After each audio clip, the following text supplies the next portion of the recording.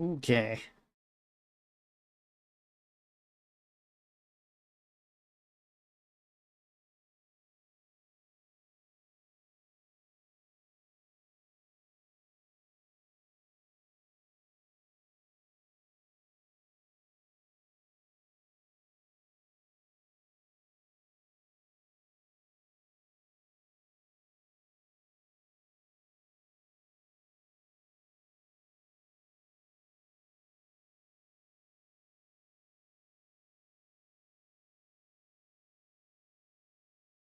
All right. Well.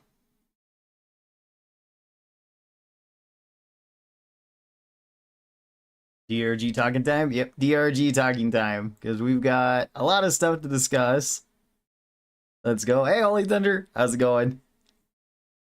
Yes, let's talk about Season 5 with Deep Rock Galactic. So I've got the actual stream pulled up from the devs, which is pretty awesome. I did skip ahead to the Season 5 part. However, if you're going to watch this, I'd recommend watching all of it. I woke up just in time to catch the end of SNIS's stream to see them getting off, and then I was like, okay, then I went back and rewatched all this, and now I'm here. So let's talk about each of this and kind of the different things that we have to expect here and all the different stuff that we're going to be getting in Season 5. I'm probably also going to be making a video of all this stuff too. So Season 5, more like Season 5. Yeah, exactly. All right, so let's get going and let's just go over like the very first things that are discussed in here. Because there's a lot of stuff that got revealed and things that I want to talk about too. So, yeah. There we go. Can you bring your mic closer to your mouth, Mike? I'm only like 2 hours late to this now, so pretty good for me. Yeah.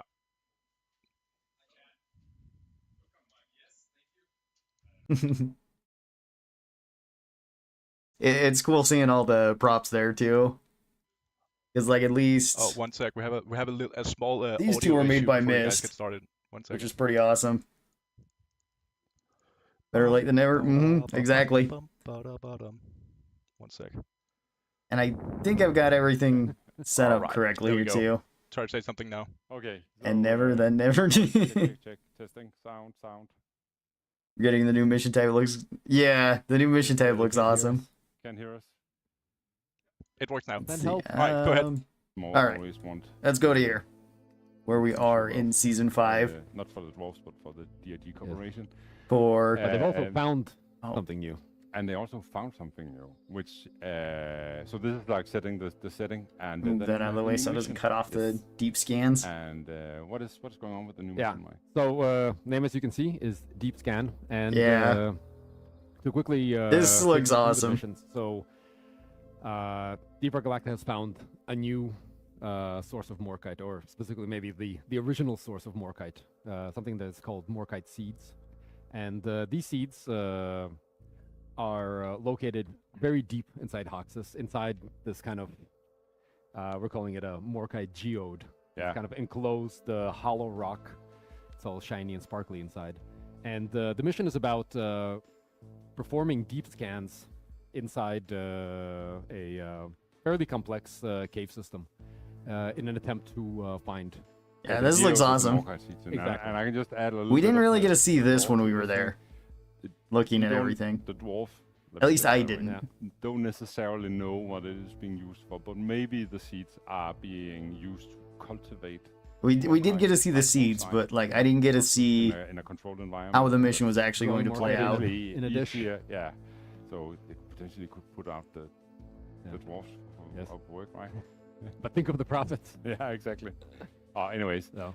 um, But going through, so you start off that you need to find we're calling them resonance crystals, and you're doing that using a telemetric rangefinder, and you see its readout in the upper left-hand corner of the screen there. That's not what I It pretty wanted. much shows the distance to the nearest crystal, and it pretty much kind of the Alright. beginning of the mission is a bit of a Sorry treasure about that. hunt, a little bit of this hot cold gameplay as you're trying to make your way to the crystal, both using the rangefinder, but also combining it with your terrain scanner, the 3D map. So trying to Yeah, figure out, okay, this so should be it's really fun to 30 try to meters away find from these me, as we not go in this around. room, where can it be? There should be a lot to So check the out dial throughout you have here. up there, Yeah. right? That is actually sort of like it's going beep, beep, beep, beep, and then it's showcasing you. Watching the stream a few or missions showing you ago. how Yeah. close you are to a resonance crystal. Yeah. Right. So and that's where the hot cold come from. Exactly. So when it's like when it's beeping out in the whole full bar, you are standing right on top of a resonance crystal.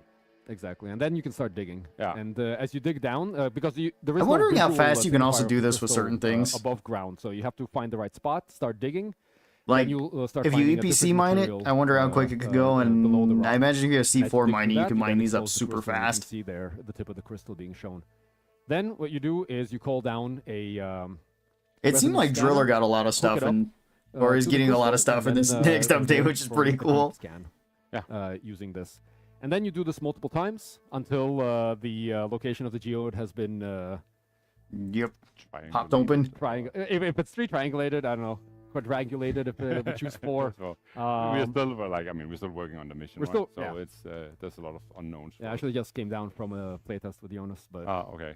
Cool. but yeah. So you do that, and then once the geode is located, I guess you can actually see part of Mission this Control is going too, to send like down, over from here. orbit a That got like elevator. carved out, Elevator. so that's kind of nice. And it's a new piece of machinery that is intended to be able to go down through the hard. Yeah, this part is like what I want to like see the most. I think this would be really, really cool. Because like the drill elevator sounds awesome to go through. And just for you to kind of go like all the way down through everything here. I guess we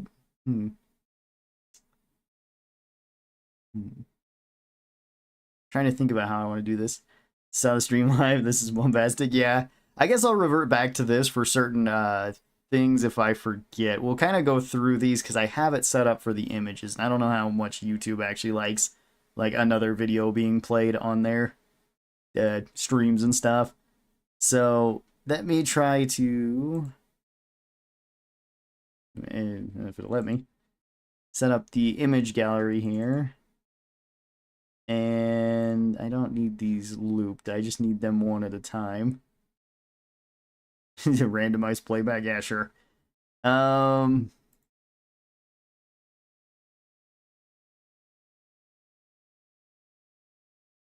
All right. Well, just one moment. We have our dwarf up here on screen. Let me set this to intermission while I fiddle around with this for the moment. But yes, this seems pretty awesome that we're actually going to be getting a lot of these. Oh, whoops. Is the purple armors... I don't think that purple armor is actually new to the season. Let's go back to the live scene real quick. I don't think that this armor is actually, like, new. Because the helmet isn't new, the armor isn't new. The color scheme, I think, is the streamer scheme. I think that's the one that this one is. I could be wrong about that, though. It's kind of hard to say based on this.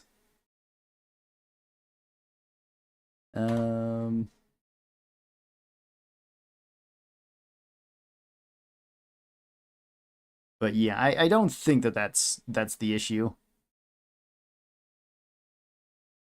Or that's the issue.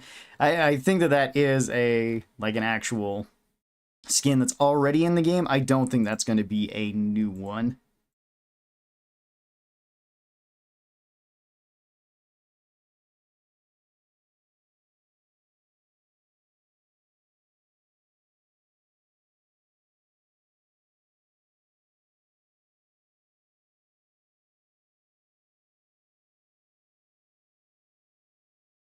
Okay, so, whoops. I have this set up backwards. Alright, is Season 5 out? Season 5 is not out, no.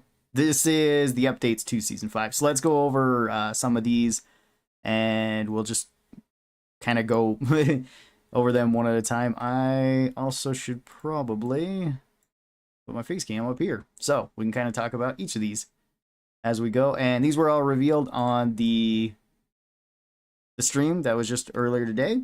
And we were watching part of it here. So we've got the new roadmap, which actually, let me close my face cam for a second because we don't need that for right now. So we've got all the things that are happening in 2024, which you can see there's a lot of stuff going on. Spell Rogue has already came out. Survivor has already came out, which I've played a bunch of Spell Rogue already. I've actually been playing quite a lot of it in my spare time. I just got all of the extra achievements and stuff the other day. Oh, that doesn't quite fit the full screen, I just noticed. It's kind of funny. Survivor has had more updates as well. DRG Season 5 is going to be coming out later on into the next couple months in, is it June or July? It's one of the two. And then, like, we're getting more updates to, like, Rogue Core and stuff, too, which, as they stated in this, they wanted to have it done early, but it's not there yet, so not too much to talk about right here. This is just all the new stuff that's being released. Darkswarm's going to be coming out sometime this year, too, or sometimes next year, and same with Dino Lords, which they did have stuff about Dino Lords. Whoops. That's right, I have to go the opposite direction because I put these in backwards. Season 5 is drilling deeper, which is pretty awesome. Dino Lords looks rad. It does. It does look really cool. Then we've got the new mission type and the new selector here. And man, I should move that over there. So we have the deep scan, which is pretty awesome. And that's going to be the new mission type, which we still have to do this backwards, which we just seen. So you got to go find the little crystals, dig them up. Again, I'm wondering how fast you can actually mine these up with, like, Driller. I imagine it would be quite fast, especially if you're using EPC mining or C4. I think those would be the fastest ways, but maybe you could even dig this up fairly quick if you're running, like, Berserker, or if you're running, like, maybe Plascrete, because I can kind of break up ground a little bit. I'm kind of wondering how much that's going to affect it. So, I'm also not sure if that's a new skin that we see on the flamethrower. Because I don't remember those colors being on the flamethrower. I could be wrong. I don't think it's a new framework, but I do think it's a new skin. Dig quickly, nuke it. Yeah, and nukes would probably open it up pretty fast, too. And then we've got this hookup, so you got to set everything up to get it going, which I imagine this is going to be similar to Haxi. Again, we didn't really see how this one functioned, so I'm still curious as to how this is going to function when we get there. New achievements for Season 5? I don't know if there's going to be new achievements. Maybe. Like, this one is the one that looks awesome, though. The drill elevator looks really cool. Especially the way that it's playing out in the future. Well, as you can see how it's going to be playing out, where you're going straight down and there's this big tunnel up above and all the bugs are there. I imagine this is going to make Gunner Shield really good, because I think that looks big enough to, if you're going, like, full shield, like, size, you could probably put a shield on there and it, like, take up that whole area, and you probably wouldn't have to worry about anything there. I know this slows down as well. I am wondering something about this as to how wide this tunnel is going to be once you're actually there, if it's going to be a problem, because I know that in Deep Rock you can't look straight up. Like, it stops at a certain point, so that probably isn't going to be an issue with this, since there's that big center area, so you can just keep rotating around as you shoot down things. But yeah, this should be pretty interesting. I'm wondering how... I imagine things just spawn the same way that they do in, like, Drill Dozer missions, where they'll just keep spawning from the walls instead of from the floor and from the ceiling like they usually do. So, that should be cool. It is a new framework. They said no achievements in the Q&A, sadly. Oh, okay. I don't remember that, but alright. It is a new framework. Awesome.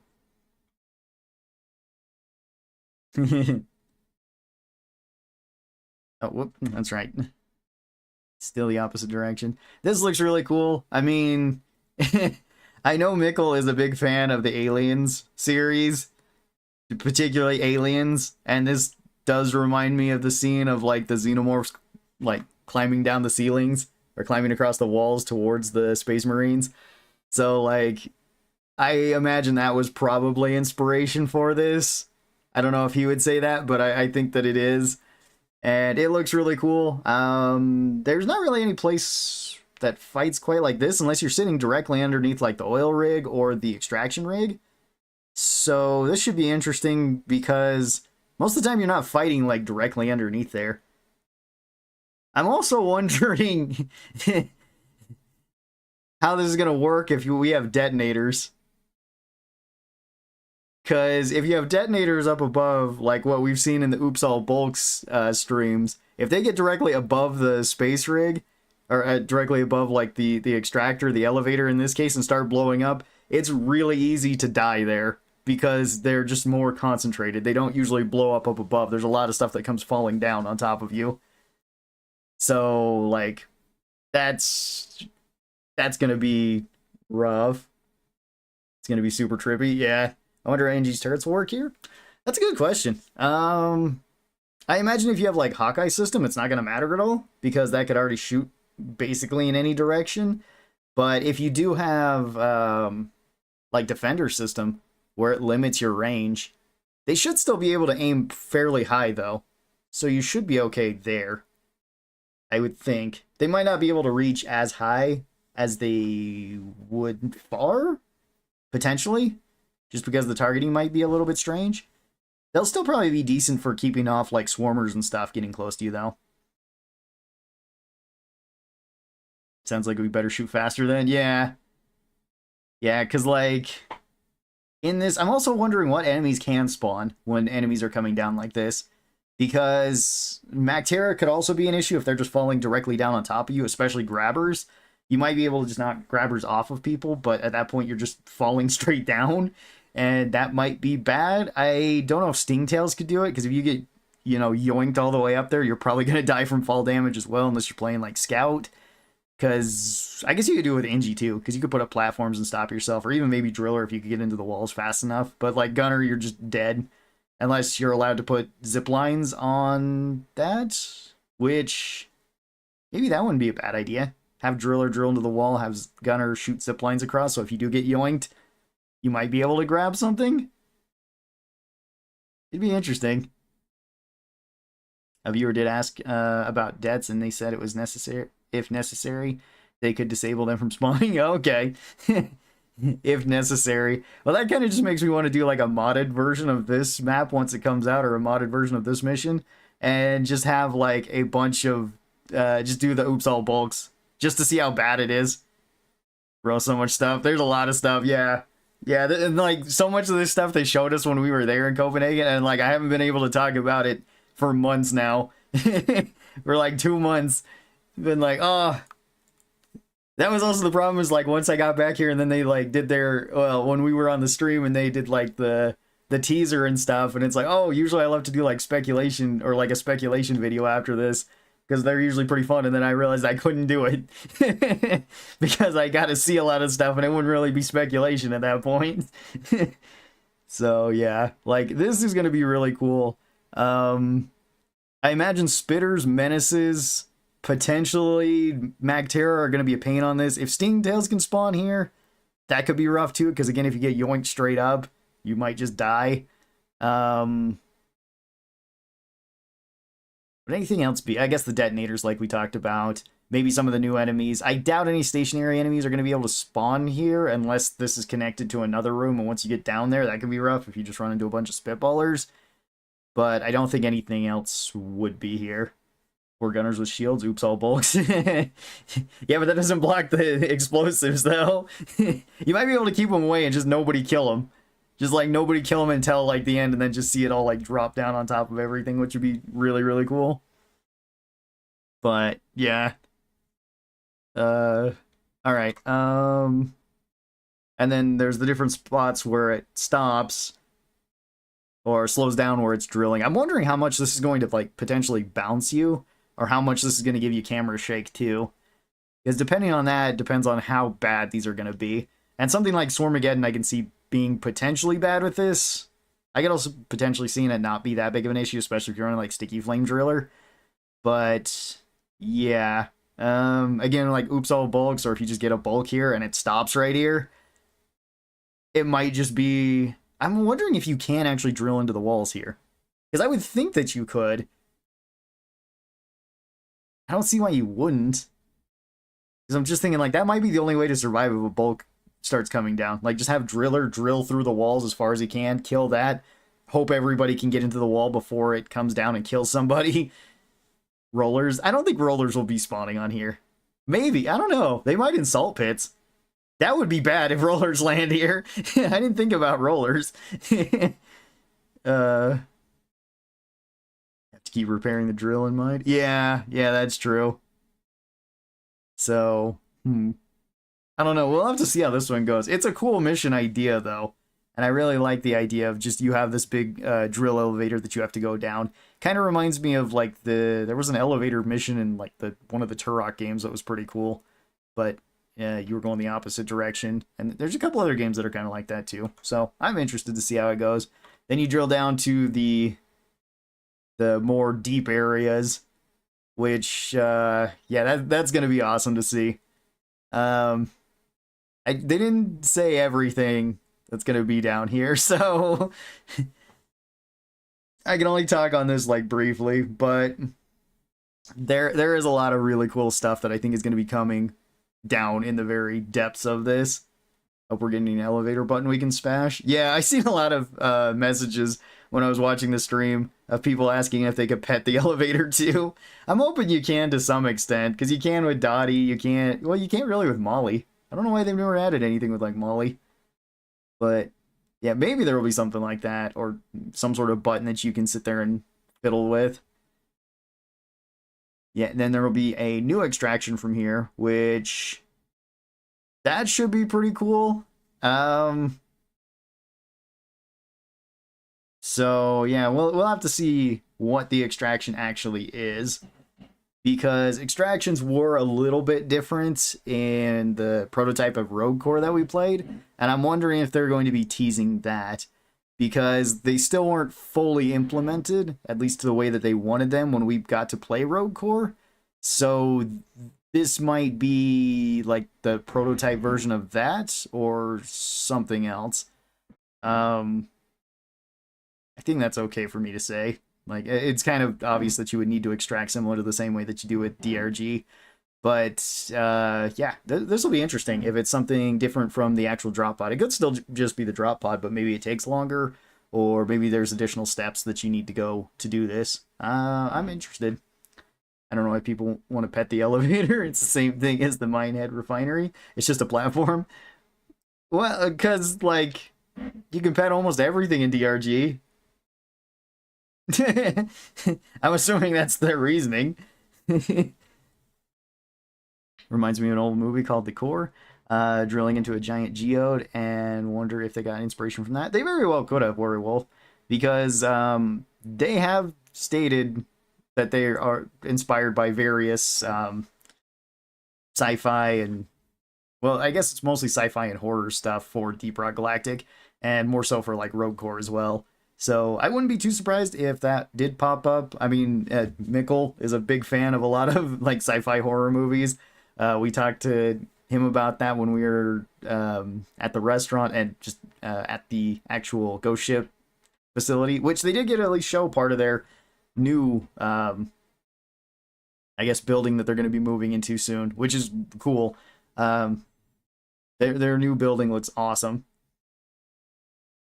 Is there a class system in Rogue Core like DRG? Kind of. Kind of, sort of. There is multiple types of dwarfs that you can play as, similar to in DRG. I don't think I can really say anything beyond that, but they're not going to be the same classes that you see in DRG. Like, we're not going to be getting specifically Scout, Gunner, Ingi, and Driller. But there will be things. there will be stuff like them, which kind of fits for like a roguelike game where you have different classes that you can play as. So, kind of. This stream was it's supposed to be special jet boots. Yes. Let's see. What's actually up next? Okay. Yes, this is going to be more the extraction to actually get out of here, which is pretty cool. Definitely looking forward to seeing that. What's the summary of new stuff? Well, we're kind of going through that right now, Brandon. So we've got, well, I mean, you can kind of see the summary right here. So we got the new season theme, new missions, new season events, new enemies, new overclocks. We'll talk about these as we go along. Yeah, there's like the jet boots that we can see right there, and I'm pretty sure that's another new skin that we see on Scouts M1000 right there. At least I think that's the M1000. That actually might be the GK2. Could be wrong. I didn't see that. Yeah, yeah, it's real convenient that they did this during the live stream, which is pretty awesome. So we're just kind of recapping here and kind of going over my thoughts for the different things that we've got going on. Because we've got another seasonal event, which is going to be this. So this is the Core Stone. They didn't really tell us much about that. I have a pretty good idea of what it's going to be because of the stuff that we've seen when we were there. So I'm just going to leave that up to speculation. I think it's going to be really cool, though.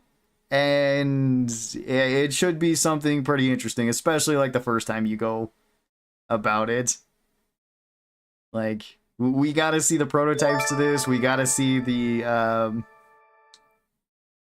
idea behind this and everything, and it is pretty awesome. Thank you for the follow too, Oreo. I do appreciate that.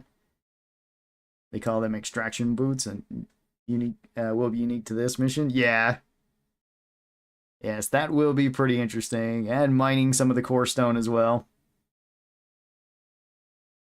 Run, plead the fifth, typical American. Well, this hasn't been released by them yet, and I don't want to just like be like, oh yeah, it does this. I seen it. That would kind of ruin the surprise. Then we got the new enemies too. So this is going to be one of the new enemies. This is the new Spitballer type enemy. This one doesn't work the same way as a regular Spitballer though. It shoots out like a shotgun, which is pretty awesome. I'm wondering if you can break these similar to the Spitballer shots. Because I wasn't sure about that when we first seen this in Copenhagen. But we did at least get to see these enemy types and kind of their attack patterns, which this one seemed pretty cool. I'm wondering, though, if you can break these with, like, Driller's drills, or you can break them with, like, the Sludge Pump or the M1000. I guess just any weapon that has direct hit. So you could maybe break those the same way you Spitballer shot, but then these sit on the ground and then explode. Which, yeah, it makes me wonder if that's a good idea to actually try to break them. Think we'll ever find Karl down there? Maybe. We might find Karl. Since we're digging deeper in Season 5, I wonder where will be the changes to the deep dives and the new mission will be added to them? Potentially. I mean, thematically, it would make the most sense for the new mission to be on the very last level of a deep dive, but I guess it could technically be on any of them. So, I'm not sure. We'll have to wait and see if that's actually what gets added to the game or not. And then we've got the new enemy, which, I mean, when I first saw this enemy, when we were there in Copenhagen, I immediately thought of the wall guys from Dead Space. Let's see, I could probably pull up a picture of that, and then I'll have to switch screens again.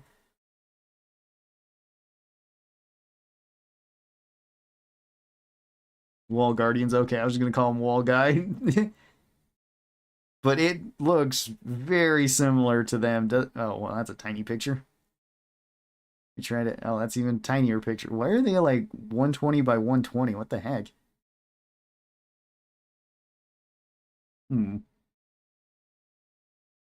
think the only size of those ones I can find. But yeah, that's kind of what it reminded me of. Like, I definitely got Dead Space vibes from this. How big is this guy, by the way? I don't actually know, because I never actually seen him in-game. So I'm curious as to how big he's going to be, too. I only ever seen this model of him, and I think, like, one other, like, model that they had made of him. So we're going to have to see how big he actually is. I'm very curious. Pictures upside down should be... Oh, yeah, you're right. Hang on, can I... Oh, whoop, no, that doesn't work. Maybe... Oh, no, I'm just squishing him now. Alright, I was hoping to flip him upside down there. Maybe I can if I... Maybe not. I'm not sure how you flip him actually upside down. Oh, wait, there we go. Okay, there we go. Sorry. There. Now he's proper, I think. thumbnails. Yes, it should be interesting to see how this guy works, though, because by the way it sounded, at least by the dev stream, with Mike saying that these are going to be spread out and these are going to be spread much further away, at least these little guys, they're going to be spread much further away than what they currently are in this picture. I don't know how far that actually means they're going to go. I'm also wondering how quickly you can pop these. If they'll pop from one shot from anything, like if you pickaxe them, if they'll break, or, I mean, they might, because almost everything in Deep Rock is weak to melee, so I can see either a regular attack or a power attack breaking them. Power attack probably. But this might actually take a little while for certain weapons to break them quickly. Ceiling spitter? Yeah, exactly. Got the ceiling spitter here. Alright, I should probably flip this back over, though, because if I... if I don't, then everything else is going to be upside down. But yeah, he seems pretty cool. The little Scalebramble. I am interested to see how quickly you can kill them. I'm also interested to see how many of these could spawn on the modded difficulty. If you have like 3 times the enemy spawns and they're just like completely covering the walls, as to how bad they'll be. I think they'd be potentially really bad. I'm also wondering how quickly you can kill them once the inside breaks, since it seems like this is going to be similar to like the Korlak weed, where it might take a little while to kill them. Maybe high single target damage will kill them pretty quick. Hyper propellant might one-shot them. Potentially like M1000 supercooling chamber, or maybe elephant rounds would be there. Did you learn how it attacks? Spitzer Claw? I didn't actually see how this one attacks. I only ever seen the picture of it. Maybe that was explained, but either I wasn't there and or not paying attention. It could be either, or it could be both. Oh yeah, and then the other new enemy too, the Stalker, which I love that they added this in. The Stalker looked really cool. I'm hoping that once he gets close, he uncloaks. Because, yeah, here's the Stalker again. Increased bugs and has plus... Yeah, that seems really cool. But yeah, the Stalker looked really cool. He was probably my favorite design of the new enemies. He looks awesome. He looks like a much more, like, beastly version of the Glyphids. So he is really cool looking. Has an electricity attack too, which is going to be fairly unique. Because there's not really... I don't think there's any enemies in Deep Rock that has an electricity attack. Like, the electric crystals can zap you. You can zap yourself. But I don't think any of the enemies actually zap you, do they? Could be wrong. Oddly similar to the KF2 Stalker. That's kind of what I thought too when I had seen this.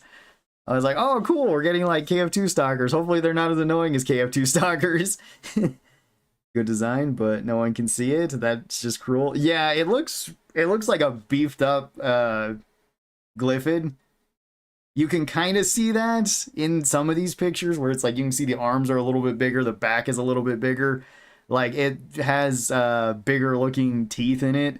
So that's pretty cool. And like, again, I'm wondering if it's going to be the uncloaked. If we're going to see the uncloaked version, because the uncloaked version looks awesome. The cloaked version still looks pretty cool. And I think this might be one of my favorite like new enemies that's going to be added. It might be super annoying, but it will be really cool too, I think. Jellyfish zap you. Oh yeah, jellyfish zap you. That's right. They do. I forgot about them. Yeah, they're annoying. Maybe that's why I blocked it out of my brain. Yeah, so I guess just jellyfish and like the electric crystal zap you. And then I guess it's just like electric bolts. Is there anything else that can really zap you? I feel like there's more. But it feels like you can zap the bugs way more than they can zap you. So this would be really cool. The Helldive Hunter. Yeah, that's true. It's like the Stalkers and Helldivers. I'm afraid of jump scares. I don't know how much this is going to jump scare you. Because as Mike said, it will have a roar. Which, this was still in the process of being made when we were there. So I don't know. Caretaker vehicle. Yeah, that's true. Caretaker too. I guess I just associate that with more like ground electricity than the Caretaker. But yeah, Caretaker if you get too close. Scout's crossbow bolt. Scout counts as an enemy, right? Yeah, sure, why not? Yeah, the shockers and the hatchlings. Yeah, and this is gonna disable your shield, which I'm kind of curious by the way that they phrased that, because it said disable your shield and then deal damage over time, so I'm assuming this bypasses your shield first, and then it starts zapping you. which, again, this was just being made when we were there, so I didn't actually get to see how it was fighting anything. But yeah, that sounds potentially scary. Because getting slowed down, taking damage, it's already scary to get slowed down in this game at all. Dash is going to be even better than it was before, which dash is already amazing. So getting away from these is going to be similar to like dashing away from slashers, I think. But these ones are probably going to be doing more damage than slashers since they are more of a unique enemy. Sounds like it just disable shield regen for an unusual amount of time. Yeah, which I guess the only other thing that we have kind of, well, I mean, just breaking your shield and not regenning it quickly or shield disruption. I guess these guys are still going to be scary on shield disruption. It's just because the electricity doesn't break your shield doesn't mean you're not just going to keep getting hit by the electricity. So, yeah, that's going to be scary from them. I get maybe it'll take the same amount of time to regen as something like shield battery booster. Potentially. Maybe, I mean, it's not even that bad to break your shield with shield battery booster, though. Does electricity slow the player, too? I believe so, because the shockers slow you when you move. So, I imagine that's just going to slow you down. So, it'll be another slowdown type of enemy, similar to the shockers or similar to the slashers, where they have the slowdown on them. So, that should be interesting to see. Then we've got the 12 new overclocks, which these ones were awesome. We did get to see a lot of ideas for them, and it's pretty cool that at least one of them that I got to see was here. So I can talk about that, which is awesome. I wonder how well this works. But the devs said it works away from the pack. Yeah, but even if it works away from the pack, assuming that you get attacked right away and then there's like an egg that gets popped or something, then I assume the swarm's going to be on you. So I would imagine that even though generally the stalkers wouldn't be near you, they still could be in certain situations. So that's why they might be more dangerous. That's kind of what I'm thinking. But yeah, we've got new overclocks. First one here, pump action. We did at least... this one was actually mentioned. I think Lazy actually brought this one up, which sounded pretty cool, because we did hear pump action for the shotgun, which seemed pretty cool.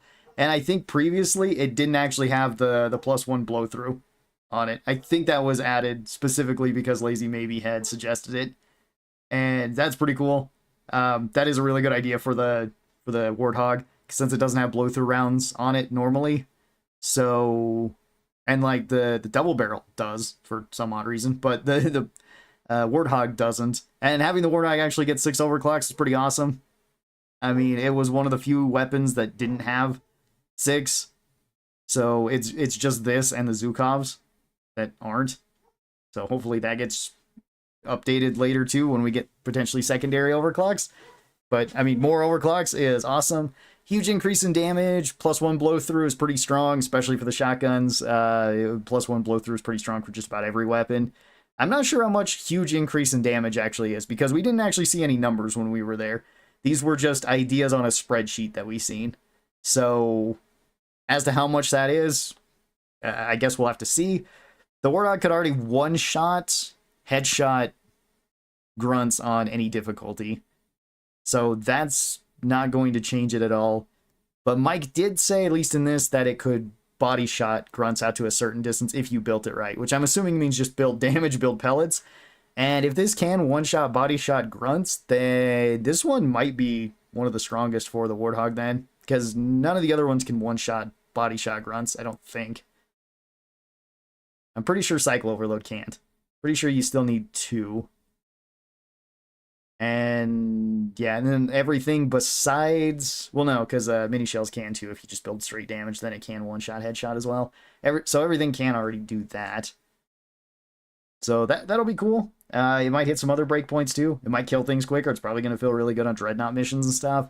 Reduced ammo and the magazine capacity. I guess this depends on how much magazine capacity as to how much this is going to affect it.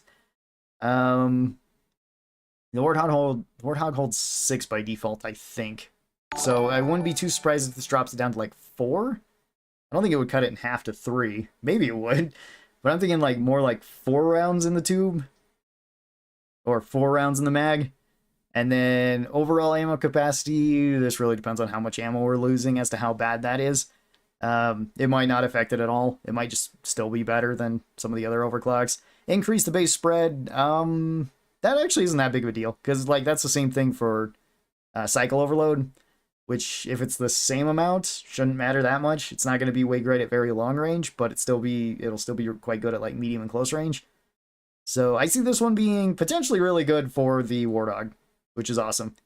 Warthog actually has some pretty good overclocks. It's just it didn't have very many overclocks, so it's cool to see it get a 6th overclock, and then again, hopefully the Zhukovs do sometime in the future. We'll have to see. Shotgun works like in the movies. Pump action does more damage. Yeah, I mean, true. And pump action is just like more satisfying though too. I'm wondering if it will have the pump animation every time too, since you do that whenever you reload the Warthog. If they're just gonna cycle that animation, which would make sense. But I don't know if they actually will or not. So we'll have to see about that. Second one is the mortar rounds. This is not the one that we actually seen, or at least the one that I thought would be really cool for the autocannon. There was a couple of them for the autocannon. This one sounded pretty awesome though too, where we get mortar projectiles. They're just firing scout out of these now. All right, significant boost in AoE damage, and then slower rate of fire, and significantly less ammo. Significantly less ammo is probably going to be the same thing as like Big Bertha, so we're probably going to be going down to like 330 extra rounds, which that can be kind of rough with Big Bertha. This doesn't affect the magazine size though, and it probably, well, I guess you'd still have the 110 rounds then, which seems like a lot of rounds for something like this. Mortar projectiles, we'll still have to see how that actually works. I know the idea was like these move slower and you can more splash damage to them, but they don't actually have bigger AoE radius, it seems like. Just more AoE damage. So this is going to be maybe similar to Carpet Bomber, but not as fast as Carpet Bomber. So you can just hit a decent sized area. I guess it depends how the mortar rounds are going to affect it. If they're going to have splash damage by themselves. Pump action and mag could be 1. That is true. It could be 1 round. Driller should definitely get a cannon to shoot scout out of. The dwarf cannon. Yes, exactly. So this one I'm kind of curious as to how well it's going to work. Slower rate of fire I think is going to be similar to Big Bertha as well, where it might just kind of chug along, which isn't a bad thing. Thanks for the subscribe, Skull Knight. Do appreciate that. So yeah, this one, I don't know how well this one's going to work, but it might be really fun to use. Especially if the rounds have more of a drop than regular rounds. Because I could see this being potentially useful on certain map types, where you just have enemies coming up over something and you could just lob these down on top of them. Or you can lob them over the hill so that they can hit enemies. I can see that being really useful too. I think there's going to be a situationally good overclock. The autocannon already has a lot of really good overclocks, so this one might end up being a little bit maybe less useful than some of the other ones, but it could still be a lot of fun to use. Mortar round sounds like the Fat Boy overclock. Yeah, they also said since it has more AoE damage, it could potentially do more friendly fire. So maybe this would be another use for friendly. Friendly might have gotten buffed. I'm not sure how much more friendly fire, because friendly fire is based on the difficulty that you're playing on. So, and the new modifiers with the new difficulty, which we'll talk about here in a second. We'll have to see how that goes. I'm curious to see how it's going to work out. But yeah, friendly fire, I don't know. Usually doesn't play too much of a factor into most games. But if you're playing Has 5, then that's 70% friendly fire damage. Maybe this is a decent amount of friendly fire that can hit you. I don't know. Because, like, the autocannon doesn't really matter if you hit friendly fire with it that often. Like, unless somebody's standing directly in front of you, and you just unload into them with, like, Big Bertha going, you're usually fine. Like, if Carpet Bomber's hitting next to you and it's doing a little bit of chip damage, you don't care. Maybe this will do significantly more, though, and you might care. Yeah, they said this actually changes the weapon from hit scan to projectile, so basically automatic PGL. Yeah, I do know that they use that as a example. Inferno, this is the overclock that I actually got to see when I was there. This is one of them. So this one sounds really cool, and it looks really cool to see too. Inferno makes it so you can just dump the entire magazine from the flamethrower, and this one, if nothing else, it's definitely a spectacle to see. The way you have to do this is hold in your reload button in order to dump it, similar to how you hit your reload button when you're using like Ice Spear or Snowball. But you do need to hold this in so that it can spray out all the fuel and then it goes. And yeah, this one is, again, really cool to see. They didn't actually show how this one works, so I guess I can't really describe it. But this is one of the 2 overclocks that I did get to see, and this one is a really cool visual looking one. I'm wondering how great this is going to be. I can see it being potentially really good on certain mission types. Like on egg hunt missions, I can see this one being really good. On dreadnoughts, this one's going to be probably the worst one to get for your flamethrower. Because, like, the dreads already don't take that much fire damage as it is. You're probably never going to use this on them because it's just, like, AoE versus the dreads just doesn't matter. You want more direct damage, and like the only real overclock the flamethrower has for that is face melter. So TF2 pyro weapon, it's gonna be kind of similar to that. I bet it sinks well. It could do well with sticky flame builds, because since it's dumping the entire magazine all at once, the sticky flame duration is gonna be the same all across the fire, I believe. Because it wouldn't really make sense if it's like the fire goes in waves or something, unless technically it's like a quarter of a second faster or something like that. I kind of doubt it though. I think it's going to apply equally to all the fire there, and that's going to give you more potential duration, more potential area denial in certain areas. So I think on like escort missions and on egg hunt missions, this one's going to be really strong as just an area denial tool, similar to how like Snowball's really strong on those type of missions too. On other missions, like I said, dreadnought missions, this one's not going to be good at all. I don't think, but the flamethrower is not great on them.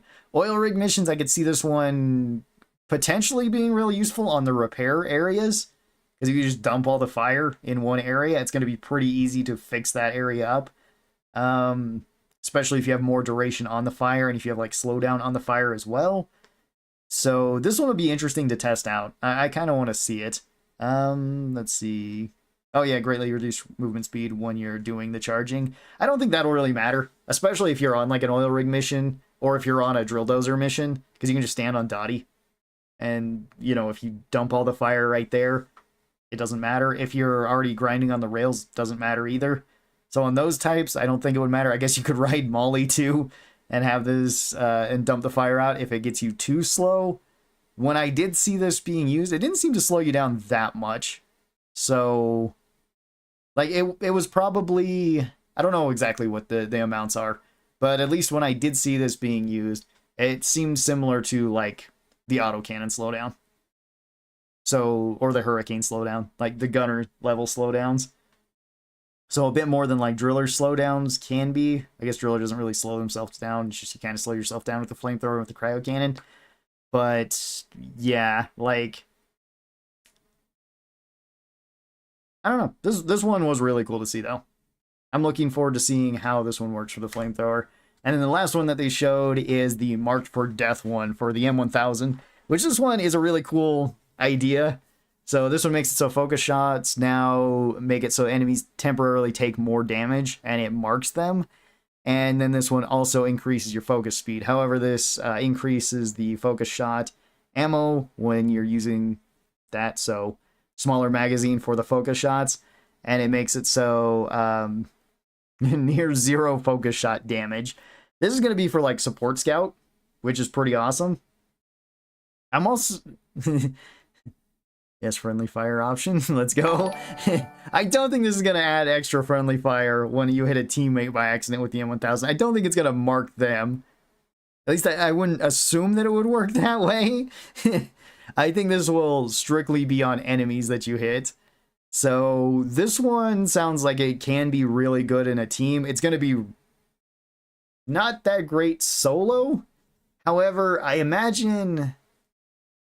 I guess if you wanted to take like gas recycling Zukovs, you could probably do a lot of damage with this.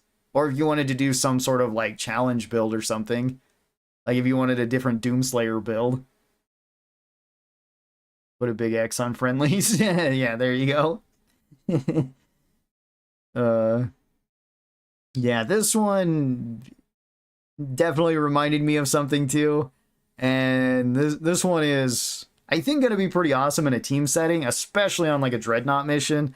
Because, I mean, I could just see like you mark a Dreadnought, you tag a Dreadnought, and Gunner just punches a hole through the wall with like Mole and one-shots the Dreadnought. You can already do that with Mole, but this will make it so you can do it even easier if you wanted to.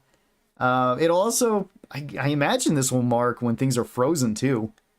So if you take this with like cryo nades, shoot a dread with this, and then throw like 2 cryo grenades at it to freeze it, and then you hit this with like hyper propellant, it might just like one-shot it as well, since that already does like tons of damage. So if you're on a fairly coordinated team, I imagine like Mark for Death is going to be really good. The main issue then, I guess, is that you're left with just regular shots for the M1000 rather than using focus shots, which is kind of a downside on the higher difficulties, since focus shots with armor breaking can one-shot regular grunts.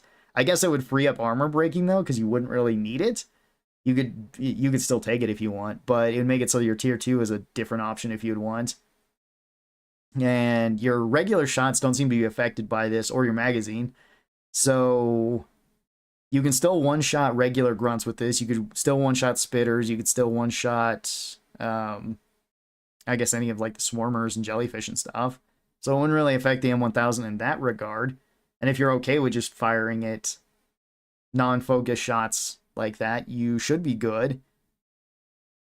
I guess you would also want to combine this with like the stun in tier 5. Stun or fear. I guess it depends on where you're hitting things. Freeze, blistering necrosis, mole. Gone reduced to atoms. Yeah, if you want to add blistering necrosis on there. I mean, you can already do that with like blistering necrosis and ice spear, because that could one-shot the twins, where you put blistering necrosis on them, freeze them, and then shoot the blister. So, I mean, I could also see like Marked for Death plus, I guess, any of Scout's nades, since they're all kind of support nades. Like, put this and then put cryos on something, do massive damage. Put this and put pheromones, and it makes it so big targets die a bit quicker, and it makes it so you have pretty good crowd control where the team doesn't have to fight them. You could do this in IFGs, and then mix it with like the Zhukovs with embedded detonators, and you'd probably do really high damage per second that way. I imagine Marked for Death plus like embedded detonators would probably be the most burst damage you could do a Scout, but that would leave you not having very much ammo. So again, like this one's definitely better in a team setting than it would be in a solo setting. I guess you could also do March for Death plus boomerangs. Like weaken something, make it so it takes more damage, hit it with a boomerang so it slows it down, makes it so it can't move. Punish Driller for C4. Yeah. Stop targeting me, Leaf Lover. Something like that. I'm wondering also if you can put... I'm imagining you can put this on multiple enemies, because you could probably put this on multiple flying rocks, too. Kill the flying rocks real fast. So that'd be nice. I don't see why not, because I don't think... I imagine it would just be duration, based on whatever you put it on. Alright, then we've got the new performance pass. This one's pretty self-explanatory. So we've got new weapons, and... well, not new weapons. New skins for everything. New cosmetics and stuff. Really cool. We always get that every season. It's awesome that Deep Rock doesn't charge anything for stuff like this. They're also always available, which is fantastic. And we can see some of the cosmetics that we got here. This armor looks pretty cool over here. I think that's a new paint job as well. I don't remember like that shade of green being in the game. It's kind of hard to tell. We have so many things in the game right now. So that might be already an existing color, but armor looks pretty awesome. I mean, like, those colors we already have in the game, but new sunglasses, which I'm wondering if that's directly from the mod that gives all the Glyphids sunglasses and stuff. By the way, regarding overclocks, they did say one of the existing primary overclocks is getting reworked, but they didn't say which one. Yeah, I caught that too when they were going over that, and I'm not sure which one they're actually going to go over, because I don't think they told us when we were there. If they told anybody, it wasn't me. So we'll have to see which overclock is actually being changed. Mike did say that most of the time they don't change overclocks or tweak overclocks unless they have a substantially like low or high pick rate. Like something just gets picked way more often or something doesn't get picked very often. So I'm trying to think of an overclock that might not get picked like very much at all. More ammo with Fatboy, 10 extra shots. I doubt it would be Fatboy because Fatboy gets picked pretty often. We'll need to redo an overclock tier list. That always gets suggested whenever there's a new season, and I'll probably do that. I'll probably go over all of them again. So, neurotoxin payload? Potentially. Neurotoxin payload does get picked a lot. It could also be the opposite of things not getting picked very much, like full chamber seal for the burst pistol. Like, I don't know of anybody that really picks that. Maybe road control will be unstable? I don't know. Road control seems fine right now. Unless they wanted to add more stuff to it. I think the rework to road control was really good. Hope they rework compact rounds for the PGL. It's completely useless compared to RJ250. They might do that one. I'm not sure how often that one gets picked. That would make sense since we have 3 ammo overclocks for the PGL. And honestly, I don't know if it needs 3. Since, yeah, the compact rounds, I don't think they're bad. I think they're still pretty decent. But pack rat, I usually go for more often, and RJ250 I go for a lot more often, since it gives you all the utility as well. So we'll have to see which one actually gets changed. But I have no idea. It would purely be speculation. Then we've got the new skins here. I think the new skin color looks awesome. I like this. I like this. I like the dark red with the tan and then with the white highlights in it. I'm probably going to be running this on like probably the boomstick. I want to see how this looks in other colors though too, because I can see this looking really cool in decontaminator skins. Or I guess this is the color. It could still look cool with the decontaminator framework on it. I guess it would based on the framework. Because I'm kind of wondering how this would fit with like Megacorp. Iron Man guns. Yeah, it does kind of look like Iron Man themed, huh? Yeah, it does give Iron Man vibes. I can see that. The one clean flamethrower overclock really has no use. The sticky fuel? I mean, that one's still... I mean, not sticky fuel. Sticky additive? Sticky additive, yeah. Like, you don't really see that one. It's not as good as the other overclocks. I don't think it's bad. It's just not that amazing. So, minigun looks dope. Yeah, minigun looks dope. I do like that. I don't know. I'm a sucker for, like, these little blue highlights. Like, this color in so many guns looks so good. As just, like, a highlight color whenever there's lights on it. Yeah, I'm wondering how this is going to look with different frameworks, though. I use sticky additive? Okay. Again, I don't think sticky additive is bad. It's just, I don't see it very often. And then we've got the new hazard difficulty, which this seems awesome. We did actually talk to Nickel directly about this when we were there. When I brought I think I brought this up when we were at dinner. And, well, he brought it up originally on the difficulties and, like, the modded difficulties and stuff and why there wasn't a Hazard 6. And then I said, the main complaint that I've heard from people about there not being a Hazard 6 is not really from PC players. It's more from, like, console players.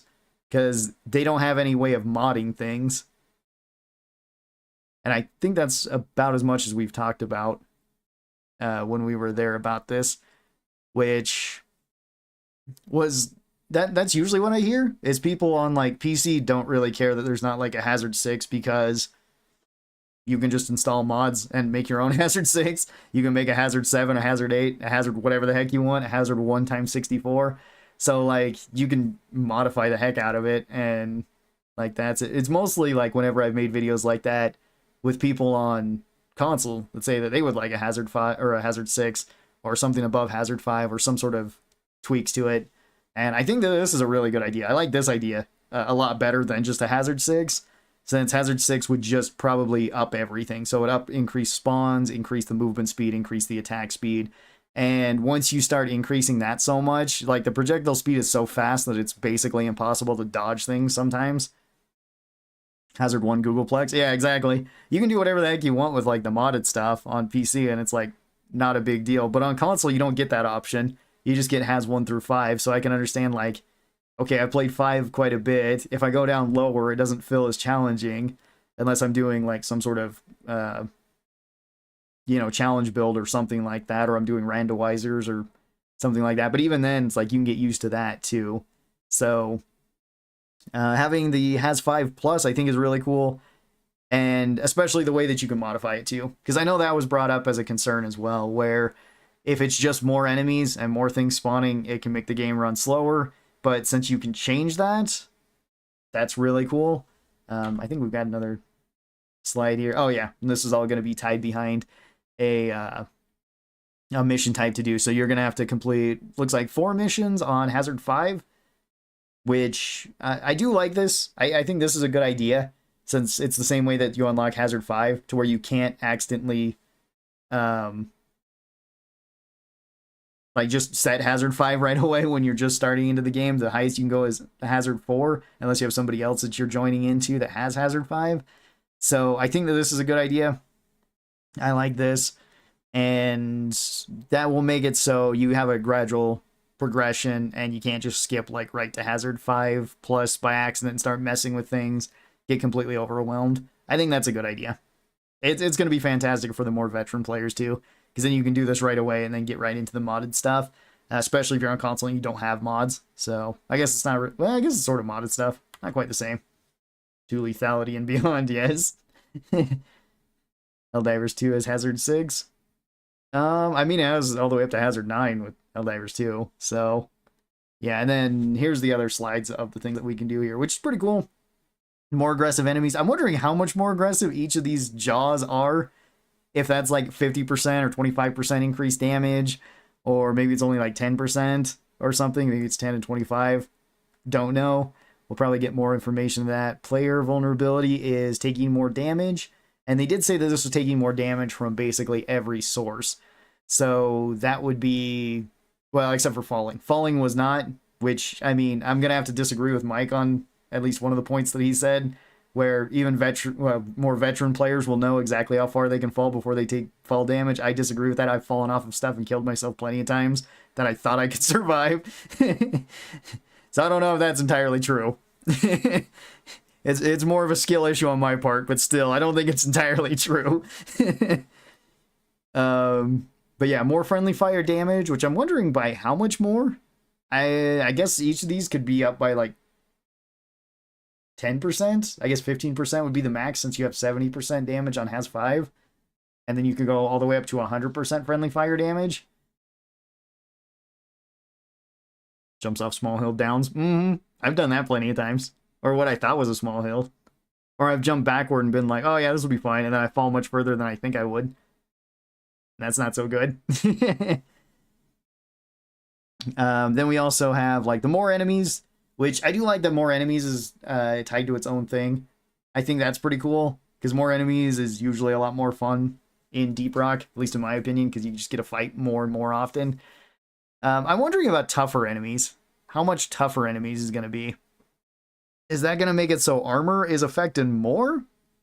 So something like armor breaking is going to be better?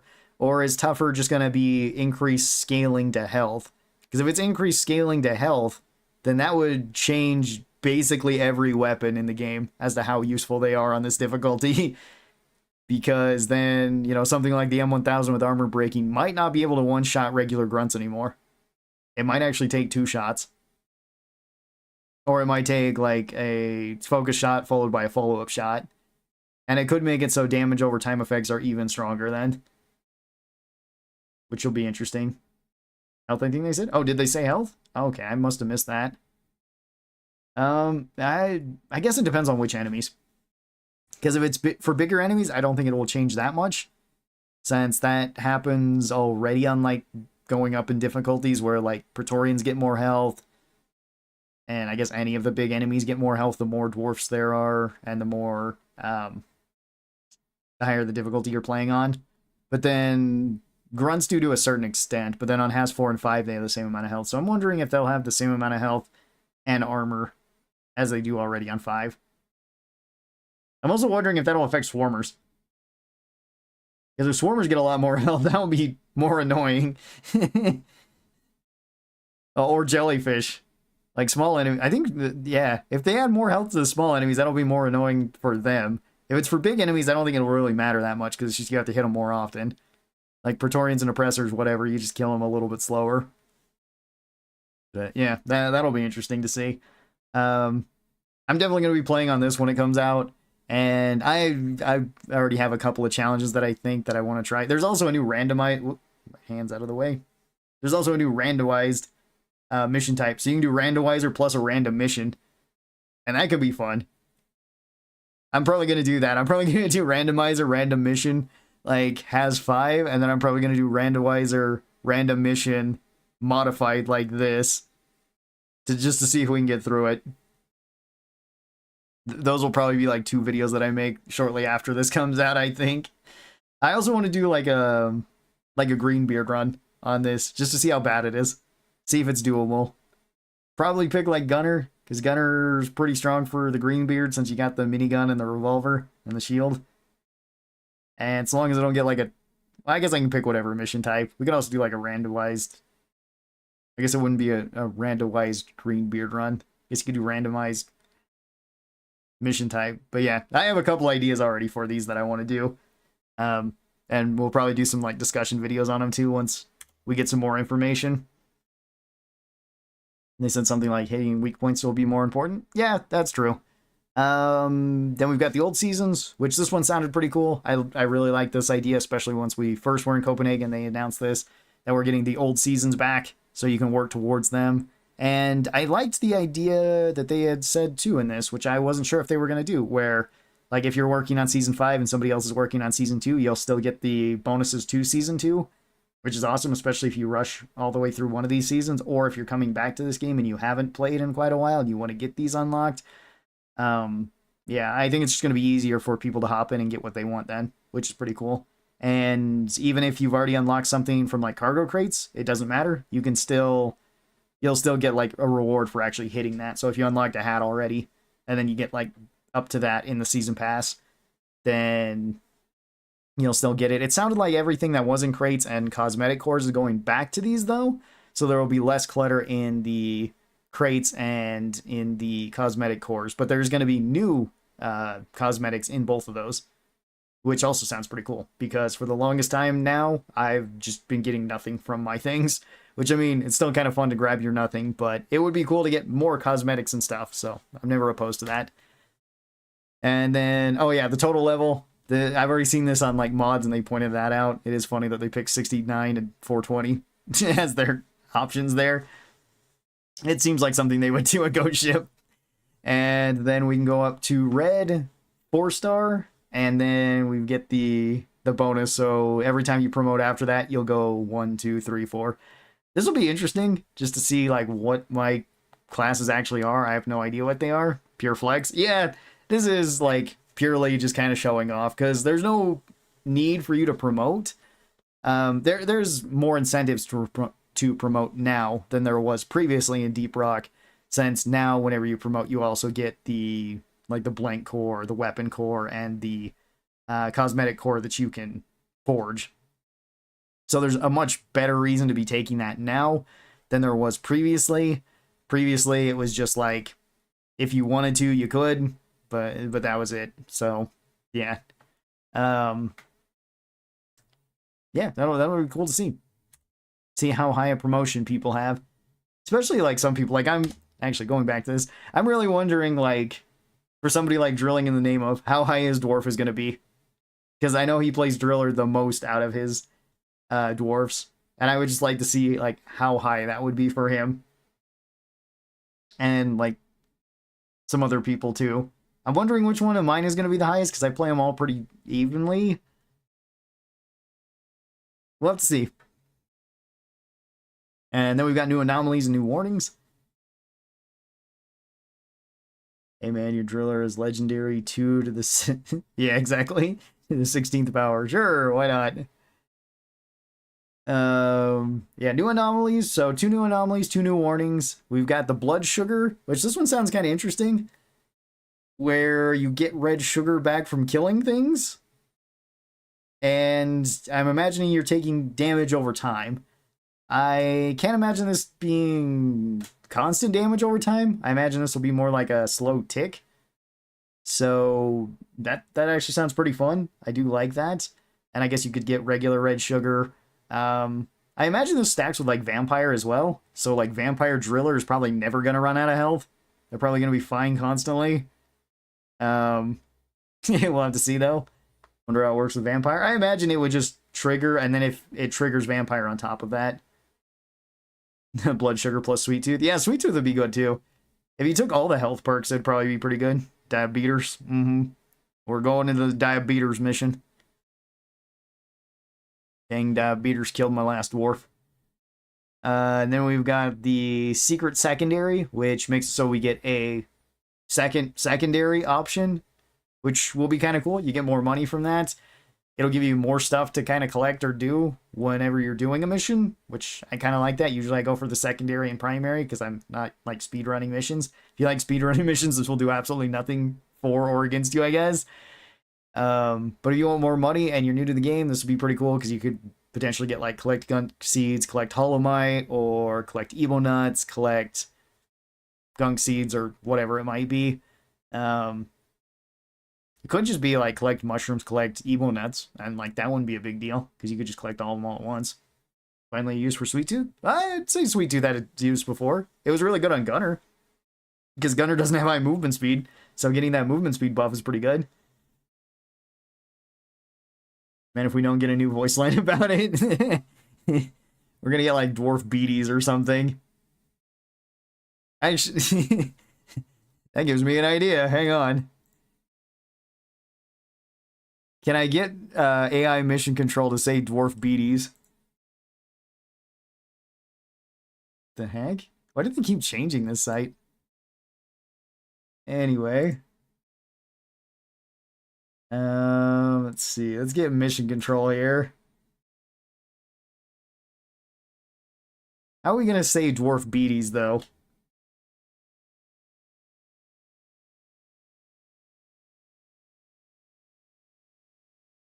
Dwarf beaties?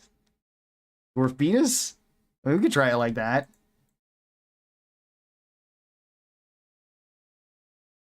We might need to put in some more vowels. Because sometimes the AI doesn't, like... The AI doesn't pick up exactly like that. So... Let's see. Dwarfabetus. Dwarfabetus? That sounds like he's saying it too quick. Let's try it that other way.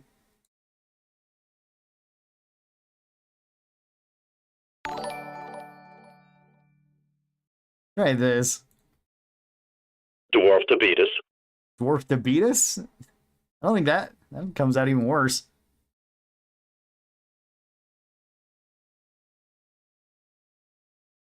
Dwarfabetus, yeah. I think the other way was better, but even then it doesn't sound quite right. Maybe... Dwarfabetus. Get the... I have Dwarfabetus. Maybe we can... I have Dwarfabetus. That works a little bit better. Sounds like Dwarfafetus. Dwarf named Cletus.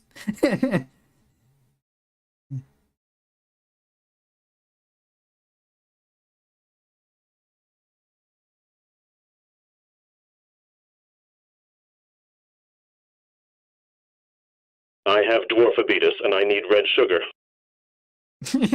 That one works a little bit better because at least then you get the context of it. I just maybe if I add like a couple more F's to this, so like he pronounces that more. I have Dwarfabetus and I need red sugar. I think that one works a little bit better. Anyway, yeah, blood sugar, and then we can get our Dwarfabetus and the second or secret secondary for a second secondary. That sounds perfect. Yeah, I might save that and then use it for something else. Sure. I'm trying to think of a notification that we could have for that. But yeah, that works. Yeah, so blood sugar seems pretty cool. Again, I think vampire driller is going to be really strong. Secondary seems like it's going to be a good way to potentially make some extra money, and it'll give you more stuff to do when you're going around on missions anyway. So that's awesome. Duck and cover makes it so, for reasons unknown, there are far more ranged enemies. This one, it was said that like there would be more ranged Magterra, which all the Magterra besides the grabber are ranged. So that would make it so like Snowball gets buffed from this, Cryo Grenade gets buffed from this, Cryo Cannon can be kind of useful. What's the release date again?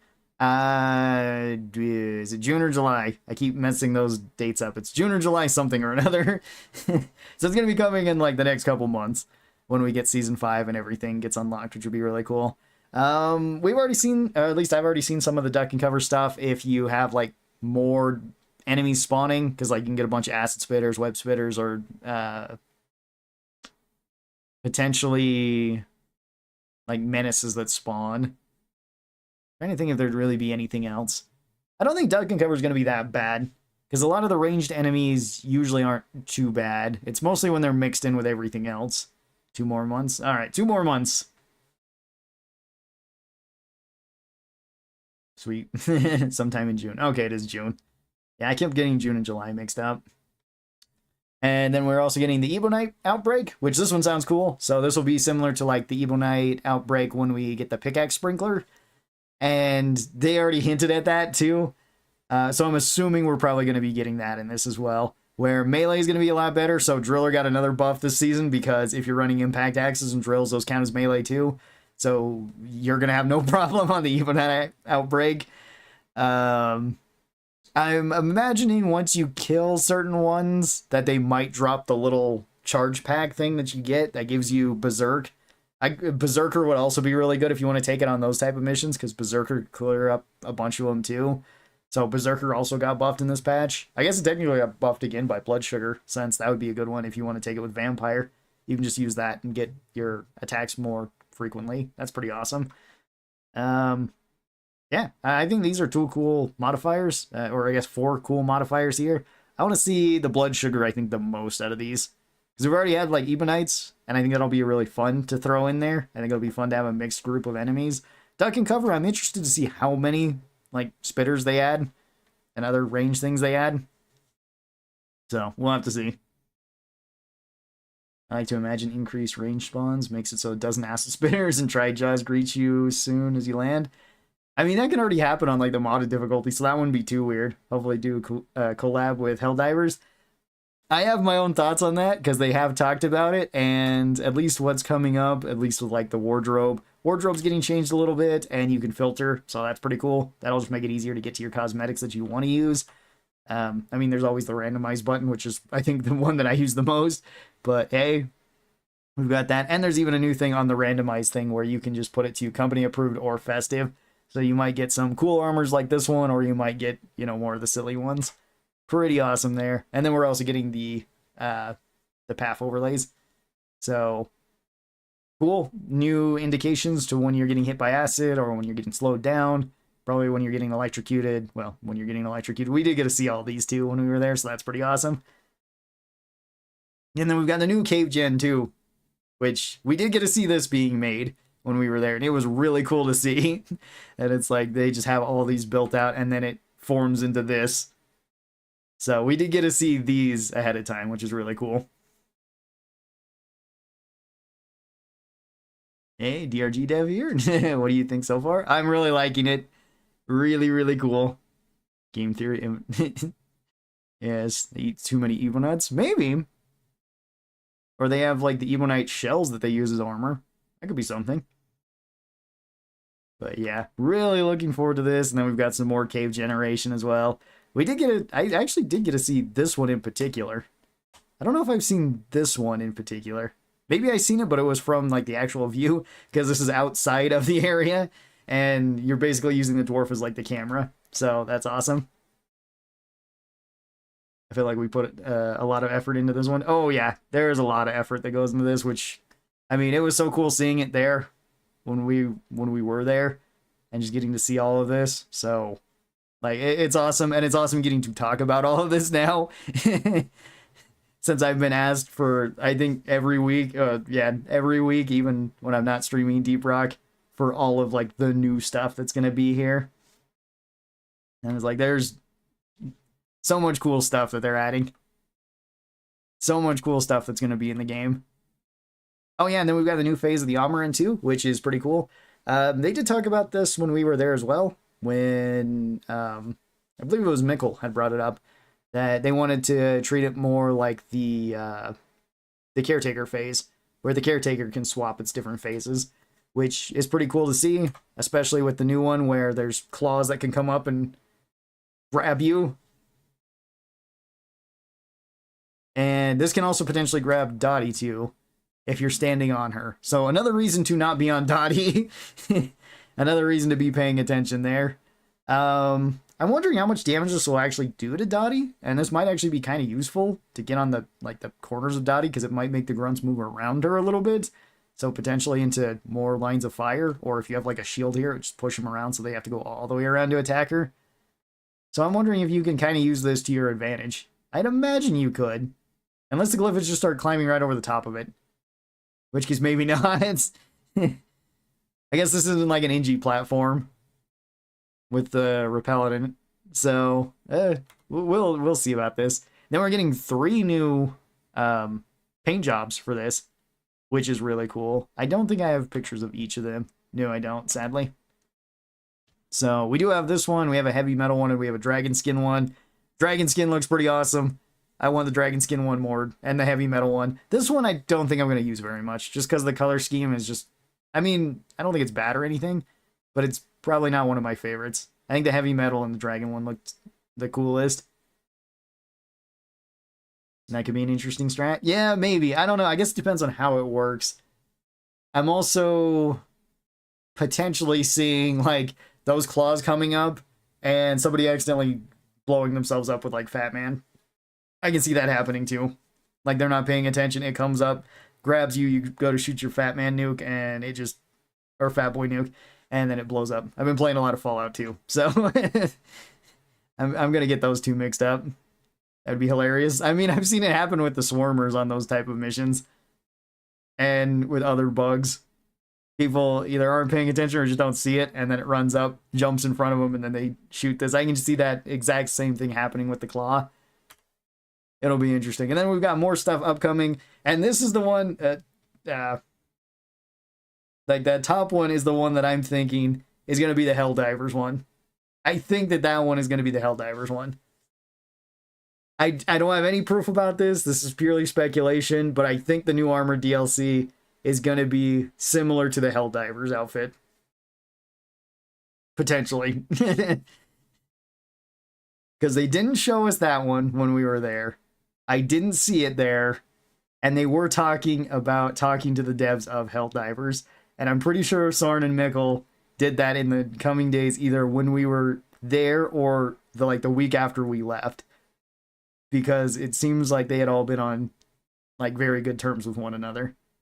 So that's why I'm thinking the Armored DLC, and why we didn't get to see it, why it wasn't announced, and why we haven't seen it yet is going to be the first thing that gets revealed. Because I imagine it's going to be with something else that's coming with an update for Helldivers. And again, that's just wild speculation. I don't have any reason to think that. It's just, it makes the most sense to me. My guess would be the dig deeper would mean minor armor. But it would be cool for capes. Yeah. One of the weapon maintenance paints is named Liberty as well. Oh, is it? I didn't see that. That could be a teaser for it too. Especially if it's the same. Yeah, we don't really have a gold and black color scheme in Deep Rock, do we? That'd be a really cool skin. Danish and Swedish developers makes total sense. Yeah. Especially when we were there. I don't think it was clear we were going to actually make it when you guys were here. No. I know that was still being talked about when we were there. Yeah, that was just the speculation of it, because it's I knew Soren and Mikkel had talked about it a lot, about Helldivers, and when we were there, like everybody was playing Helldivers too, or playing DRG Survivor as well as Deep Rock, and a couple other games as well, because I think Spell Rogue was popped up there too. I didn't play Spell Rogue until after I got back, because I got that, and I still haven't streamed it yet. Like, I don't know if I will. I've just been playing it offline. I've gotten almost everything on it. I'm missing like one achievement for casting like 20 spells in a turn, and I've gotten all the artifacts in there, and it's pretty cool that some of them are related to DRG too, where you have like Karl's thing, and you have Bosco's Bell. I think it's Karl's Memory. Karl's Memory, Bosco's Bell.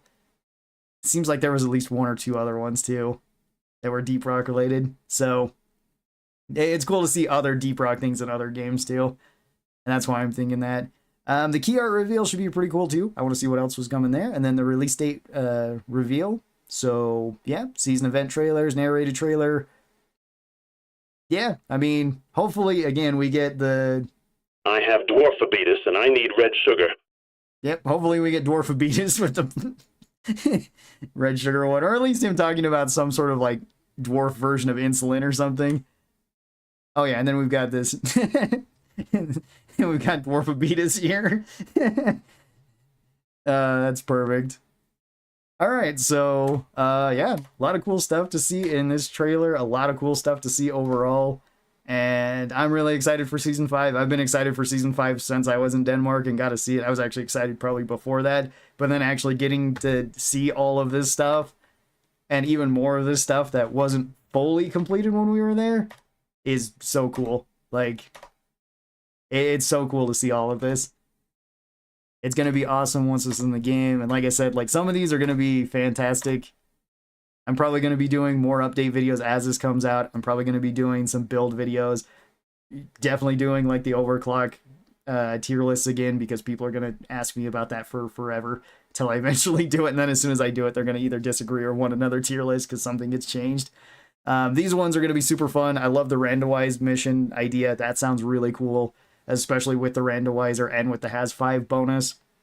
This should be really interesting to see how it goes.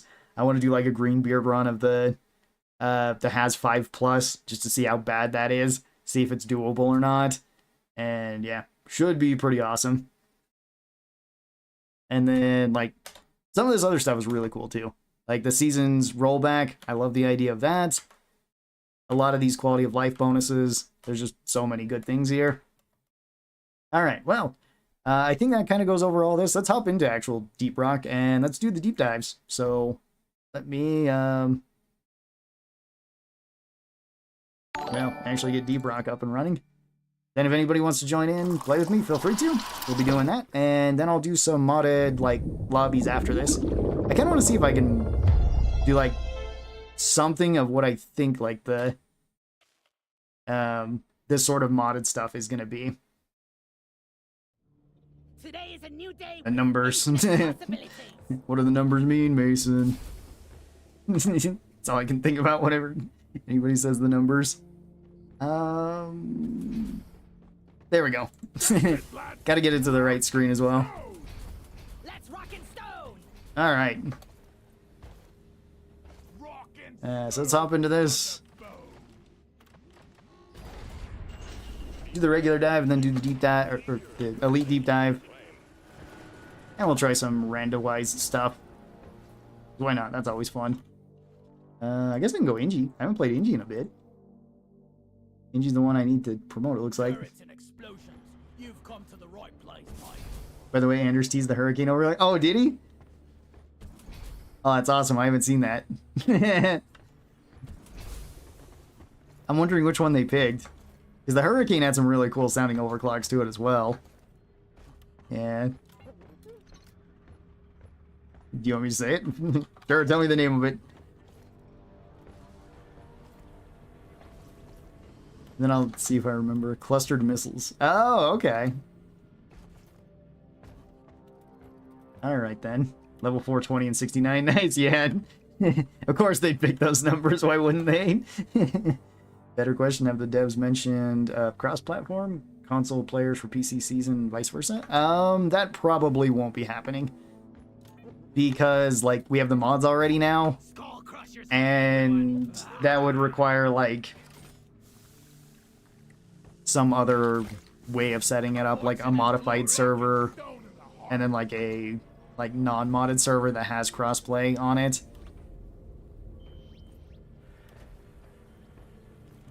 Question, we really need a scout? I'm not the best at it.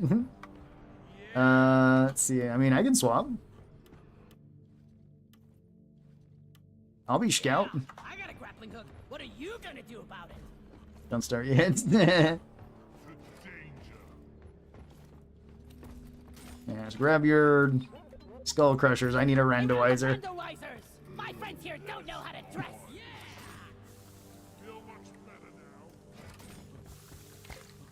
A Karl. That way, at least we got flares and stuff. It's kind of nice to have a scout, just for that reason. But yeah, special thanks to Ghost Ship and everybody again for like flying us out there and showing all that stuff behind the scenes. Really appreciate that. That's really cool. And actually getting to see everything behind the scenes for Deep Rock. As well as I am looking forward to Season 5 in Deep Rock. It should be really, really fun. Looking forward to Rogue Core as well. And looking forward to like DRG Survivor. I still gotta play more of that. I completed 2 of the missions on As 5. I think I still need the other 2 though. I still need like the salt pits and the... What's the other one? I want to say fungus bog. Is it fungus bog? No, it's hollow bow. Why do I keep getting nailed? I don't know.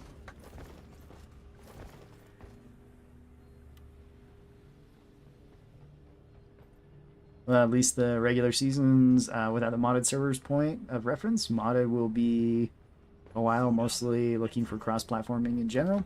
Yeah, it didn't sound like that was going to be added in anytime soon.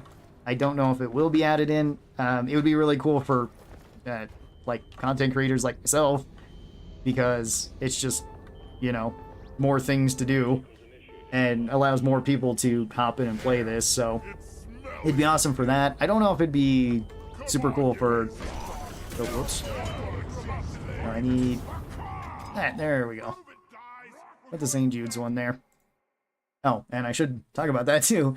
For the whole month and going into the next month, we are going to be doing charity for St. Jude's Children's Hospital too. So if you would like to donate to that, there's always a link in the description. This is for the St. Jude's Play Live. This is a cancer research hospital that helps out children specifically and the family members of those children so they can get the care that they need. If you would like to donate, any amount is accepted. All of it is very much appreciated. Do appreciate anybody who has already donated. I will be donating to this too within the next, well, towards the end of this one. OMG, Helldivers 2 armor would be sick. Yeah, I agree. I think it would be awesome. Ron, what are you personally excited for in Season 5? I mean, I'm excited for basically... Oh, basically everything. Alright, I've got... It's a bug thing.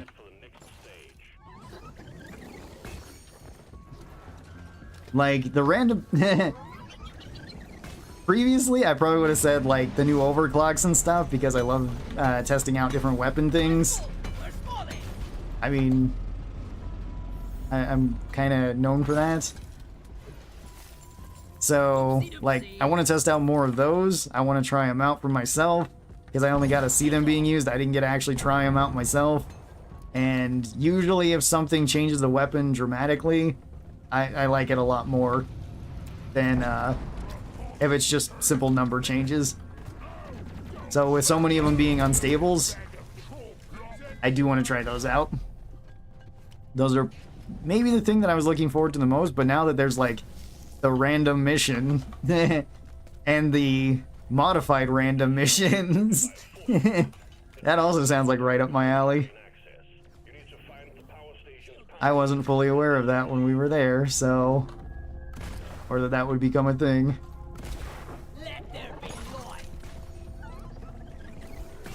Yeah, it's a bug thing's kind of nice to have on Scout. Get more stuff that way.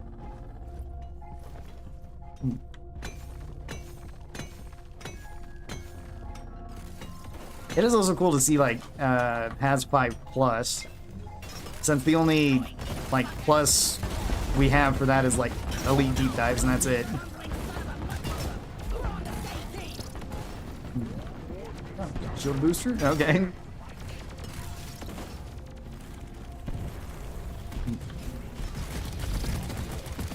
What grenade did I get? Ah, pheromones, okay. That works. Yeah, also, what special bolt do I got? Pheromones as well. Okay, that's right. Okay. So I've got Cryo Bolt and I've got AI Stability Engine. Awesome. Or I have the clean one with recoil reduction. Wait, did Season 5 release? No, not yet, Sean. But there was the announcement today, this morning for me, for some of the stuff that we're going to be getting in Season 5. So that's pretty awesome.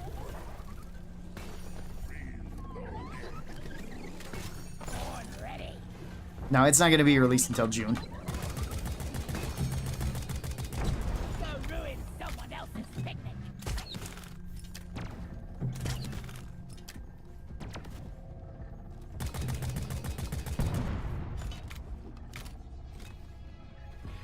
But yeah, new overclocks, new enemy types, new mission, new modifiers. With our dwarf diabetes. I'm still gonna have to make... I don't know, I might fine-tune that one a little bit. I guess I could have that for the Twitch subscribe. Over the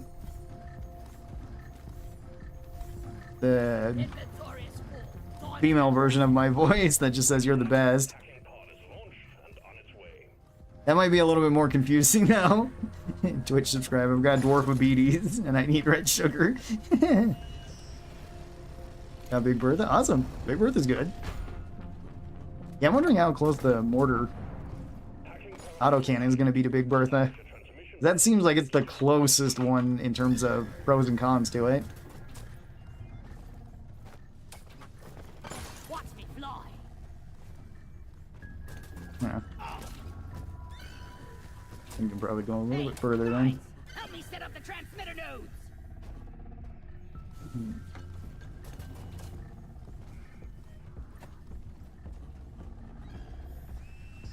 Yep, grab her. Don't get abducted.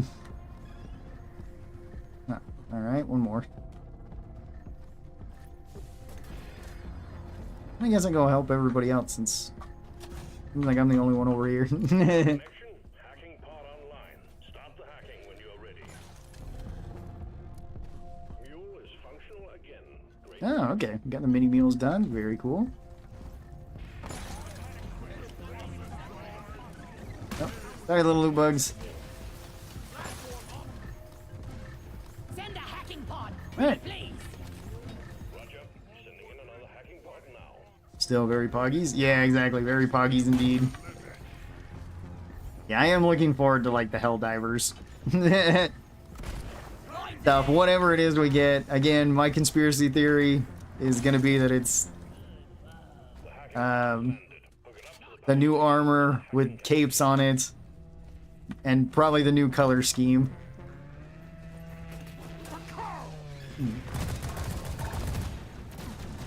I think that that is fairly reasonable.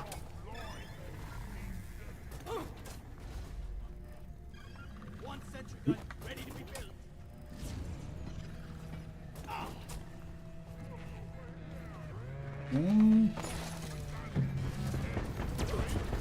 Probably gonna need one more. Reloaded.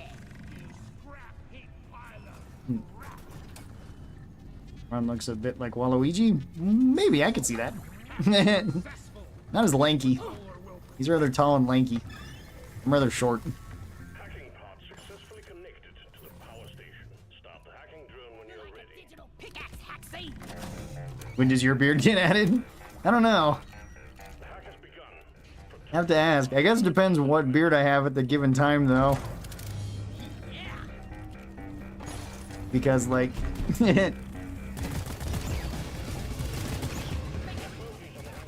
Is it this beard, or when I was there in Copenhagen, or when I got back and shaved and everything? Could be any of them. Does pheromone make bots attack each other, or does it only affect bugs? It doesn't... It doesn't work on the caretaker.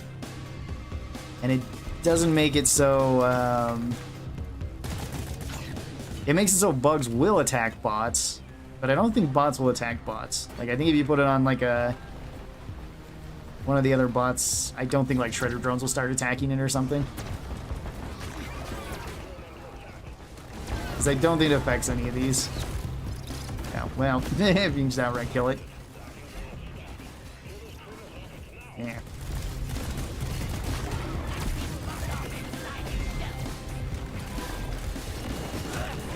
Hey, I got a vampire. Cool.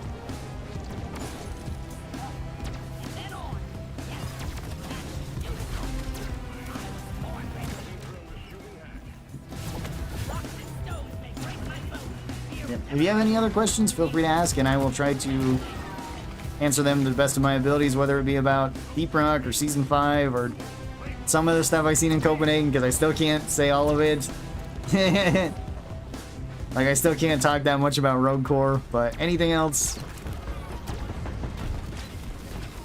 feel free to ask. The elevator mission looks awesome. Yeah, it does. That one looks really cool.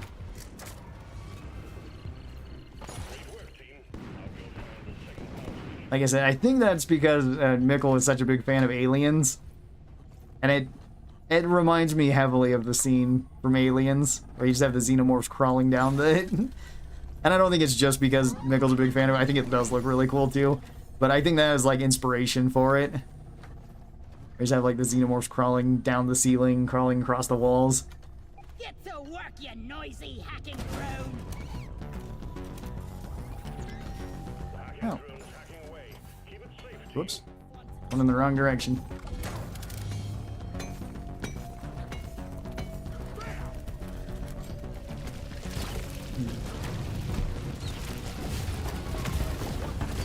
Whoops.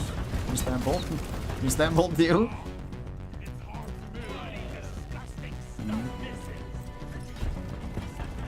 And what is the answer to the question about life, universe, and everything? It probably has something to do with cake. Maybe. Is that a good enough answer for you? I hope.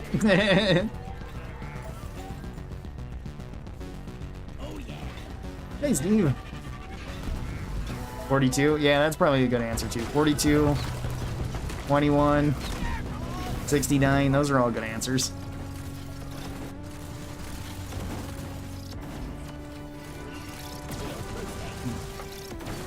Dwarf of beaters, I guess, would be another good answer.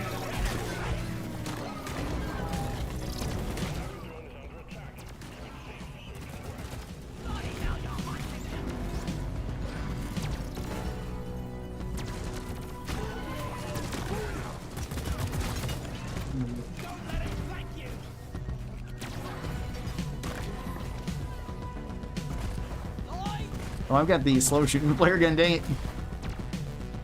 I've got fast shooting. What part are you guys looking the most forward to for Season 5? Besides it just coming out. Like, which part is getting you the most excited?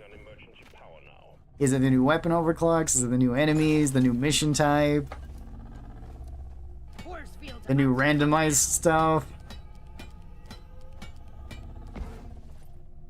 I'm killing the force field protector. Get ready. And what what other things do you want added the most? Because a lot of people were mentioning like pet the elevator. Lloyd is up. Oh. Probably the most excited for the new overclocks and the new mission type. I can understand that. Elevator, hope we get music in the mission. I'm kind of hoping we get some sort of elevator music too. Is elevator synthwave a thing? If not, Deep Rock might have the market cornered for that.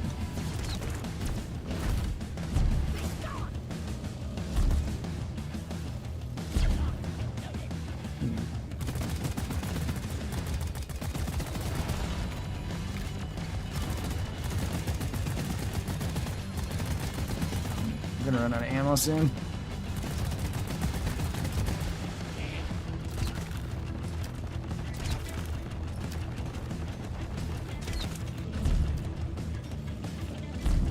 No, hello. How's it going?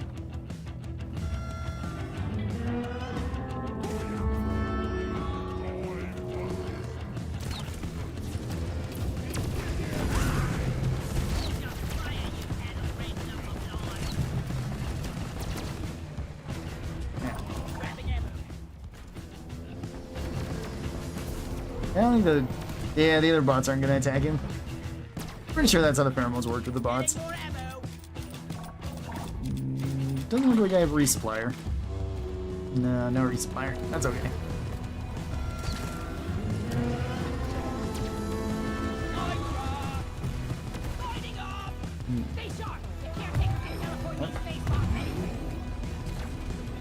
I'm also wondering if the new Spitballer shots are gonna function kind of similar to how the phase bombs work. Ellie for the win. Is that gonna be the nickname for the elevator? It's just Ellie. Because it makes sense. The new mission type with framework, past season pass. Yeah. The bug waifu. I don't know if that's gonna be updated. How are you doing today, Big? Hope you're doing well.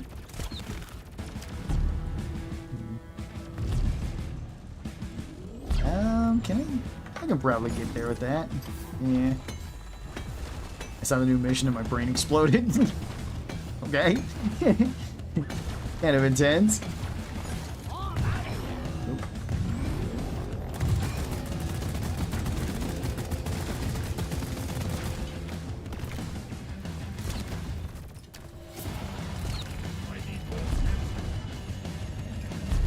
More ammo. Oh, there's already one down. All down here. Awesome.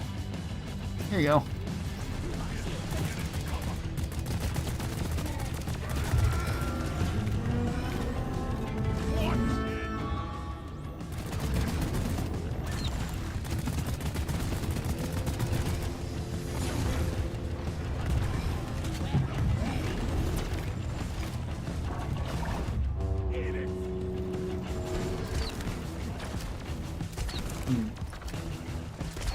Oh, whoops. Put that one a little bit high.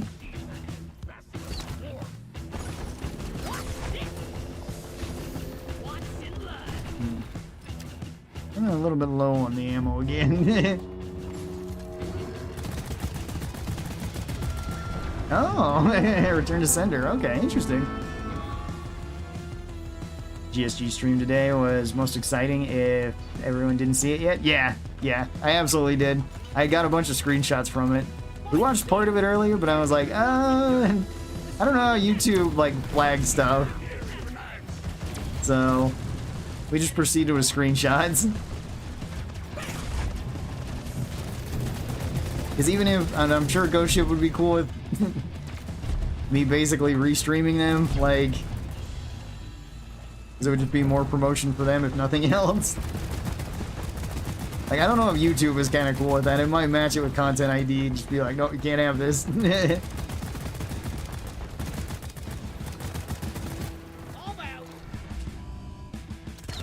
But yeah, there's a lot of new stuff. Helldivers consumed me. I've been playing a lot of Helldivers as well.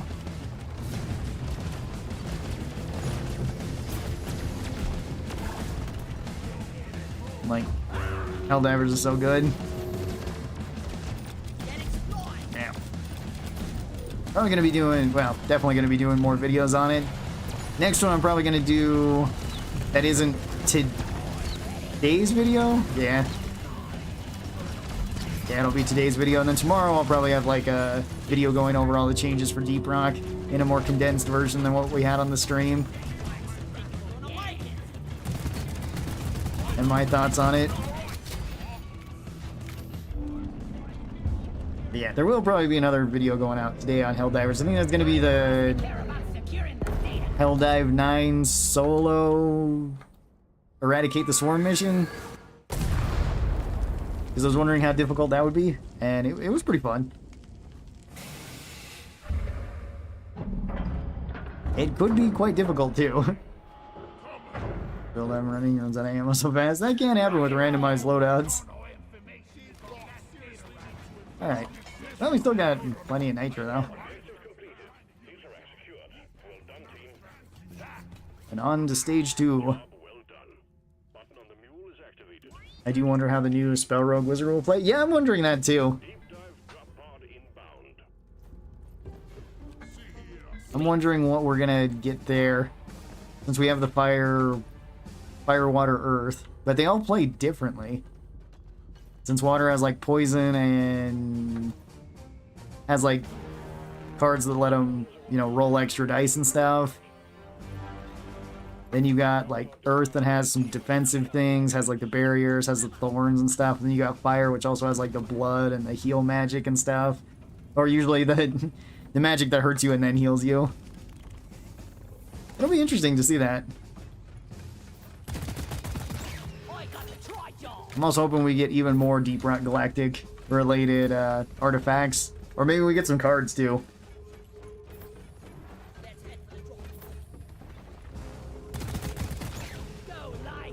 Since we have Karl's memory and Bosco's bell, and I swear there's another one. I just can't remember it. Oh, sorry, shot you in the back of the head. My bad. Here you go, here's a shield.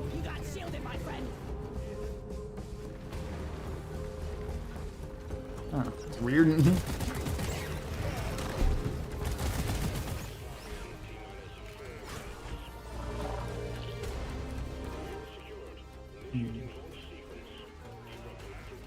Yeah, so let's be on our way then.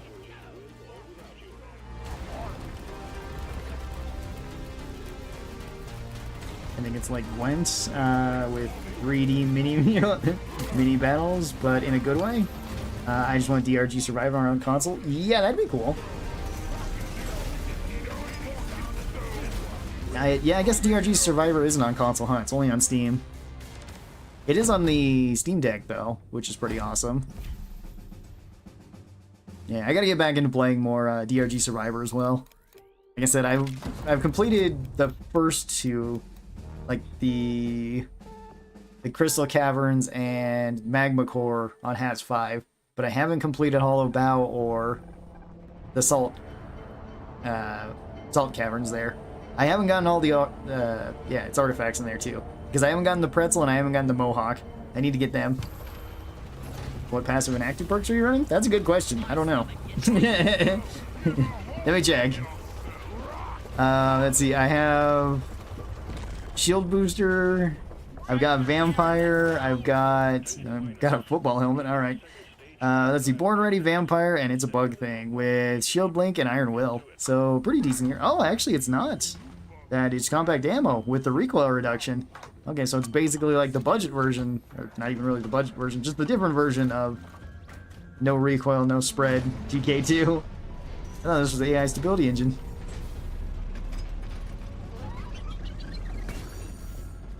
Yeah, this is a randomized loadout, so I didn't really check. Usually I just try to guess based on what we got. I got max damage Big Bertha. That could be useful, especially, yeah, on this mission where we have a Dreadnought. Yeah, let's get the Mohawk. Get the Mohawk. Get the Mohawk. Yeah, that was probably easier on the lower difficulties, because it's beat a Dreadnought with 30 health or less. Oh, okay. Yeah.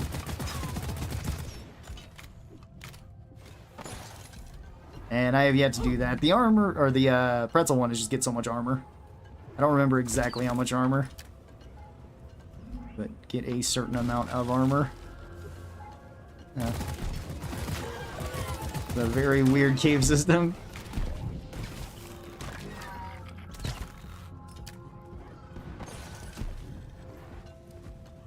This should loop up into it though. Yeah, stability engine for noobs. I guess. I mean, you're just as likely to get AI stability engine as this one.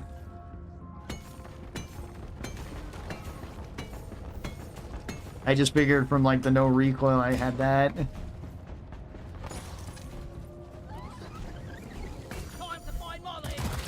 Because this certainly looks like I have no spread.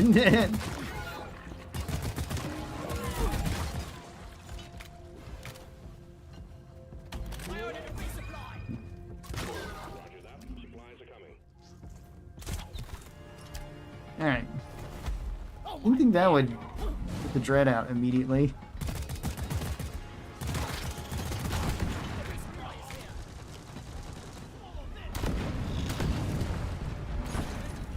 Alright, hang on, I need to get my resupply. And I need to break my feet real quick. GK2 has always had pretty minimal recoil. Yeah, that's true. It's just this one, like... I guess it technically does have recoil. If I... it's just very, very minimal.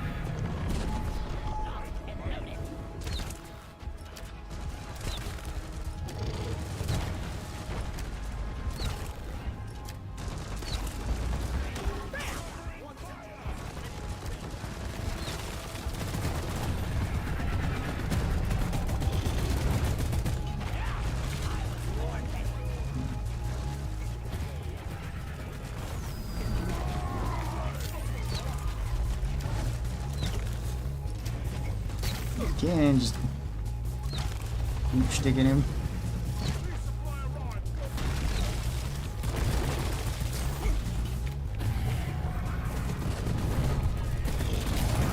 The entire resupply pod just emptied itself. Was it the one that you can find in the ground? Because sometimes they can be empty. Yeah, it's blanking. That one was just an empty pod.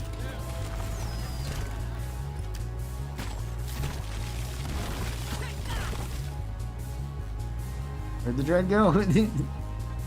Sort of left.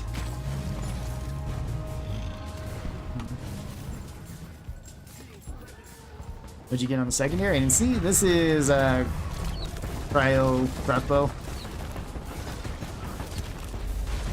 Is it a glitch? Huh? No, that can happen. It's just kind of rare for it to happen.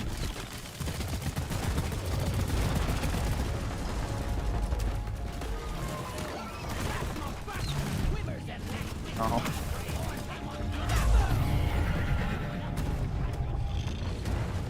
Again? Oh. Okay.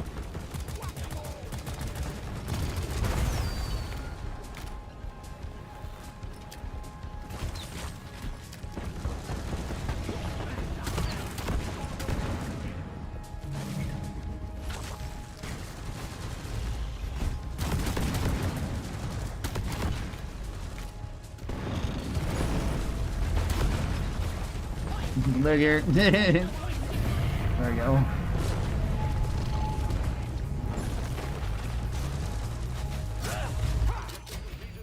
Alright. Awesome. More ammo.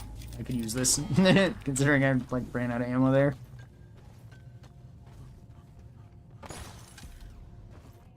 And then we just need the mini mules.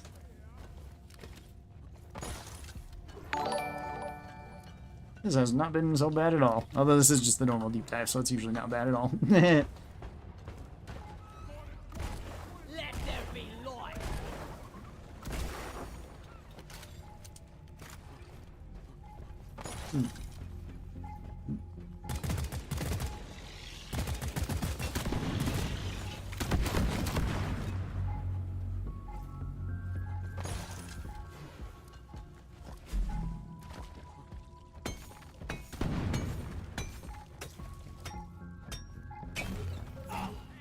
Alright, got both legs of that one. Cool. Oh no, don't go. No.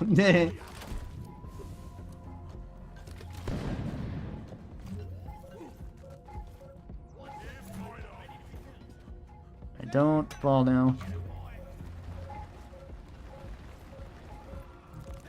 Okay, there's some Magdara going. There's another leg right there. Okay. What a jaw-dropping experience.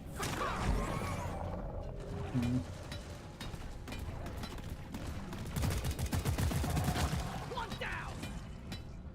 Guess the other one's going the other way around? Hang on, I'll be over there in just a second. Let me fix this up and then... Oh, the roller.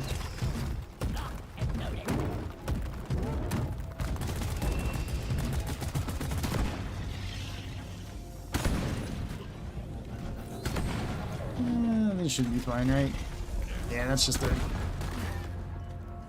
radioactive exploder.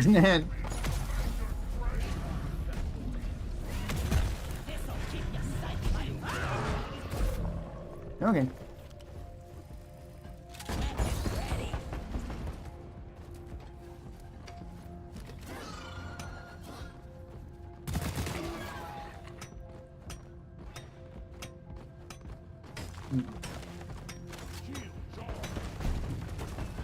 The roller's still behind me. It's gonna be up above then.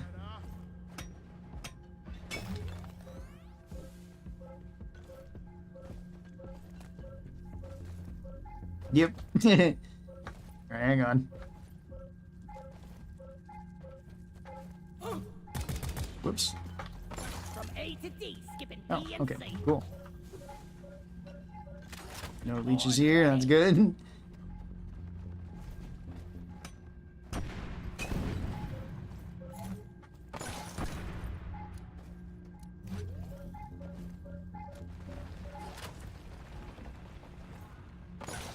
And then the last one here. At least that's kind of nice. And a nice little lip right there.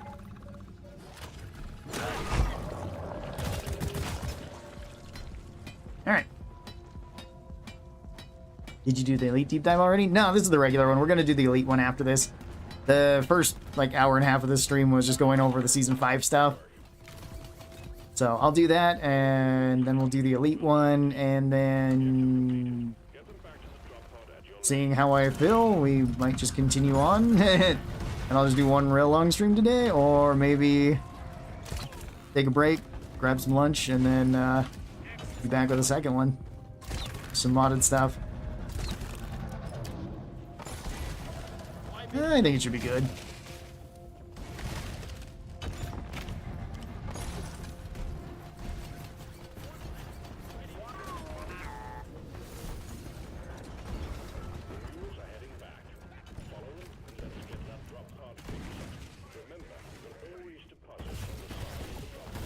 Will there be a 16-player lobby today after the dive? Yeah, I imagine. Yeah, we'll have a 16-player open lobby for everybody who wants to hop in. That should be pretty fun.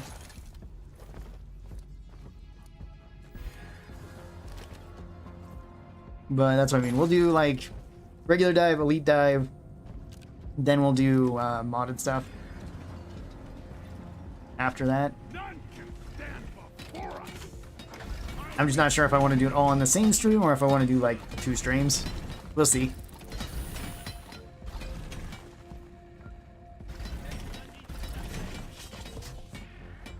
Yeah, so let's build this up.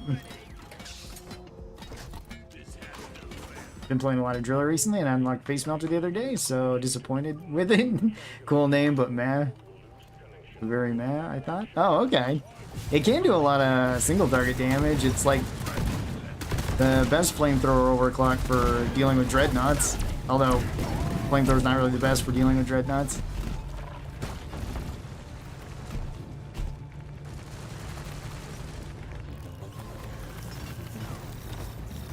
Got our little bunker here, although I am hearing it.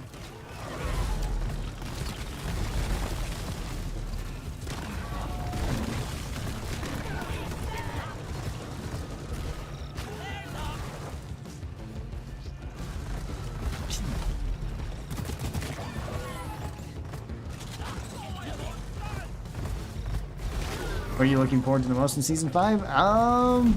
It's either the new randomized missions with the new modifiers that we can go with that has 5+, or it's the new mission type in general, because the new mission type looks really cool. The new enemies are also something I've been looking forward to. It's like the Stalker is such a cool addition. I really prefer Sticky. Seems to be way better at modded difficulty. That is true.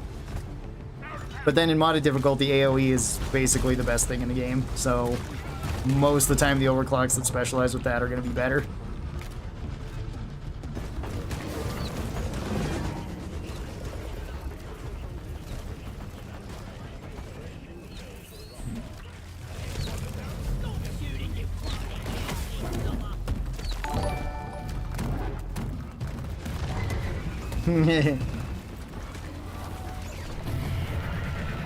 Just stick that there.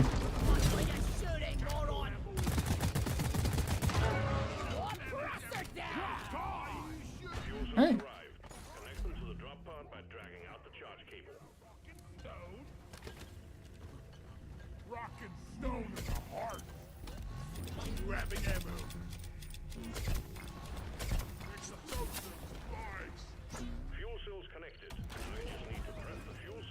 Oh, that works. I don't think that should hurt me. Well, that was right. Alright. Aaron, hey Rainy, how's it going?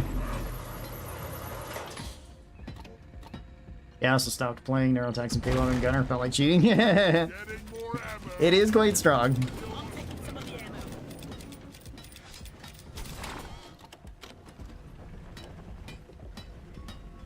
Fuel cells charging. Stay close to keep them operational. We're expecting an increase in hostile. We must complete the dwarf totem. If only we could.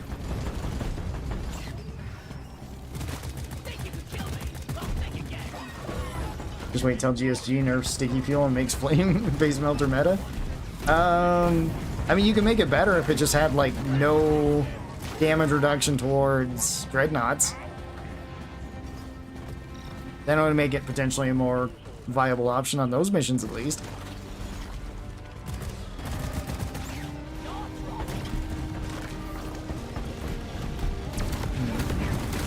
Nope. Sorry, Steve. Did not realize you were friendly. Excuse me. At least I got to the mute board. I sneezed. Sounds kind of nice.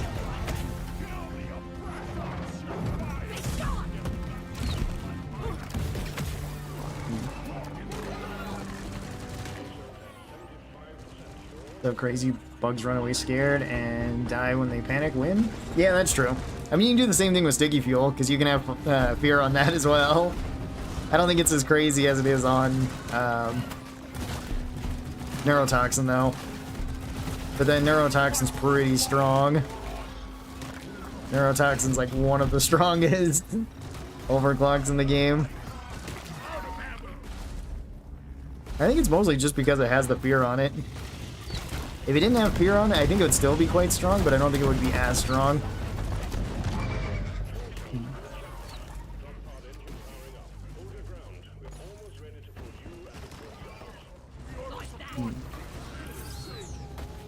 I never liked the fear slow, felt way stronger on the crisper. Yeah, that's true. I usually don't run the fear on the crisper either. But you could do it if you wanted. I think that's because I think the crisper spear is only on the direct flame. I think.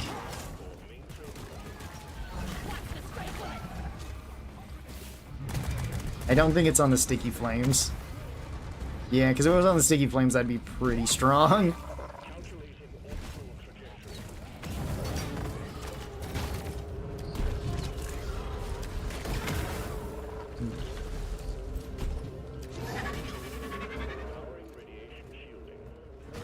That makes sense then. I think that's how it works. I could be wrong though. I always get mixed up on stuff like that.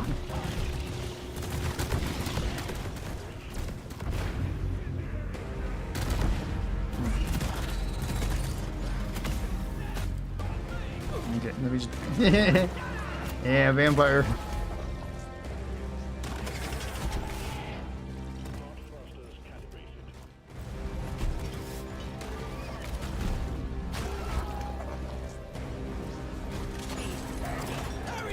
Alright, let's go. Away we go. The only time I used Face Melter was during Rival Presence Elimination mission on an early Industrial Sabotage. Stopped using it because of the poor range. That is true. The full reach flamethrower is actually pretty good. Did they mention that the... did they mention what the blood sugar anomaly does? It seems like you'd probably be taking damage over time. At least that's the way that I understood it. And then as you kill things, you would get health back, similar with Vampire. And I imagine Vampire would stack with that too. Also, since it got brought up again, hang on. Yeah. I have dwarfabetus and I need red sugar. There we go. We move those over there just in case I need that voice line again. If we don't get Dwarfabetes in the next season for Mission Control, I'm gonna be disappointed.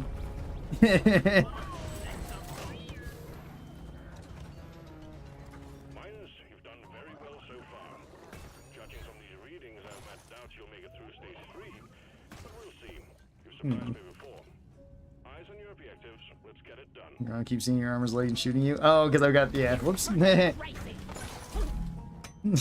immediately tried to go third person like in Fallout. It's like, yeah, that doesn't work here. It's like, oh, I want to see my outfit. Hang on. Alright, no modifier on this mission too, so we should be able to get through this one quite fast.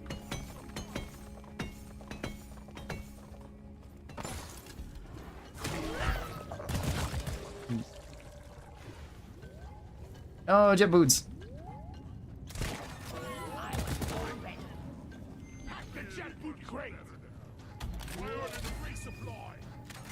Roger that. Supplies are coming. I got the deposit. Oh yeah! Yeah, there we go. Here, equip your jet boots here. Grab the jet boots here. Alright. I need more ammo too. Blood sugar mutator.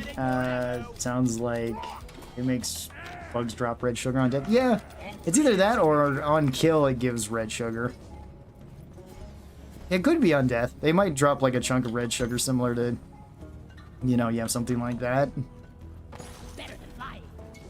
I guess then they would just need to reuse that asset, which isn't a bad idea. A lot of mini mules this time around too.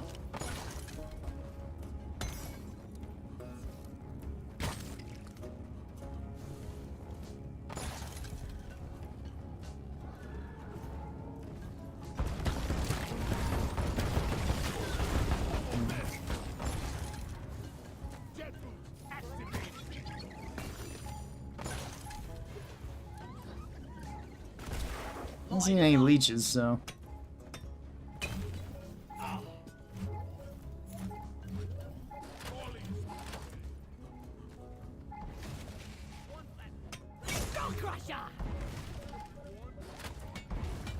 Alright. Wish they'd add a meat-only biome drilling through. That would be satisfying. A meat-only one? Sounds potentially kind of disgusting. Is it going to be various types of meats? Like at one point you're drilling through a sausage or a T-bone steak or something? I don't know. It might just sound sloshy. That doesn't sound good.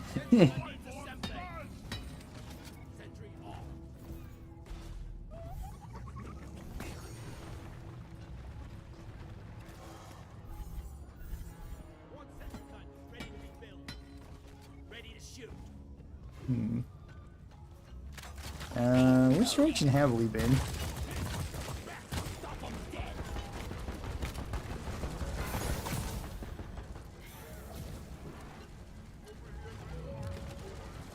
Over there. Alright.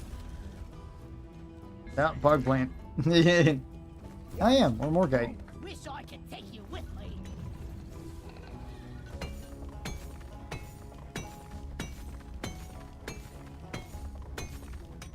I'll have to make a deposit. Okay.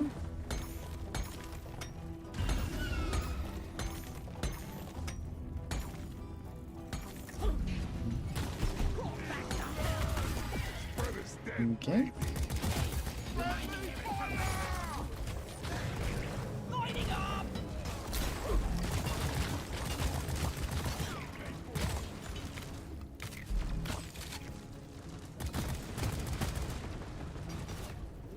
There's more and more guy over here.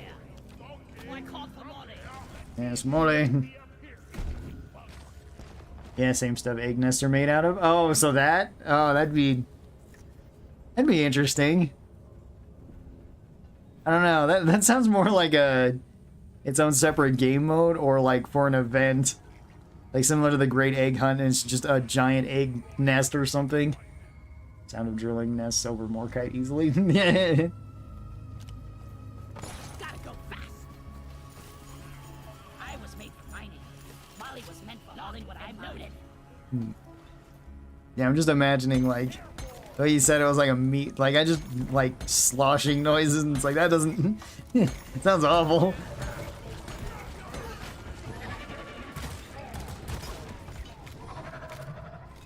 But yeah, for the eggs, I guess that would be not as bad.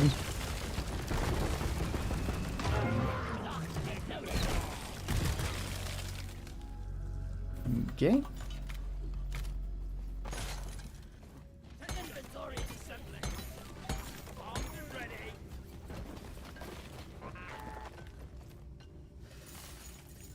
This is thirsty work.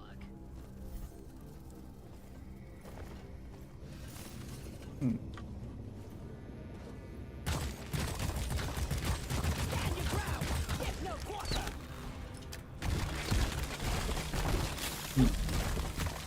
Board ready.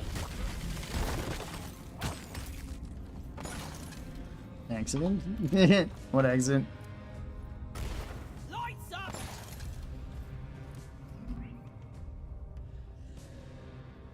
Reloaded.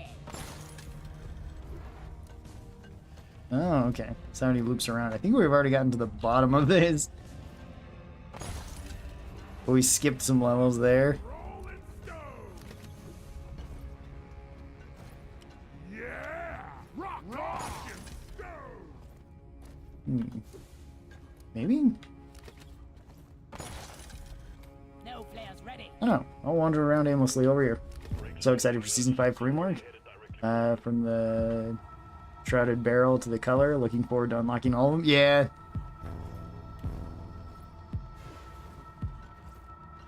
Those will be really cool. I like the color scheme. I love the blue highlights to them. Like, they look great. Oh, I hear the beeping. That means that I'm kind of close.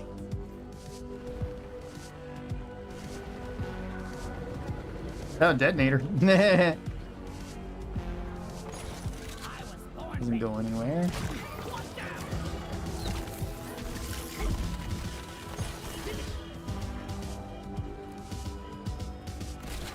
Oh, there's a dirt wall we didn't go through.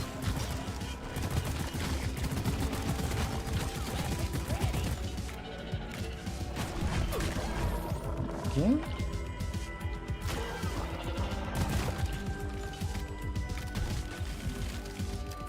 Oh, because the corpse landed over there. Nice.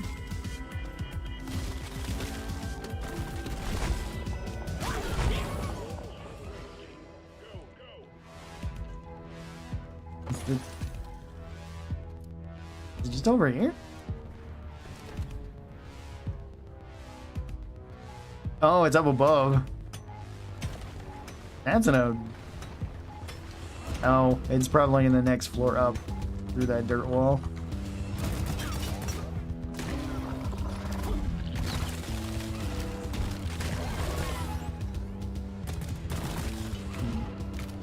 Yes, that's more than likely what it is.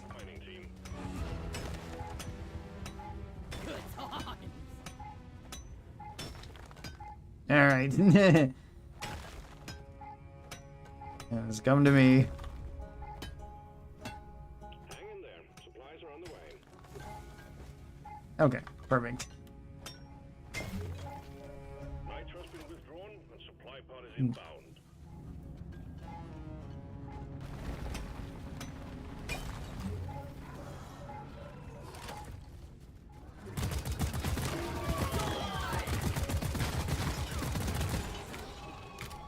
I've still got some ammo. And I whipped that attack. Okay. I seen another leg over here somewhere. My terrain scanner. Ah.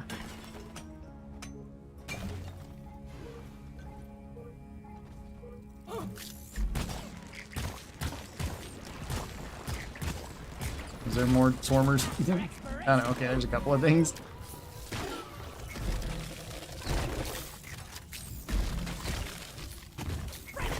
There we go. Perfect. Praetorian down. Reloading.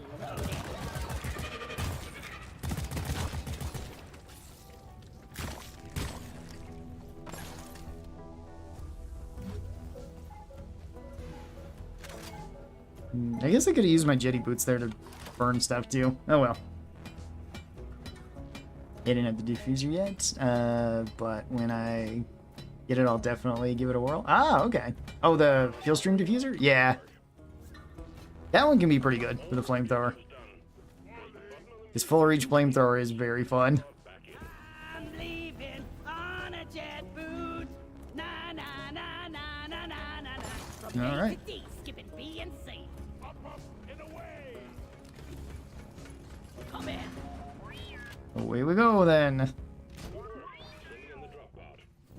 Discovered fuel stream diffuser seemed to be a better role for sabotage. It heats up the turrets about as fast, but the added range allows you to reach sniper turrets and patrol bots as well. Yeah, that's true. That's really cool that you can just reach the ceiling with it.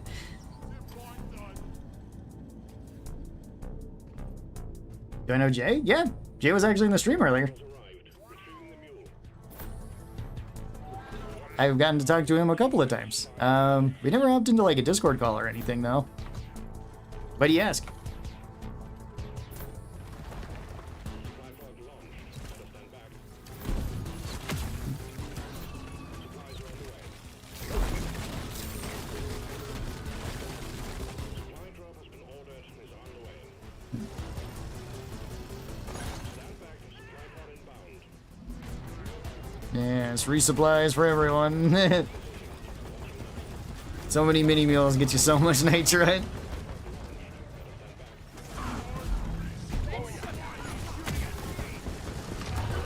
Oh, he was already dead. Alright, cool.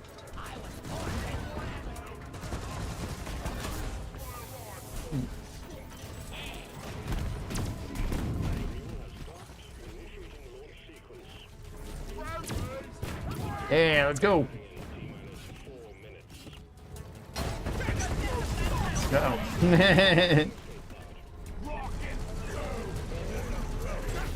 GG's, yes, GG's. Good job, everyone. All right, let's get the elite deep dive up and running. Regular dive was pretty smooth. I guess the first stage took a little while, but that's just because it's a sabotage. This is the right stuff.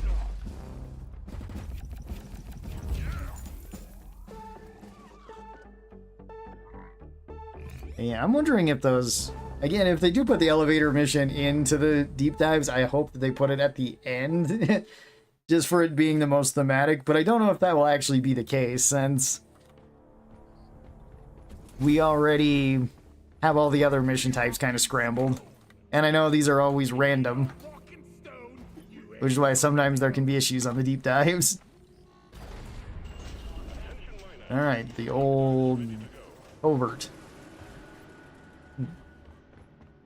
Is Ghost Ship Games in Denmark? Mm-hmm. They're in Copenhagen. I've been there. I've been to both of their places.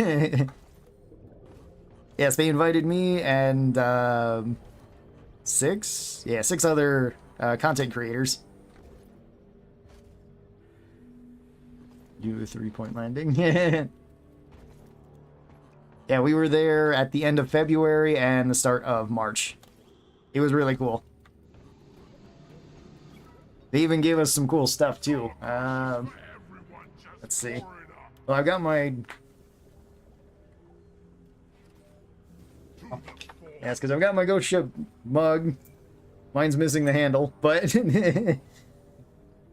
I do have this here. The Paris airport kind of broke that, I think. Maybe. I don't know. My stuff got lost in Paris. So...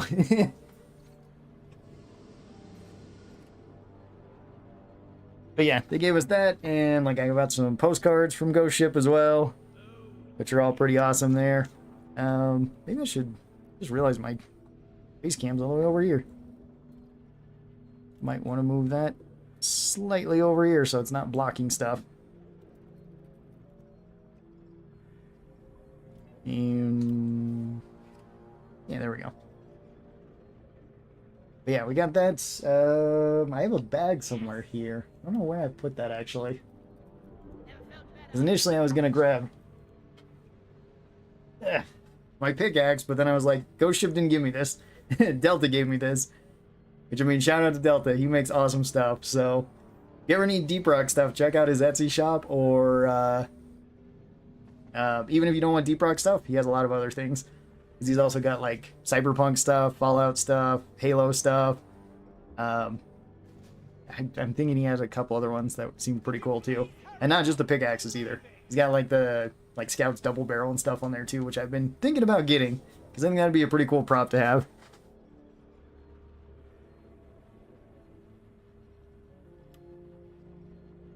But yeah. What's his Etsy name? It should just be Delta. Delta props. Like, but Delta spelled with a 3 instead of an E.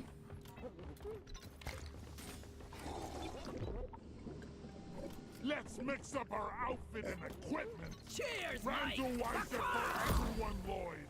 Yes, Randomizer. Hooray! We are May it be a sweet stick and your gold satchels. Oh. I guess I can switch over to Scout, or switch from Scout to, Gunner, since we don't have a Gunner. pumped up and ready to kill. Wait, I don't know if my Randomizer took. Yeah, let me go get another Randomizer.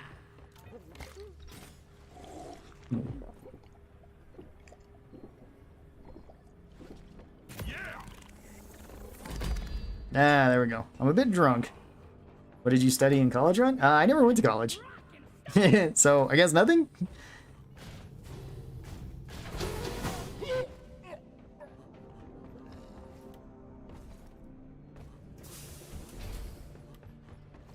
If I had, it probably would have either been business and finance stuff, or it would have been history stuff, I think. But no, again. Ooh, the mugs and the impact axe. Oh, and Delta stuff? Yeah, they're really cool. I was going to hold off on buying a mug because I know Mist has some that are going to be coming out, and I wanted to get one of his. Not saying I couldn't get also one of Delta's, but I want to see which ones he has so I don't get like 2 of the same one. Rock and stone. You getting helped up? Hurry up. I ain't getting younger, you know. Rock and stone. Let's get this mission rolling. Yeah, because originally on my video when we were back from Denmark, I wanted to talk about Mist stuff, but he said it wasn't fully done yet, and I still don't think it is. I told him to message me when it is done so that I can at least put a post up, because yeah, his stuff looks really cool too. But he didn't want to be swamped with people like requesting things when it's like, well, they're going to be out at some point. Drilling in the Name of has the impact axe though. If you want to see like the full-size version of it, check out his video. Trying to think which one he did that in. I think it's the wave cooker. I think his wave cooker build video he has the impact axe in. That's also from Delta. And if you use his code, then that also is like a discount for him and a kickback for Drilling in the Name of. So, just an idea there too.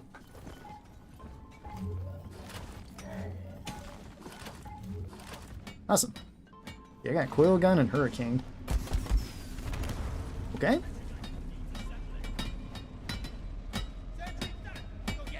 Don't have salvo module, don't have don't have the other ones. I think I got the clean one that gives me faster rate of fire. Yeah, I think I have both the rate of fires because it seems pretty quick.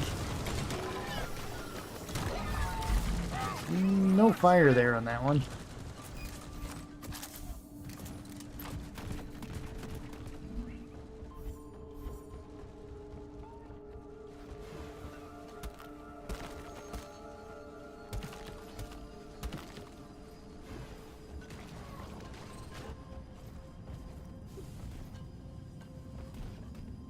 See, and then we also got alien eggs. What's your least favorite mission? Mine's the liquid morkite. Really? I like the liquid morkite. It kind of sucks if you don't have a driller though sometimes. Mine's probably mining missions because they're not always the most exciting. Like sometimes they can feel a little bit samey at times. Oh, you have fire on this too, I think. Oh, no, I don't. I have stuns. That must have just been the flamethrower, alright. Yeah, my feet. Okay, I don't have triple tech chamber either. That might be mole, because that technically pierced the ground and kept going quite a ways.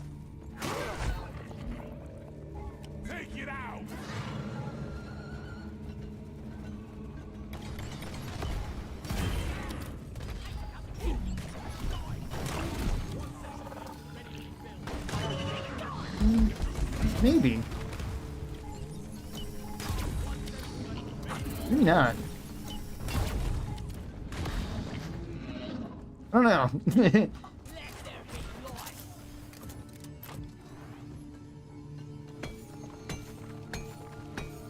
So maybe mole and maybe improved fire or beat mechanism. Could be those. Oh, thank you for the subscribe, Espar. Do appreciate that. I got triple tech last week. Up until then, I never used the gun. Oh, okay. Triple tech's pretty fun. It used to be broken, but that was because of a bug. So, like, it used to be ridiculously strong and made it so any difficulty was way easier. Oh, sorry. I don't know if I hit you with one of those. I got vampire again. Cool. No iron will, but I do have dash. Dash is really good on gunner. Sorry, Steve. What about it's a bug thing? Nope, no, it's a bug thing. I killed the loot bug, and I'm not so proud about it. No.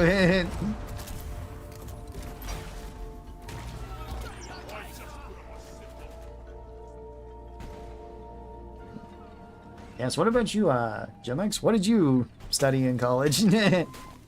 If you would went to college. If you're like me and you didn't, then understandable. Like I said, I never did. I just went to work like right out of high school, even technically before high school, and then now I do this as my job, which is a bit weird, but pretty cool. Oh.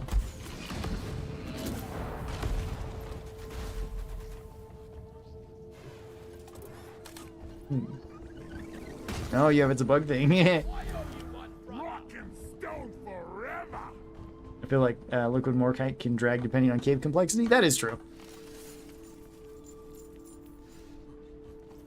It certainly can, and like if you're playing gunner, like let's say you're doing a deep dive or an elite deep dive and you're playing gunner and then you get liquid morkite, especially on like the last mission, it can take so long. It can be so slow.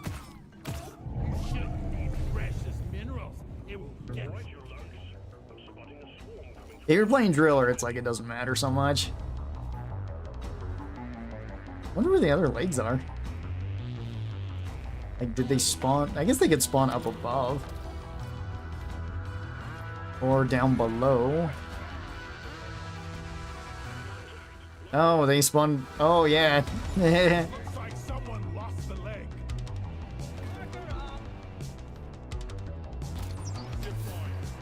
Okay. For questions, what do you think? Do you think Karl is still alive? Sure. I base that on nothing, but just optimism.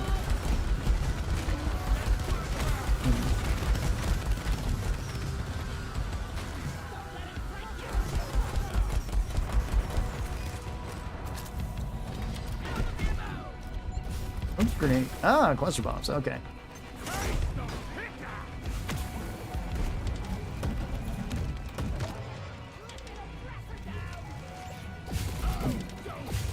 I mean, I did go to college, but I never finished, so I could also say I've never been there. Okay. Oh, whoops.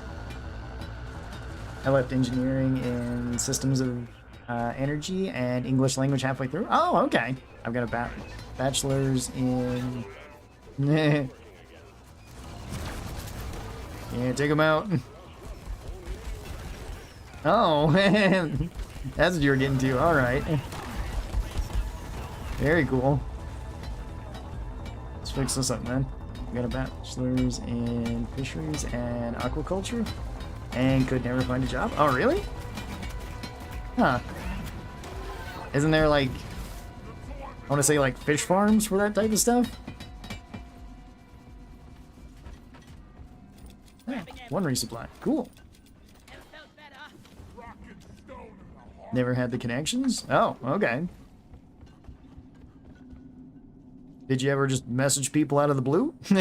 Try that. Resupplier, let's go. Ah, very nice. Resupplier is really good.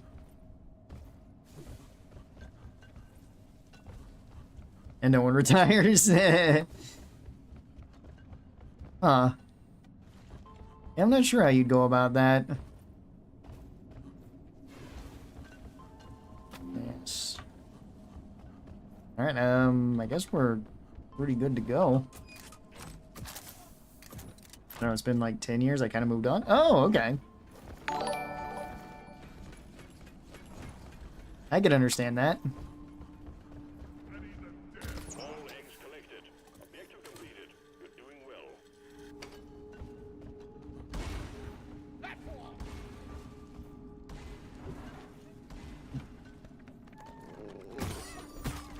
Oh yeah, we got gold crushers. And that's why it's only 2 hits for the loot bugs.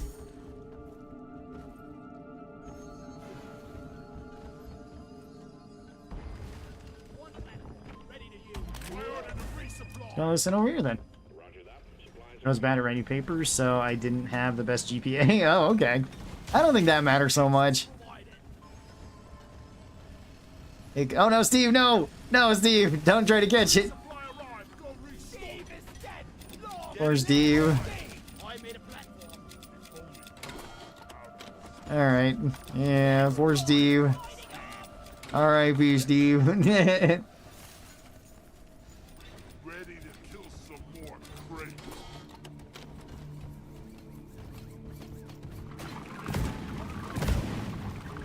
Alright. Let's do this then. No, Steve, yeah. This game is great, but it can be hard to keep playing when you got all the overclocks. I only play this game with friends now. I can understand that, Alexander.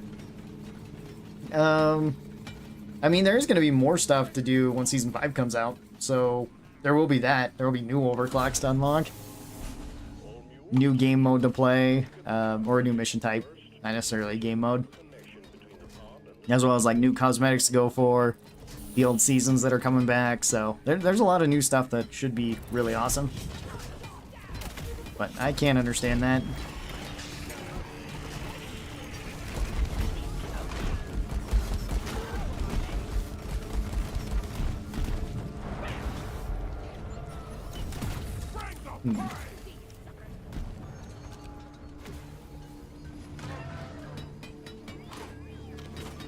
Oh, and what type of engineering were you doing, Gemex, if you don't mind me asking? Or what kind of engineering were you going for? Okay.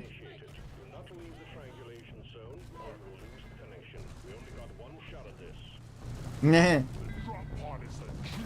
Yeah.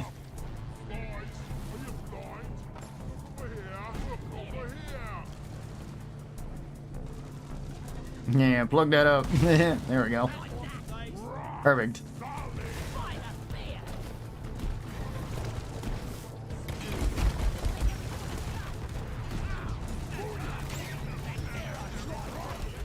Nope, it's alright.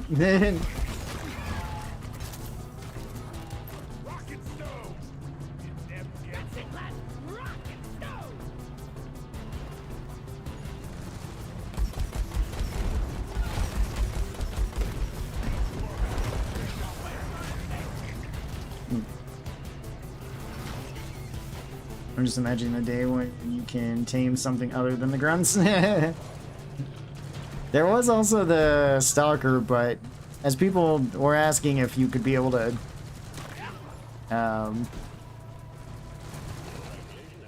like Steve-ify that one, if you could tame that one.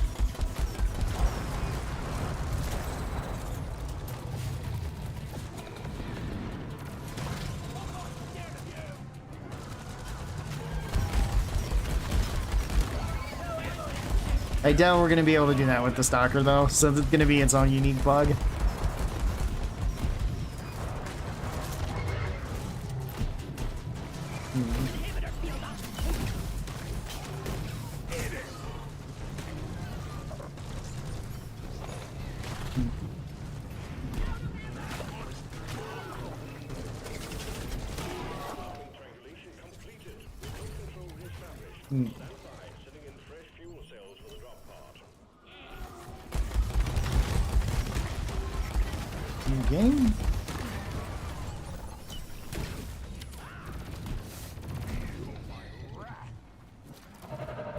Ah, okay. Moving over here then.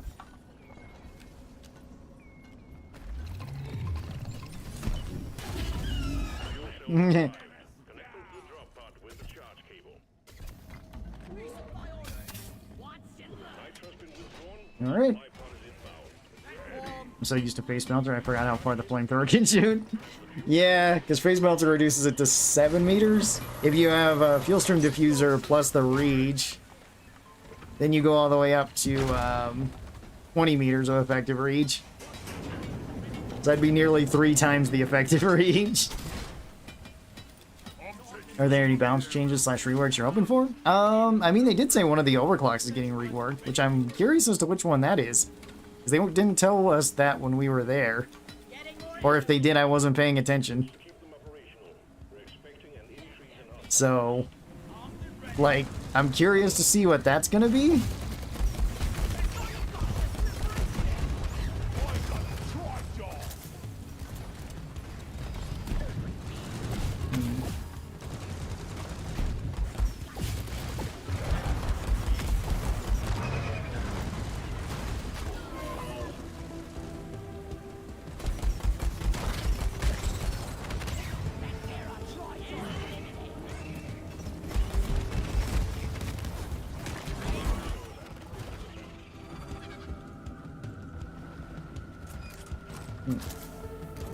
Yeah, other than that, other potential balance changes.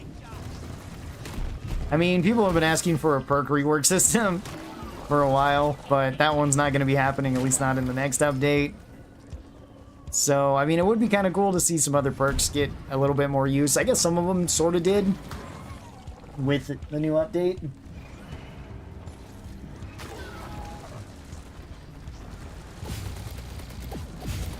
Like the, with the modifiers, I guess friendly got a little bit better. Dash got even better. I guess arguably like Iron Will got a bit better.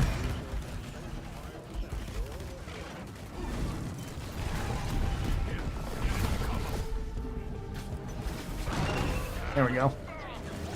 Vampire might be a little bit better on the Dwarfabetes mission. So like those ones are kind of cool to see.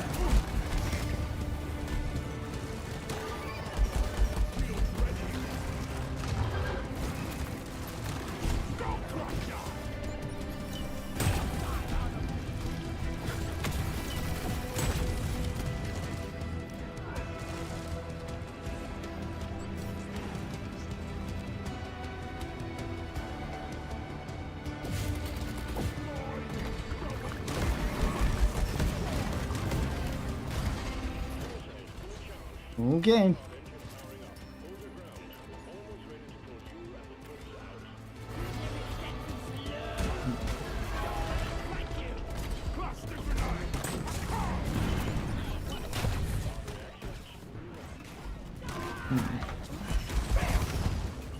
Yeah.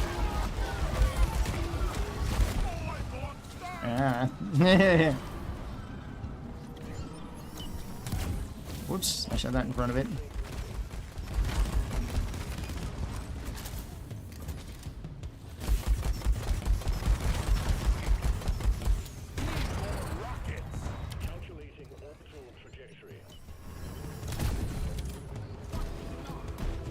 I'm still not sure if I have Mole or not. I don't think so. I don't think I'm doing enough damage for it. Maybe I have like Reatomizer or something.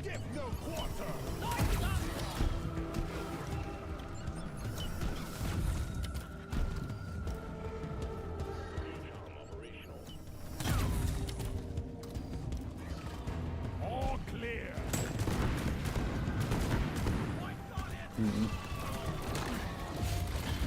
Let's see, what do we have then? It is Reatomizer. Alright, well I don't have anything to really reatomize then. I guess I can do it with fire? From the flamethrower, but that's it. Alright. Oh, no, I have Sweet Tooth. Vampire Sweet Tooth, second wind, alright. What's your favorite overclock on the coil gun? It's either Hellfire or it's Mole. Mole's fun for big single targets like Dreadnoughts. Hellfire is really good for crowd control. That boy is such an amazing overclock. It can absolutely clear swarms. Yeah, it can. That boy can be really good for that. You can also blow yourself up with it. You can also mine with it though too, which is pretty cool. There is a lot of cool stuff there. By the way, how's Merlin? Merlin's good. He was up earlier. He's actually been up quite a bit since it's gotten warmer. So he's up and about, munching on stuff. He's spending a lot of time in his water bowl. But yeah, Reatomizer is going to be buffed so much. It's getting the most meta overclock for the coil gun. I'm not drunk, by the way. I mean, that one could be one of the ones that gets reworked, because I don't know of anybody that really uses Reatomizer. It seems like it was only good when it was bugged, when it's like you could make an elite Steve. Or when you could make other elite enemies.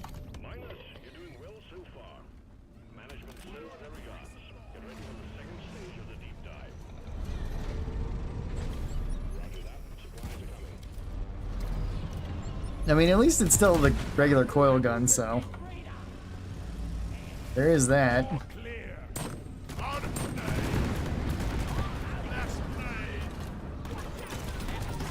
Alright. I need more ammo. And I also don't have very long shields, too. Well, actually, I probably have regular shields. It's just that I don't have resupplier.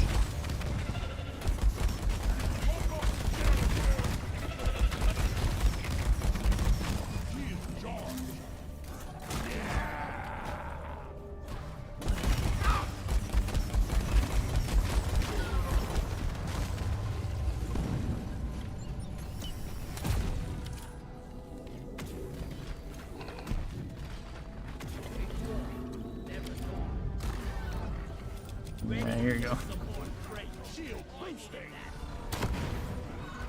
Okay.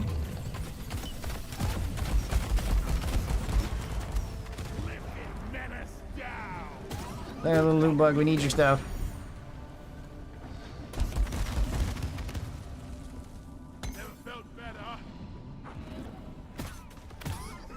Sorry, little loot bug, need your stuff.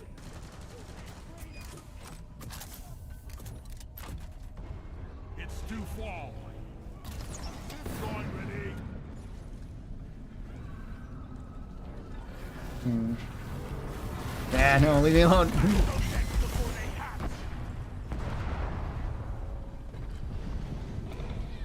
Ah, okay. Another menace around here.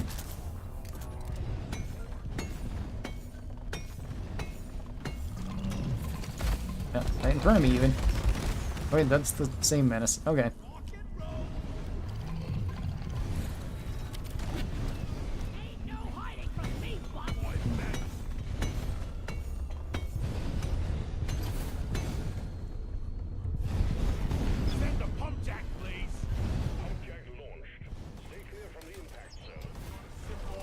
That could be useful. That boy's the reason why I take friendly. You ever go into a mission after downing a blackout stout? Yeah, I've done that. We've done that as a challenge before. I've completed it at least twice.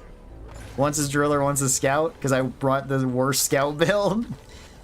And didn't really do a whole lot, but I think I was the only one who managed to get out of the mission alive. And then the other one with driller went much better. But like being drunk with the cryo cannon and have cold gradients isn't that hard.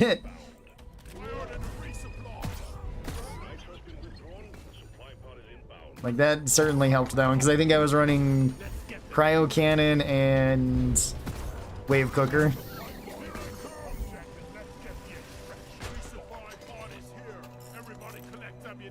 I think one was a point extract mission and the other one was a drill dozer mission. Imagine if Reatomizer through a Steve tames every bug it hits. That'd be cool. I could see that being a potential other bug in the game. Because the other way that it worked is that you could just shoot through an elite enemy, hit Steve, and make Steve into an elite Steve.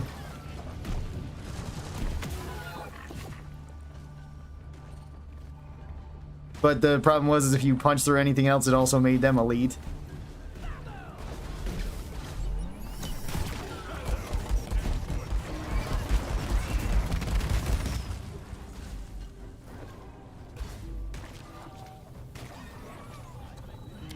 Take him out, Steve. Brace yourselves for impact. Detected a massive swarm on collision course. Let's see, where is there? Oh yeah, the last one is all the way up there. Oh, wait, that didn't go as high as I wanted it to.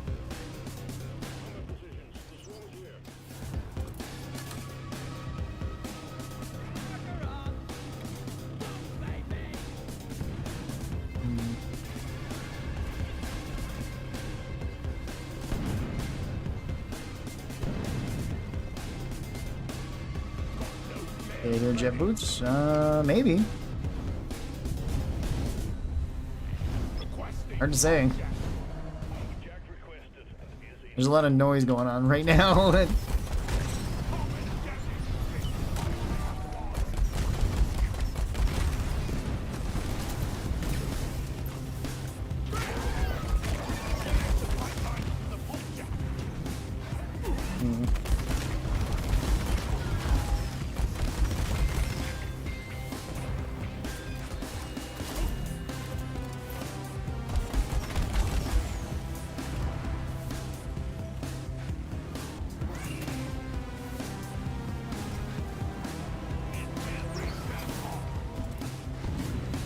No, still hasn't reloaded.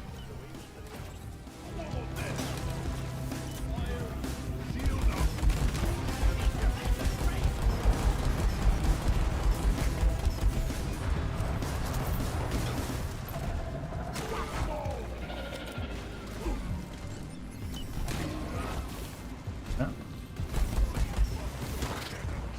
Alright, more acid spitters.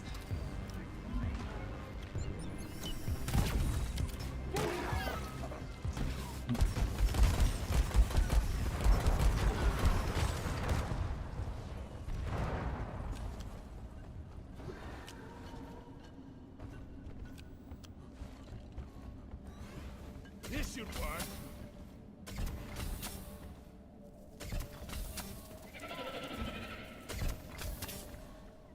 Yeah, there we go.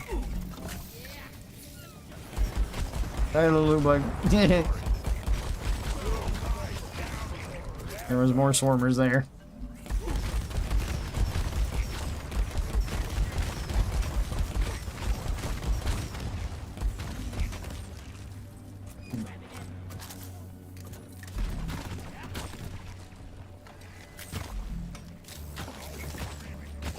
Alright, there's no more.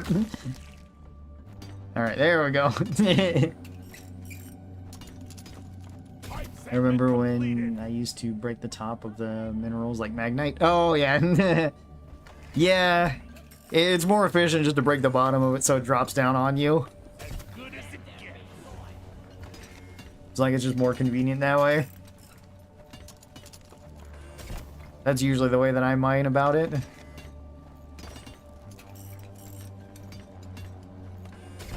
Okay. Another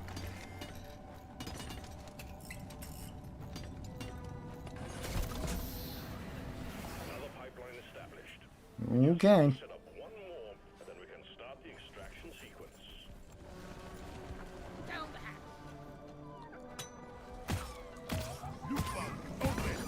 hatch. I have plenty of nitro though.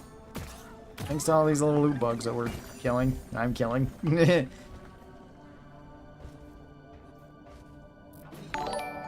Oh, alright. Going about it like that then. Thanks for the subscribe, Bobby. Do appreciate that. And thank you, Nolan. I missed that one. And I don't know if I said Mason too. That one happened a while ago. Thanks, Mason. Shield boost. Oh, whoop. I'm taking some of the ammo. And let me get some more rockets. Never felt better. Yeah, okay.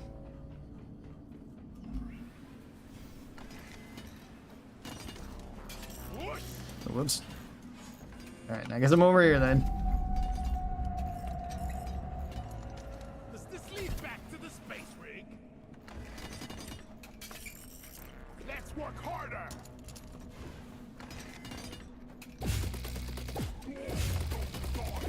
Pipe surfing is the best. Oh, okay. This is greasy. Thank you.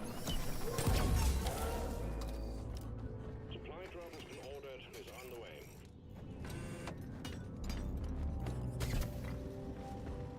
way. Okay, this actually went pretty straight for curving up and around like that. This actually doesn't seem like it'd be too difficult to do even without a driller, so that's nice. RNG. Fun fact, Steve, Shredder Swarm. Shredders can be feared by AoE if you can fear enemies. Yeah, that makes sense.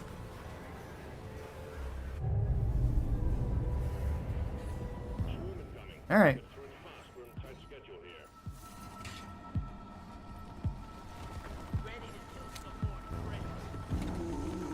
Favorite Dreadnought? I think it might just be the regular Dreadnought. He might be my favorite. He's pretty cool. I like twins though too. I think the Hive Guard would probably be my least favorite just because he's the most prone to bug out and not work. Because I've had missions where he just becomes invulnerable, you can't kill him, and you just have to leave the mission. It's like he's probably my least favorite just for that reason. Other than that, if he's working correctly, he does feel very boss-like. Oh.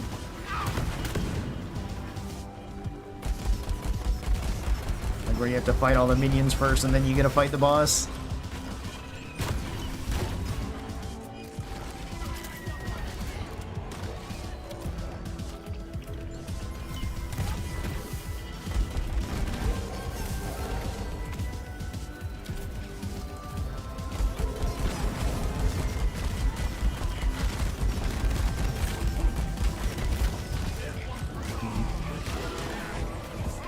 No thorns. Kinda nice to have for those. When there's just like the one or two stragglers.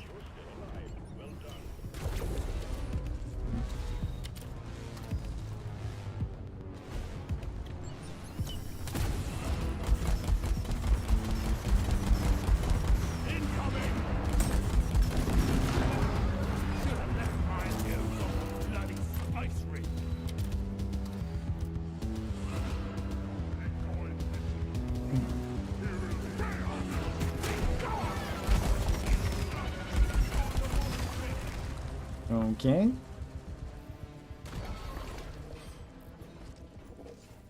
Down the hatch. Begin this then. For example, autocannon with fear upgrade. If you fire a shot next to Steve, you can cause him to run away. Yeah. Or I guess if you fire the coil gun with fire on it next to Steve. Or if you shoot like a fear crossbow bolt, he can run away. Do you think they will add a fully developed Dreadnought as a boss fight? Maybe. I'll have to wait and see on that. We will probably get more variants of Dreadnoughts or more boss fights in general.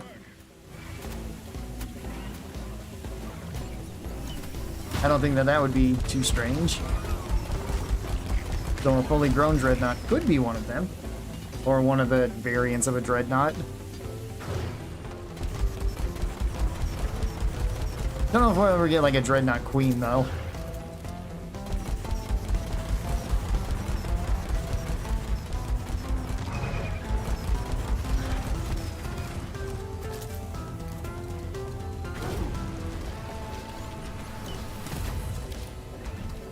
Yeah, he'll die from the damage over time. One moment, I'm coming.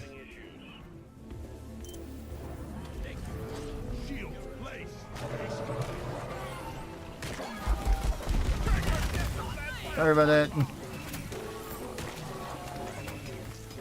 It's barely holding together. Pipeline functional again. However, we still have malfunctions in the system. Shields ready. Just, okay, broke directly above.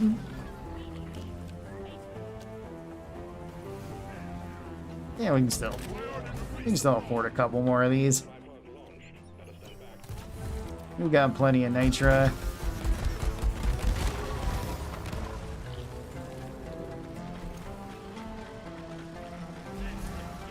I got you. Out of missile. You got shielded, my friend. Here, let's grab this then. Ron, did they talk to you about reworking the perks at some point in the future? It feels bad to have all these unused points. We did talk about that, but there wasn't any plans in the immediate future for that. Potentially later on. But as Ghost Ship pointed out, Mike and Mikkel and Soren, like, they mostly think about the things that need to be done for the immediate stuff, what they can do, what they can't do right away, and then try to like expand from there or cut out the stuff that's just not going to be feasible in the amount of time. So, like, we're not going to be getting any,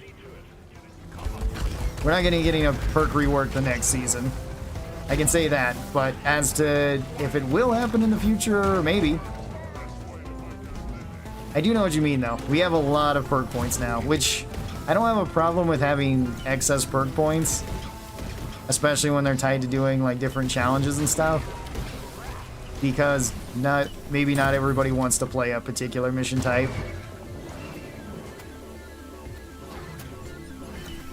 To unlock everything, but we do have a bit too many. I'm very popular with the bugs. Good for you, I guess. That new cologne you got on. Bugs love it. Pipeline is fixed, but you need to clear all malfunctions in order for the refinery to run. Yeah, we'll probably have one more break after this deal. Pipelines are still malfunctioning. Only problem I can see with the fully developed Dreadnought mission is that it makes elimination missions a little bit more redundant. Yeah, I mean, I guess. You can still have it be a separate boss battle, though. Because, I mean, like, the Caretaker's its own separate boss. And it doesn't really feel the same as, like, an elimination mission. So there could always be, like, sub-objectives and stuff to do. Okay. Extraction is back up and running. Let's hope it stays that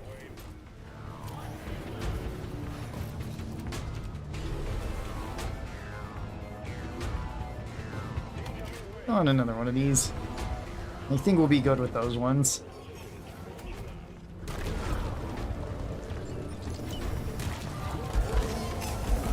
That's a, yeah. This thing down, it's right behind me.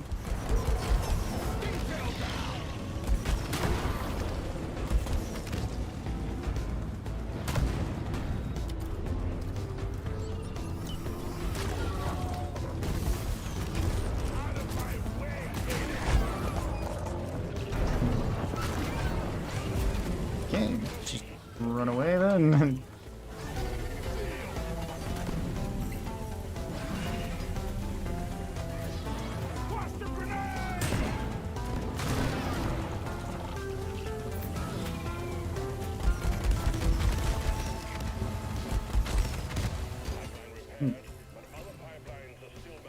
Okay.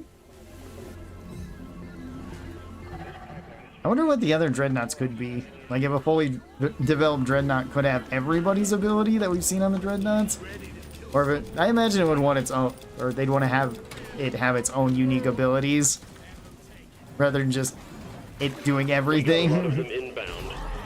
Oh, thank you very much for the raid too, Sludge. Do appreciate that. How was your stream? Hope it went well. Guess that's the only one. Okay, never mind.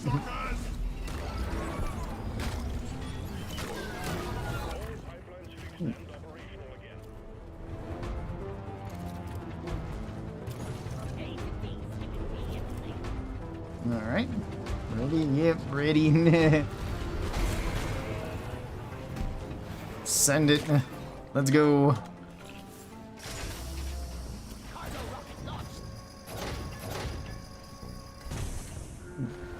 Yeah, I know you. I watch your build guides. Oh, okay, awesome.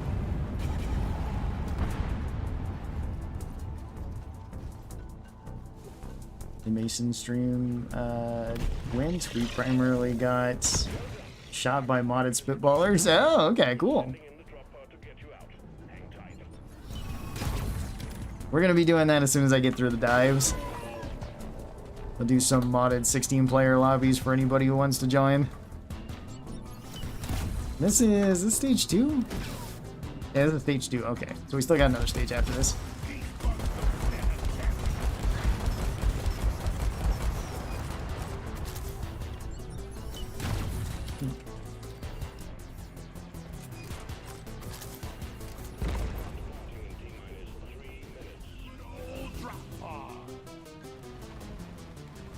Good old drop pod.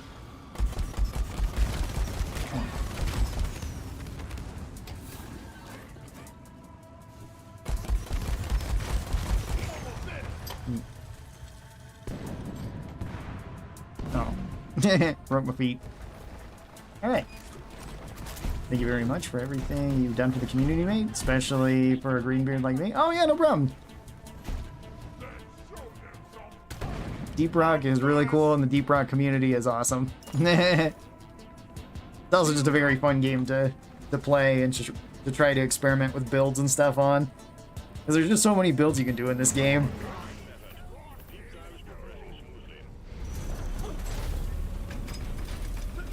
So, I'm glad that they can be of some use to you. There will probably be more of them coming out too once we get Season 5 and once we get the new overclocks. So I'll probably do build guides for each of the new overclocks. Oh, Swarmageddon. Okay. My build's pretty good for Swarmageddon.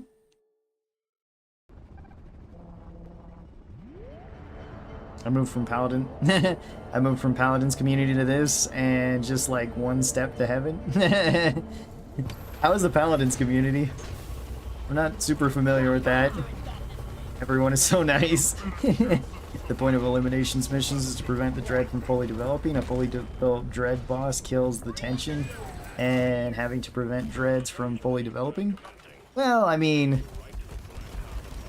can always do some other things. Like maybe not like a fully developed one, but one got like... Damn. I was hoping that would kill it. There we go.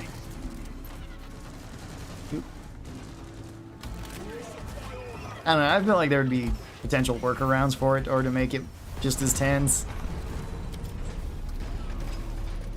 Maybe it's like the charge suckers that got attached to Betsy, causing the Dreadnought to like forcibly evolve or something.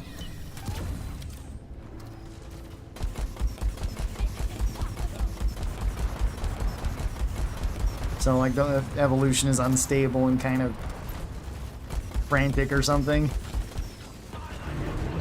Like that'd be another way to like give us a different boss battle.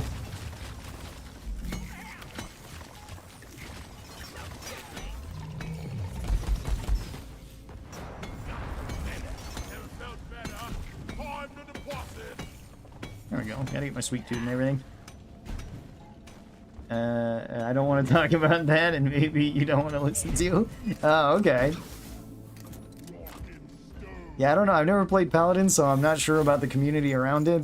DRG community is one of the best communities, in my opinion. Like, I've had very few bad interactions with anybody in the community.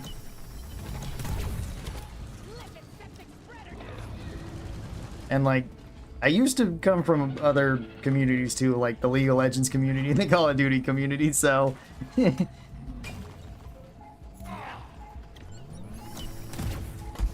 Like,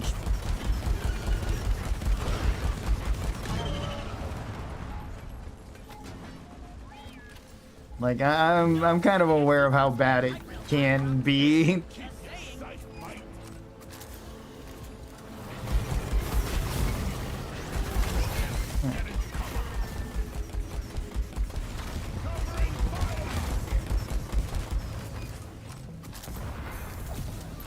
It should be fine. Okay. Take a little bit of fall damage and then get speared.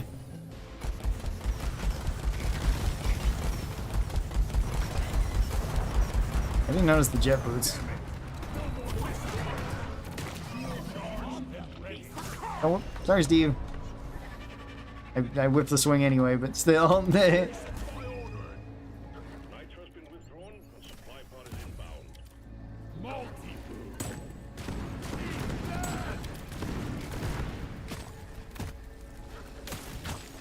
Damn. Supply pod is here. Everybody collect in it. There we go. So let's say lore-wise DRG were too late to pick up the egg, which hatches. Yeah, the cocoon is already hatched. Yeah, I mean, there'd be a lot of ways you could do lore stuff. Which, I mean, when we were talking about lore stuff there when we were at Ghost Ship, that was pretty entertaining too.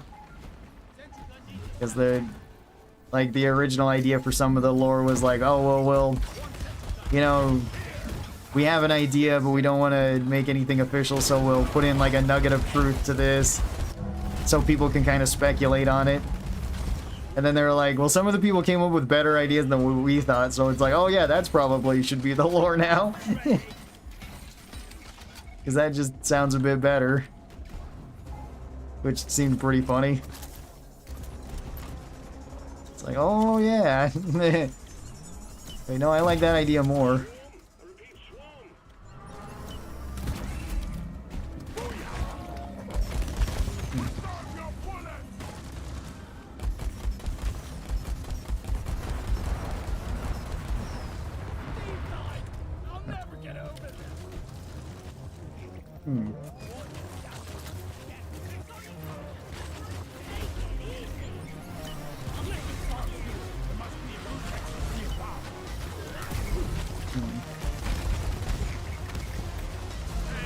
Hang on.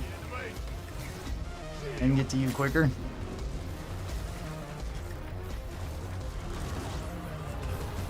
Alright, on another one of these. We still have plenty of nitra.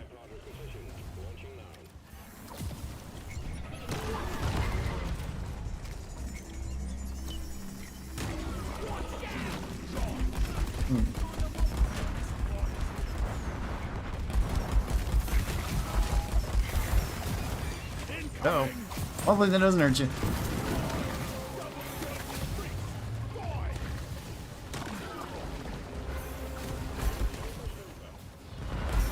Nah.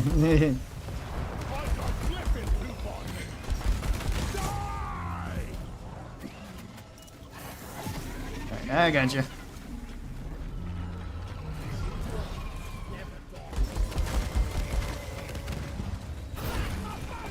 Yeah.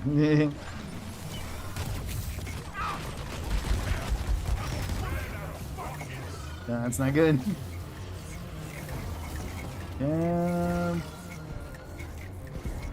Potentially, really. Yeah. Okay. Okay, it's a little bit less okay.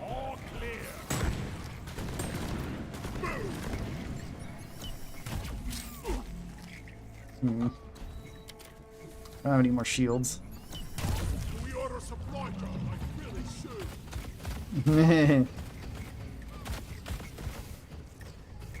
Alright, Grabbing ammo. alright. Oh yeah, none of this stuff is reloaded because I don't have a resupplier. Should be fine right here.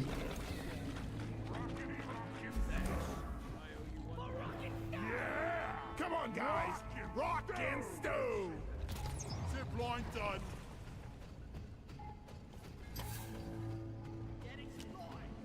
Oh, yeah.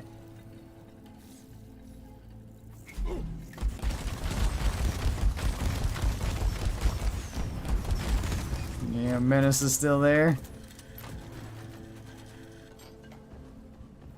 Flares. Recharging.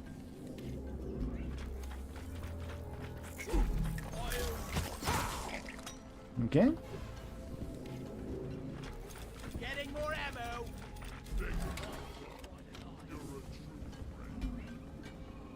Let's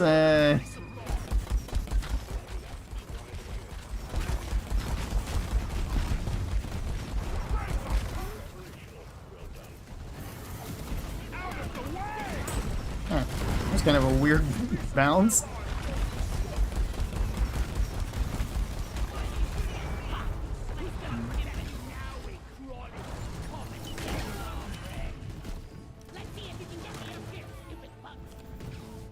Alright.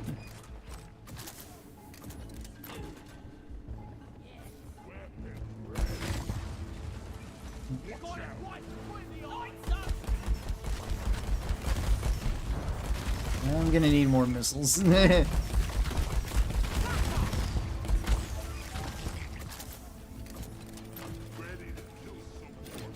ammo.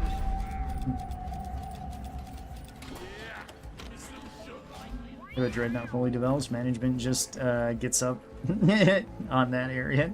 Maybe. So excited for the mortar overclock for the autocannon. Yeah, me too. That wasn't the one that...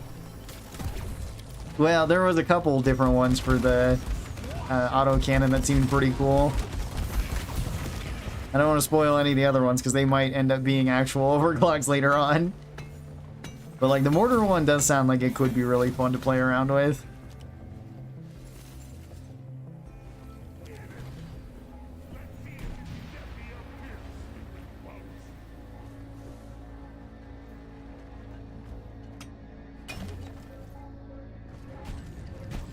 Can I chuck it up there? Eh, not quite. Yeah, what if I... Oh. No. But how about... yeah, about that. It'll be a lot easier when somebody is up there to catch it. Okay, that's the only one that we need. Awesome.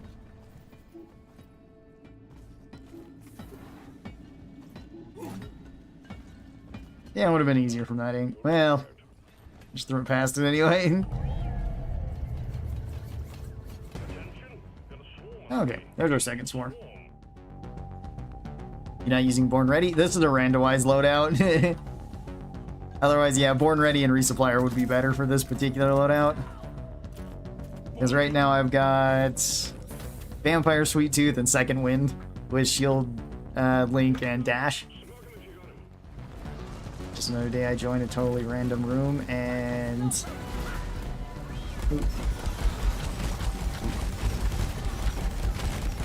I'll read the rest of that message in just 1 second. There's a lot of stuff here.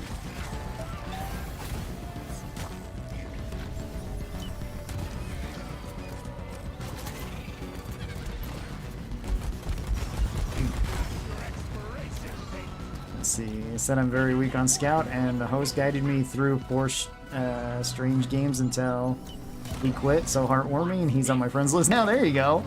Awesome.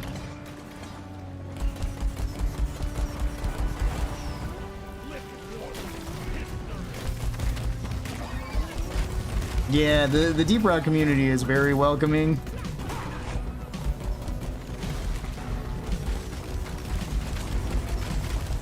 To basically everybody. Yeah. So like, that's always awesome to see. There hasn't been a whole lot of other communities that I've seen that have been as welcoming as like Deep Rock's community. Like, I guess maybe the Monster Hunter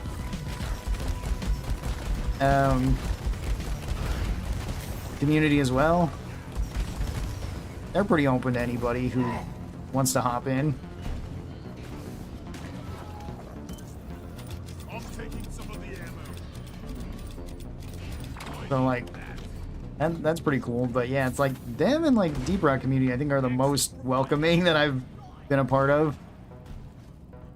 There might be some other ones too.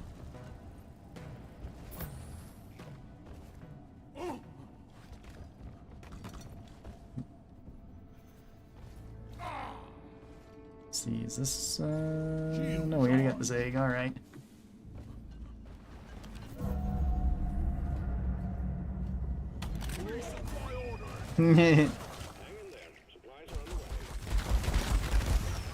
Still got one more resupply left in us. Time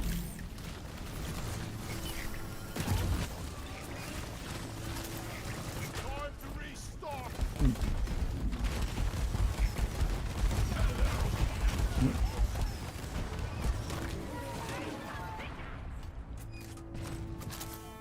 Warframe community is pretty awesome too. Okay, I've never been part of the Warframe community, so I couldn't say.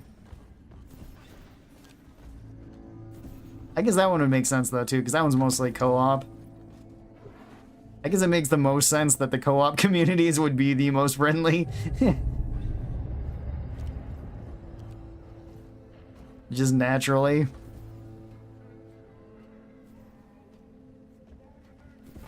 Tough man, we went on Elite Deep Dive with that Nightmare beer. Yeah, that's what this is. I love going on the Elite Deep Dives with the randomizer beer. Although, I am playing Gunner, and it's kind of hard to get a bad random Gunner build, so... Like, this one's pretty good, especially the Hurricane. I mean, the coil gun's kind of whatever, but... Just because, like, I don't have any way to trigger Reatomizer.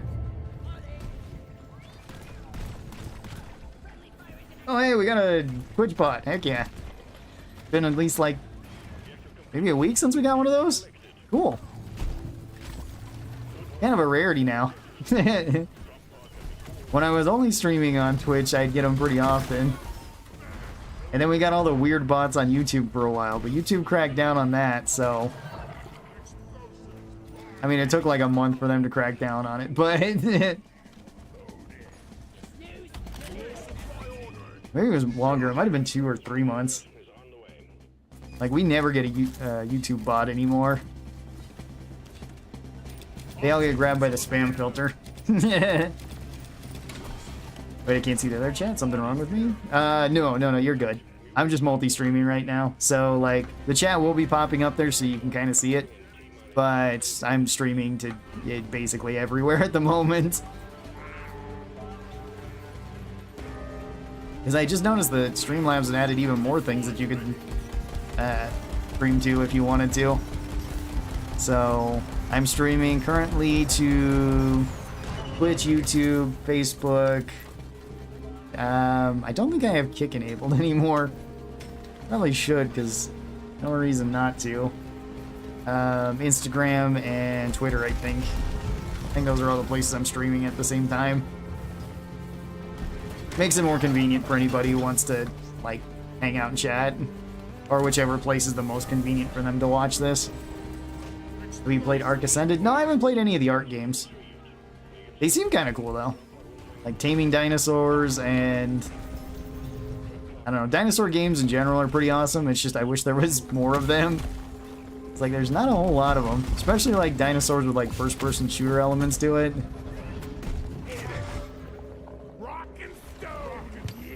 I mean, I guess we're gonna get Dino Lords. Kind of from Ghost Ship as well. But that's not gonna be first person. That's gonna be like third person RTS style, it seemed like. Which could still be really cool.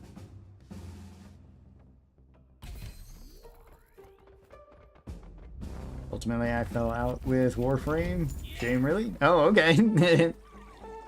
Just like not playing it as much, or... Just kind of like, not really into it in the community as much, Holy. Alright, let me... Okay, alright.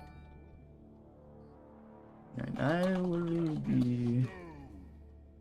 Leave no dwarf behind. Give me a rock and stone.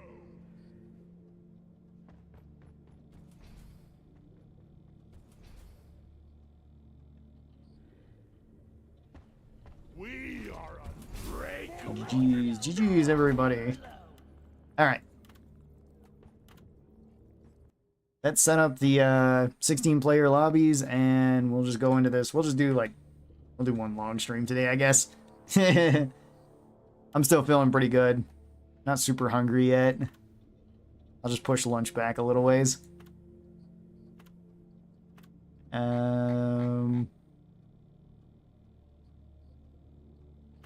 Do that. Build inspector, more player balance, alternative UI, and we should be good to go.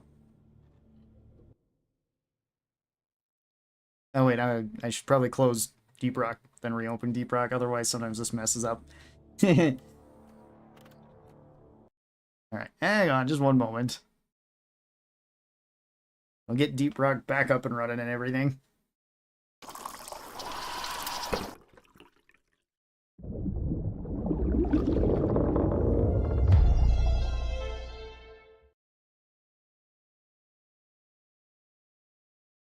Alright, and then this is going to be 16-player open lobby for anybody who wants to hop in. Feel free to.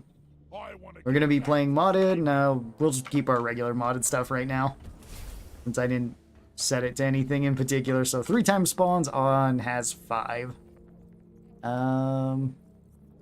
Let's start out. Let's start out with a point extract. I haven't done one of those yet today. Nice avatar. Thanks. For like my logo or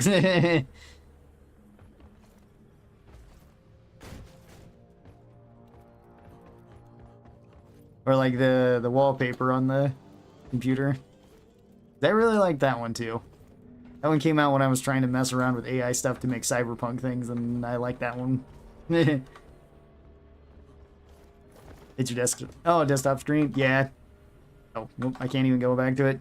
It looks really cool. That is just like an AI generated thing when I was trying to make some stuff for cyberpunk thumbnails when I was playing Cyberpunk 2077. So I was like, let's see what we can get. And then I liked that one so much I made it into the desktop background. Good day around in chat. Rock. Good day. Rare, how's it going? That Dino game is indeed an RTS, but somehow mixed with action RPG. Yeah, I did notice that. That's why I said like RTS, sort of. Because like it seemed like it was mixed with other things. It almost kind of reminded me of like Warcraft 3 in a way. Where it's like you would have like the main commander, your hero, but then it would still be like RTS, so it would have RPG elements to it. Because you'd be trying to build them up and their abilities. long live the dwarf. But then you'd have like the RTS stuff of commanding multiple things. Alright, well I'm going to put this to the be right back screen. If you guys would like to hop in, feel free to. I'm going to go grab a drink and I'll be back in just a couple minutes. But if you'd like to join me, just go into here and then go to your server list. You can also just hit tab, I guess. Be sure to set this distance to far or to world, and then be sure to allow modded things, and then you should just be able to search for my name. It's the same name on either YouTube or Twitch. So if you would like to hop on in, feel free to. Low O2 on point extract. Yeah, that can be a little bit annoying.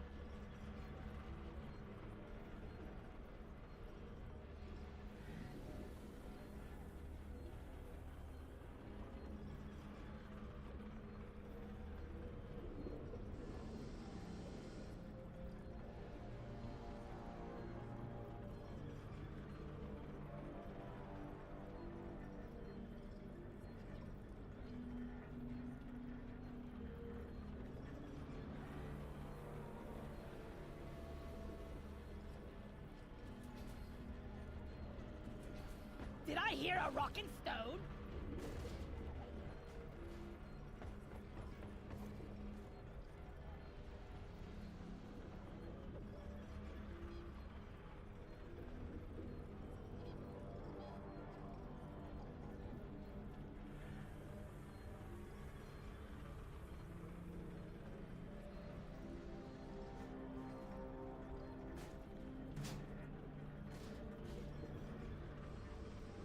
Please don't kick the barrels into the launch bay. Barrels and launch thrusters do not mix. Alright. Where'd Ron go? I just left to grab drinks real quick. Rock and roll. So I've got some more water, and I've got some juice. If you're rockin' stone, you're never alone.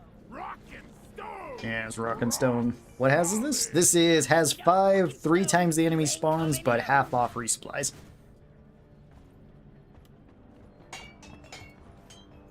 Can I already tell this will be a disaster? What do you mean? It's gonna be fantastic. It's gonna be amazing. Oh, and I already have my... I already have one of my favorite builds set up. I guess I'll just run this. Like that. Rock and stone. Hi Ron, what mods are you using now exactly? The mods that we have Swarm Control, I've got the DRG hub so that it enables swarm control. The alternative player UI, which is this one. I don't know if I have damage numbers turned on. If so, that's just numbers that you can see how much damage you're doing. 40 cost resupplies. Is there any other major ones? I don't remember because I can't check them when we're in here. I have to do it solo. So the usual ones that I have set up most of the time for this modded stuff. And I have the 16 player lobby enabled, so we can have up to 16 people in here if you would like to join. We can have 7 in the actual main area, and then we'll have another 9 available to join during the mission once the pod leaves. Thank you. Yeah, no problem.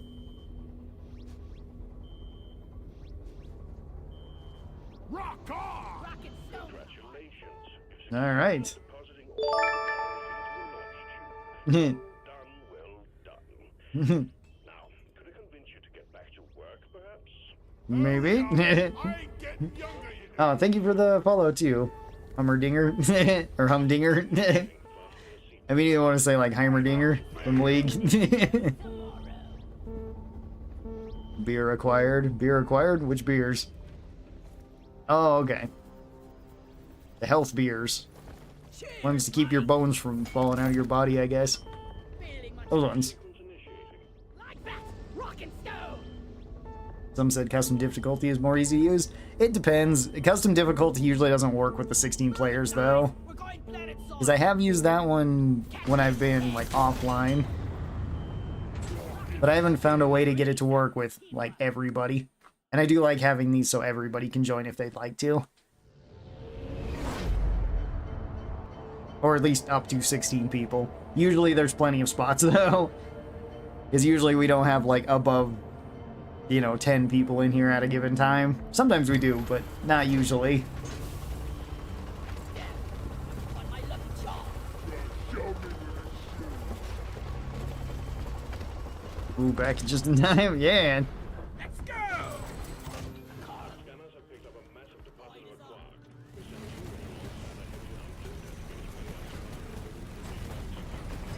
There is quite a few of them over there. Take them down. Oh yeah, gotta get my random bullets in too.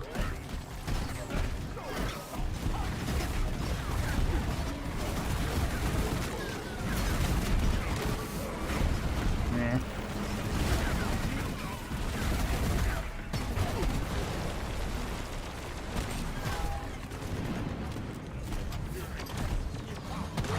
Yeah, take them down. Now.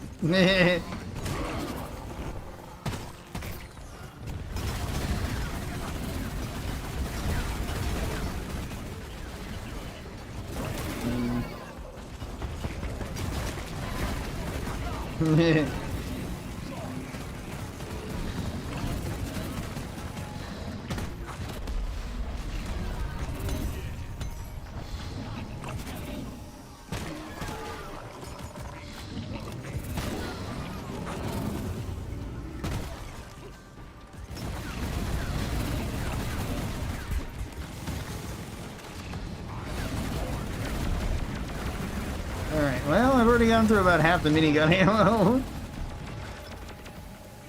Not quite half the revolver yet. Oh, I actually overheated it? Huh.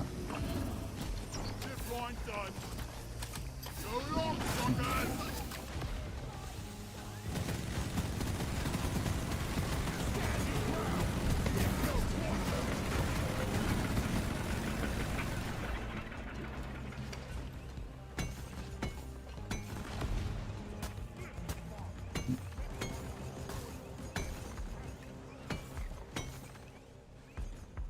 I don't know if I want to mine that last little piece. There we go. Inventory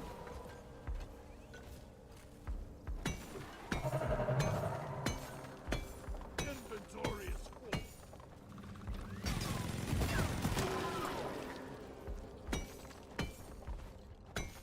I can't carry anymore. You know, Pearl. I gotta get more oxygen.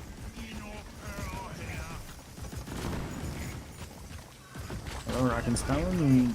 Bend your back to get your gold. Yes.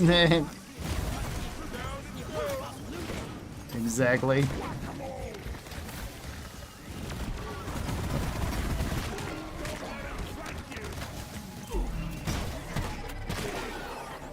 I got you.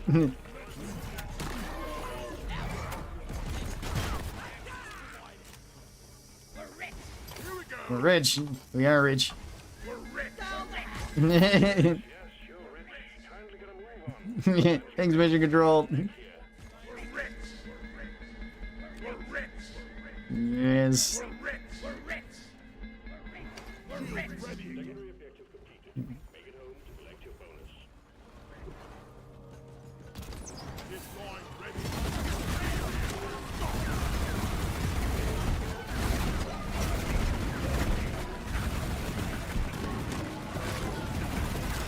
Alright. There's another swarm, alright. Alright.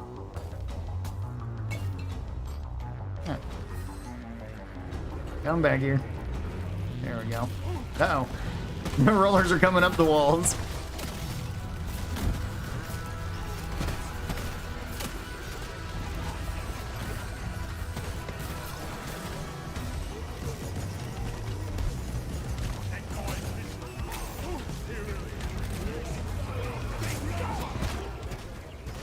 Yeah, detonator. What the? Oh no! That's bad. I don't know if I'm gonna be able to get up,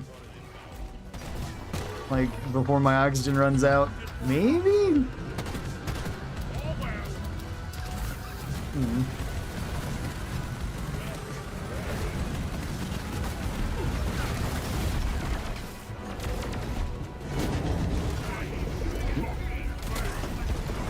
Alright. Snag some ammo. Alright. Oh,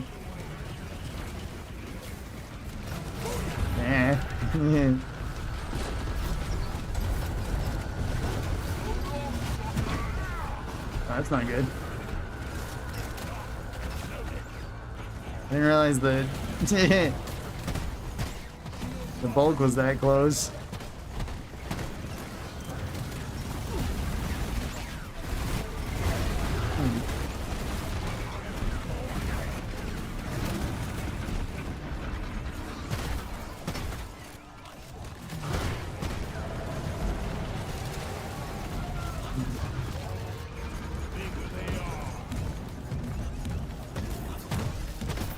Mushroom, mushroom. Yeah, spam the mushrooms in defiance.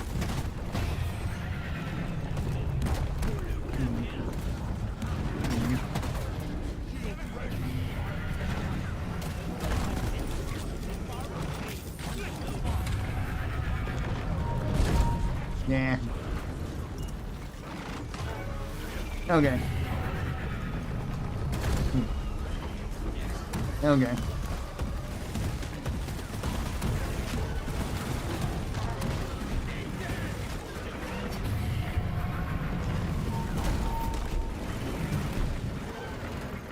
Okay.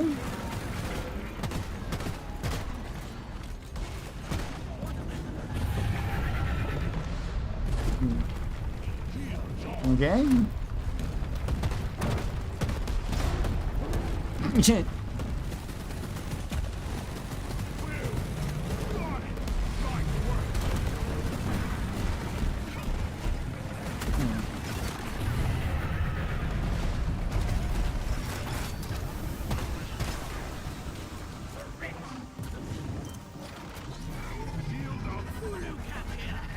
I got you.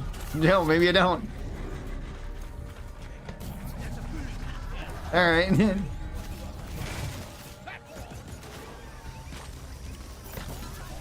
wondering if fighting bugs and moving dirt is the best way to make a living. I'm taking some of the ammo. Okay. Season 5 looks awesome. A lot of surprise quality of life stuff, but a small part of me is sad about the perks still. Yeah, I mean, that could still be changed in the future at some point. It's just probably not going to happen in Season 5.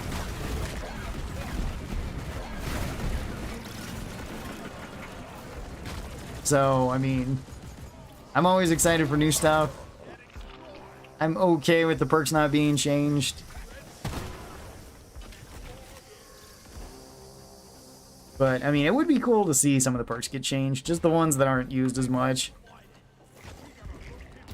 Because I feel like if you took, like, polls of what everybody uses on, like, Has 5, you'd probably see the same type of ones being picked a lot.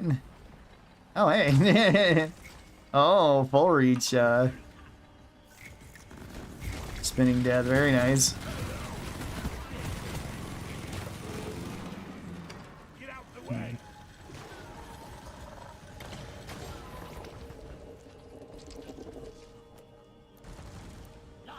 Like seeing maybe like strong arm being a little bit better, or friendly a little bit better, or something. Maybe, I don't know. Seems like friendly would be fine, but maybe friendly will get better with the new update.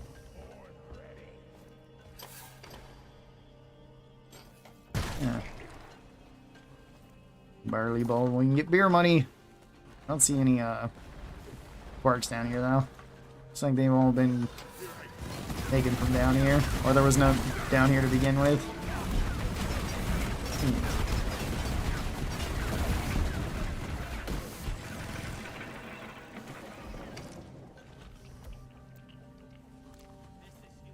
Oh yeah. Incoming. Fuck him if you got him.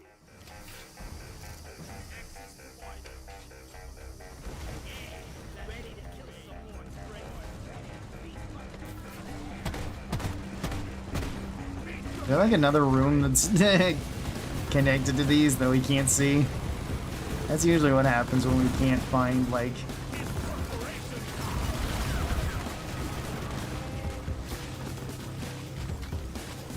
Nope. Sorry about that.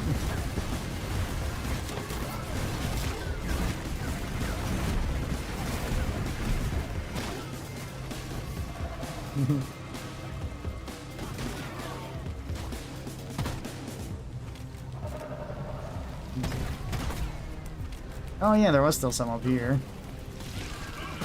At least from the last time I seen. And there's still at least one up here.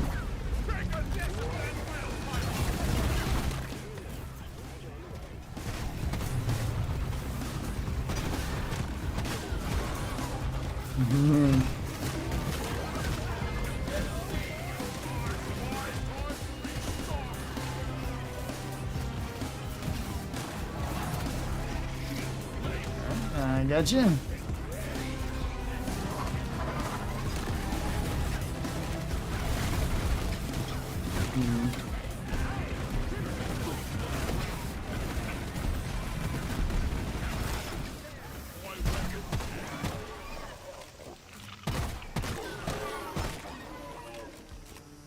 Getting more ammo. Alright. I think even the progression and implement of perks could use some love. The GUI alone seems dated compared to the new screens that we've seen. Yeah, that's true.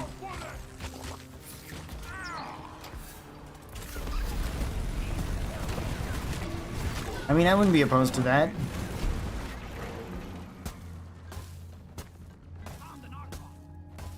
Yeah, let's get the Arquark. Oh. For rock and stone. There is goo in the sack. It's a goo sack. Alright, yeah, I'm ready whenever.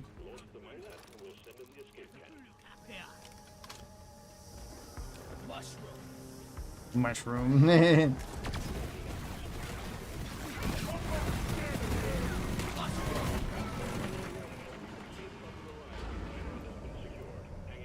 Rock and stone. Alright. Forever. And guess we're good to go. Watch it be up here though. I've got a sip on ready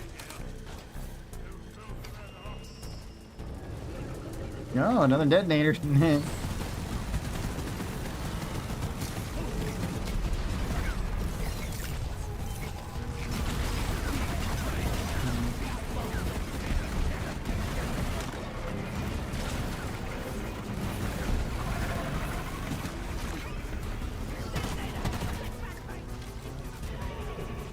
Is the detonator it?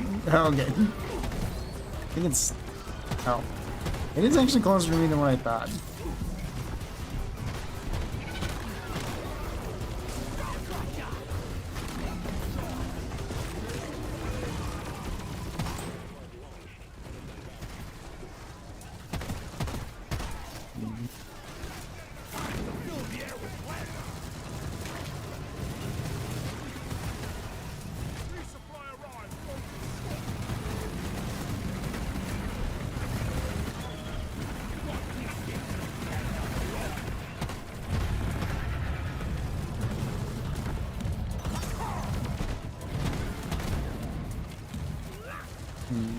Okay, I don't have a great way of dealing with the big things.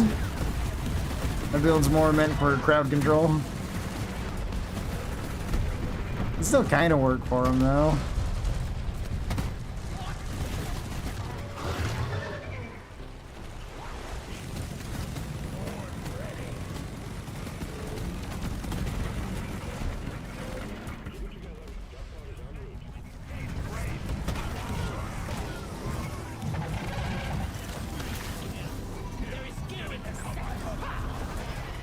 Alright.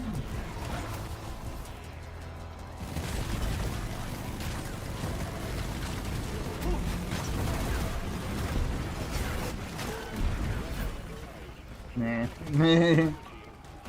Right, Jaws as well. Oh, we gotta go down, alright. Oh, somebody got abducted. Oh yeah, I guess I never killed that. Not like it would suddenly just die.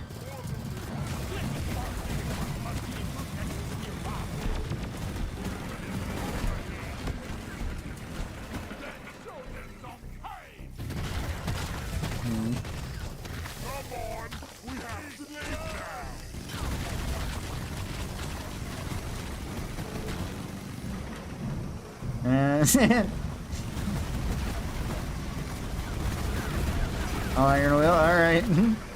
Oh, well.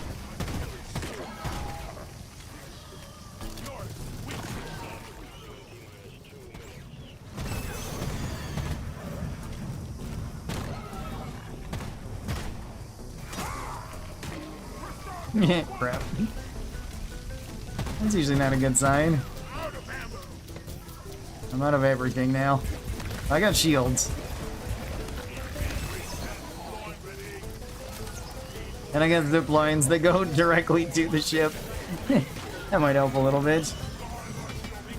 Oh no, I hate those balls. Like when your shield try to revive a teammate, roller. Screw your shield, I'm coming in. Yeah, exactly. Yeah, they're really the only ones that'll do that to you.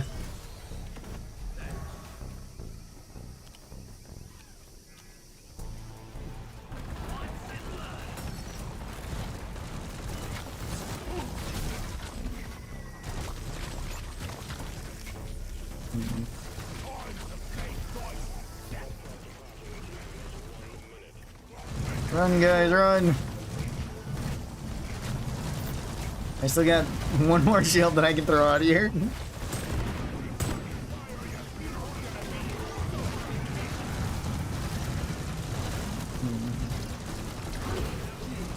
Oh yeah, spinning death would be really good here. Especially full reach spinning death.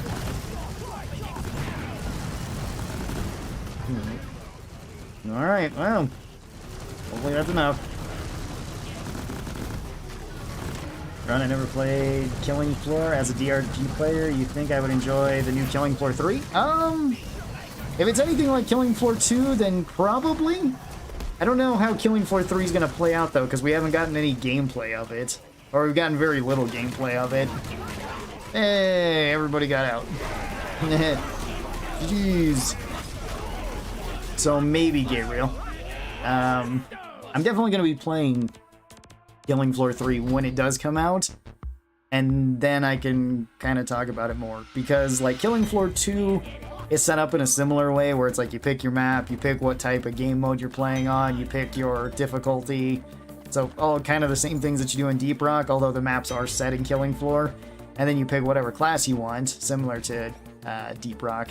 And then it's more like you can progress your weapons, you can get more weapons, you can upgrade your weapons, and you try to beat through all the waves until you get to the boss round, at least if you're playing the normal survival difficulty. Give me a rock and stone. Mushroom. We have 7, right? Yeah, 7. Alright, well, we currently have 7, so that's good. Bulu cap here. They ought to pay you more. Bulu cap here. You deserve it.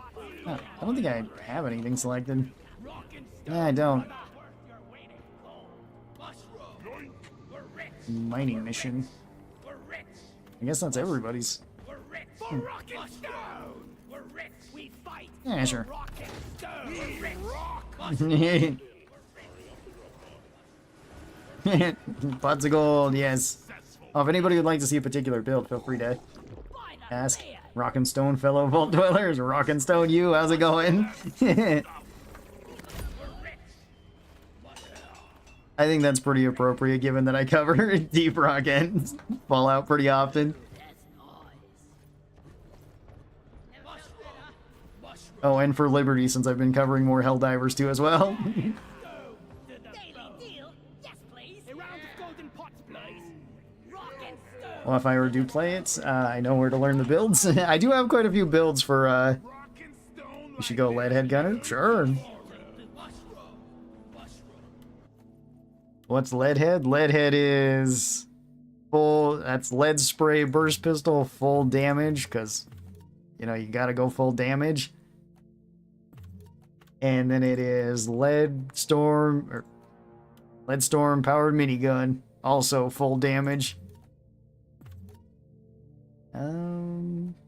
Yeah, I think like that. And then lead bursters is too. Then you got lead head gunner, lead storm, lead spray burst, and lead burst nade. Yep. You just have all the lead. Got the lead head gunner. It's really strong on like elimination missions. It can be strong until you run out of bullets on everything else. Lead poisoning gunner. Yeah, that's a good name for it too. But yeah, Killing Floor 2 was pretty easy to hop into and hop out of. It didn't have as good a balancing as like Deep Rock does, because there was a lot of like busted stuff and a lot of underpowered stuff in Killing Floor 2 for a long time. Some of it never got changed. Like, some of it was busted since release, and some of it was busted, like, much later once they buffed it, and some of it was just, like, it was underpowered on release and it was still underpowered.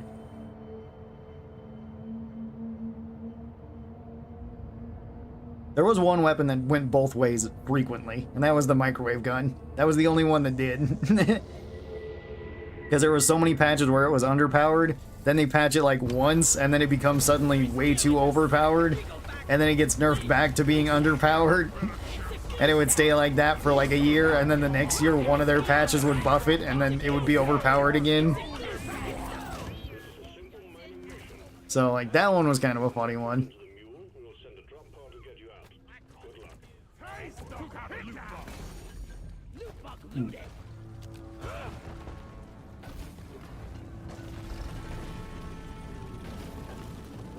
Yeah, and then there were some other ones that were like... Oh, whoop.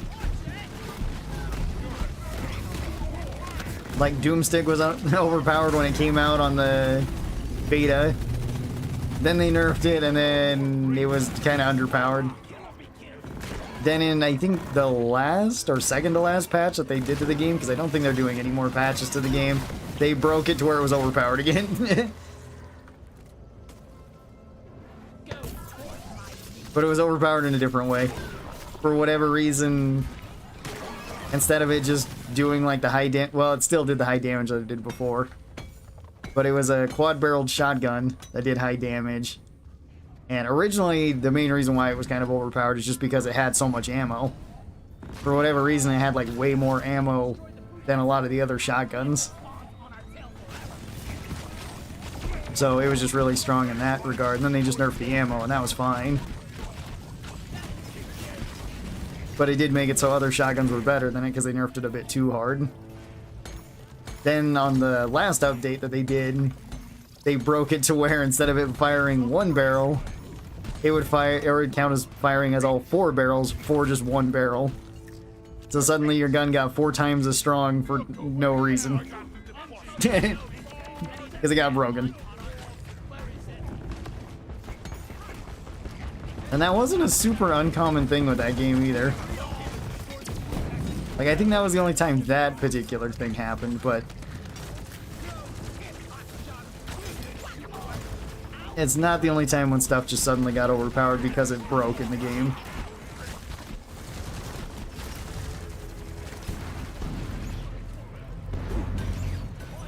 Or they just broke stuff and, like, didn't fix it because nobody was complaining about it for a while. It's kind of like when they were trying to do class rebalances.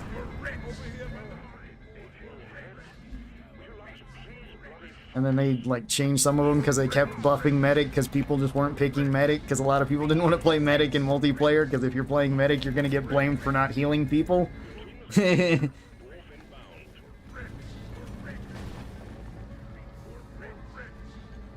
So it's like most people didn't play medic and then they just get buffing it and it's like medic just is like stupidly overpowered and was stupidly overpowered for the longest time.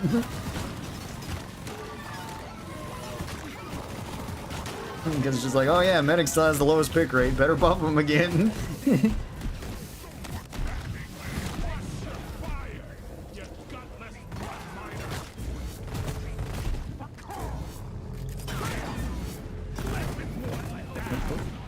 Sorry about that. Less bad when it's PvE only. That's true. That is very true. That doesn't matter as much. It still matters to some extent, because, like, some of the stuff they did was weird. Especially when they just made things feel worse. Or... another problem I had with the game was it seemed like the devs just didn't play the game. Or whoever was technically balancing it at the time just didn't play the game.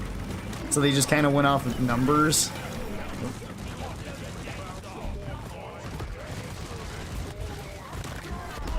And it's like, that doesn't really give you the best idea of what is and what isn't strong. Like, it would make sense to see things as potentially too strong because they get picked a lot, but sometimes it was just because it was nice to have or something. And then...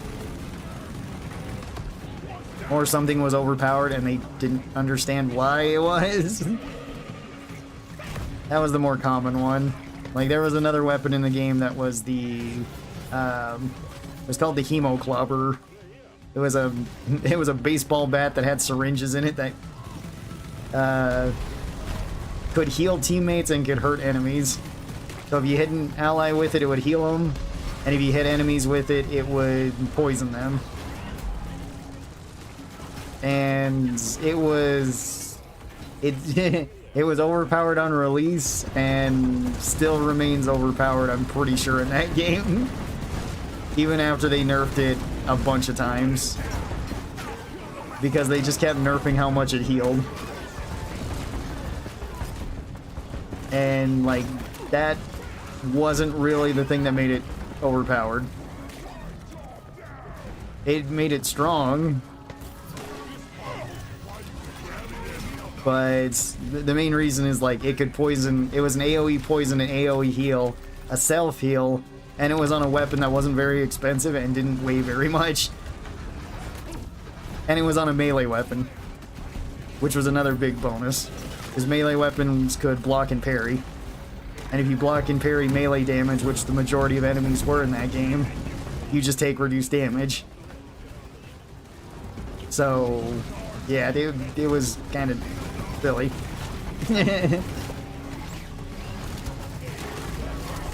was like, this is already basically a top tier weapon on Medic, on Berserker, on Survivalist, and one of the best off-perk weapons to take on anybody.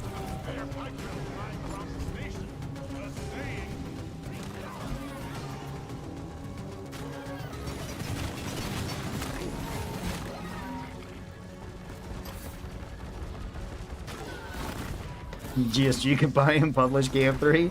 Well, I mean, it's already being, like, made by Tripwire, so at least it's confirmed that we're getting it, because that was another problem with Killing Floor. For the longest time, they were like, oh yeah, we're gonna be ending Killing Floor 2, and then it seems like, okay, so we're gonna get, like, Killing Floor 3 then?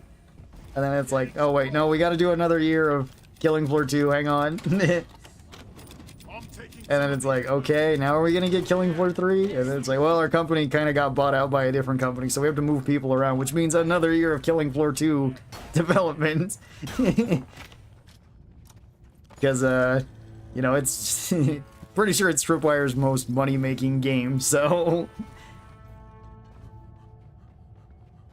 It's just like, okay, well, now we're getting, like, another thing. Hopefully Killing Floor 3 is good, though. I would really like it to be good. I put a lot of hours into Killing Floor 2. It's a very fun game. It was really fun to stream for the most part.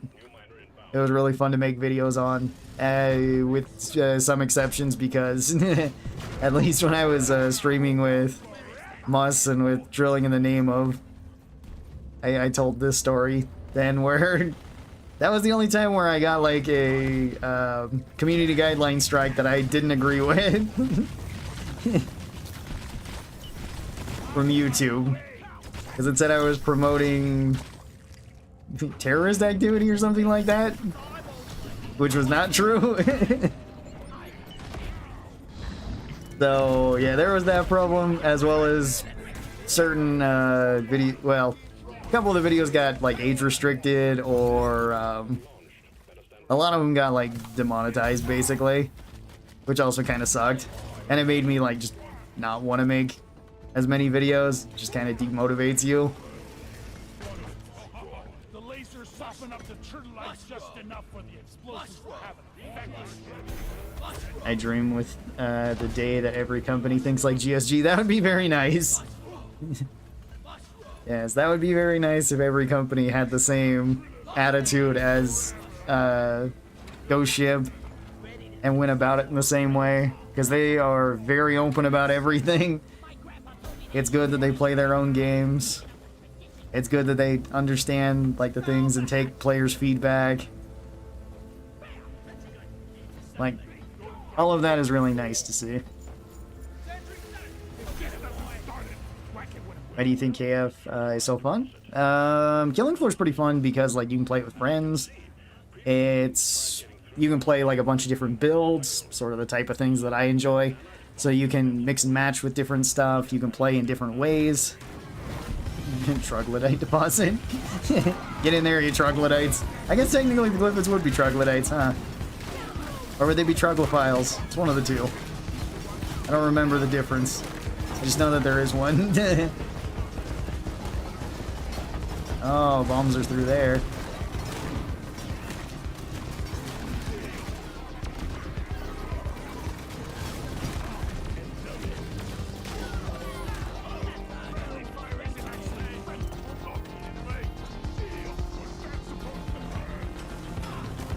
Ah, yes, there you go. Open it up a little bit more. Yeah, let's go.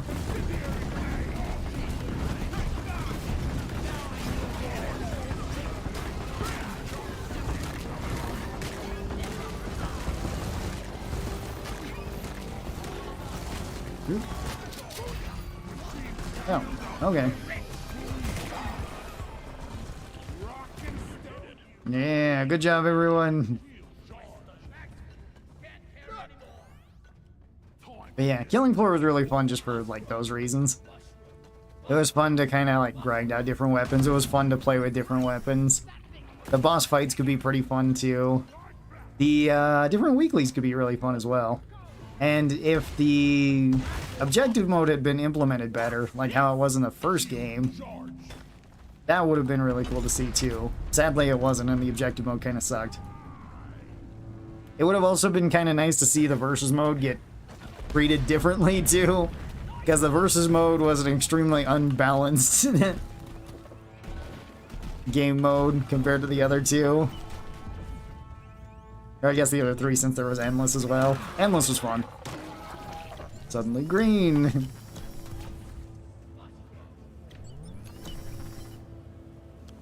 All right,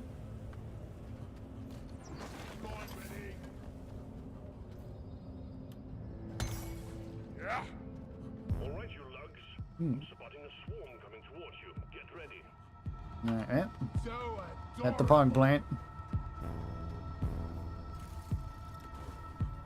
Yeah, there was a lot to it that was really fun. It was also fun to get your classes leveled up, in my opinion. I know that wasn't always the case for everybody and for every class. Because, like, I never maxed out Sharpshooter. I think that was the only class I never maxed out. I maxed out every other class. And that's just because I didn't find Sharpshooter very fun. Oh, well, they're despawning now.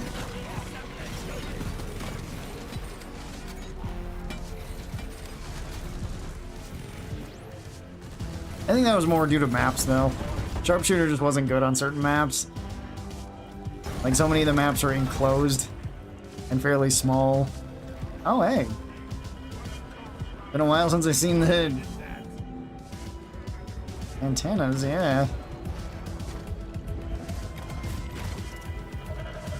And it's like Sharpshooter wanted to hit headshots and wanted to be at long range. And it's just like, there's not a whole lot of long range maps on there.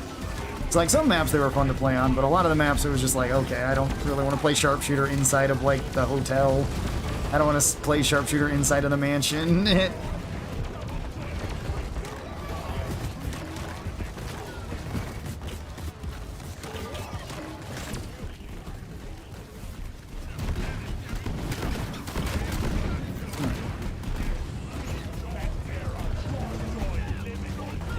The thing about DRG is that it's procedural map games.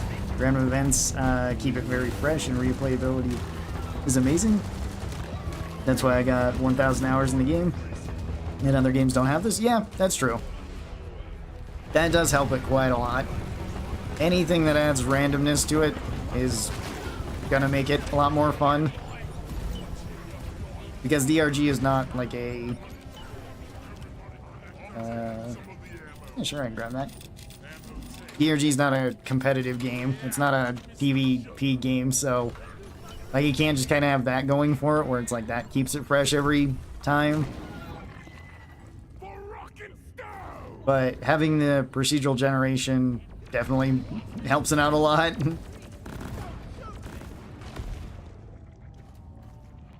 Having all the little different bonuses really helps it. Alright, well.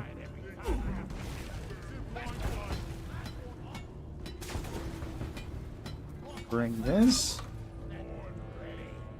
Let's try it. You triggered the rival comms router anti-tampering system. The only way to disarm it is to hack each antenna node while it back charges the router core.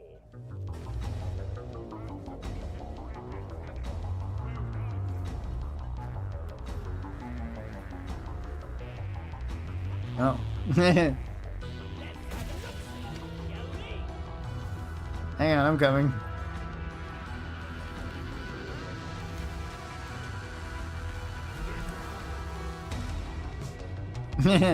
How far back you gotta go?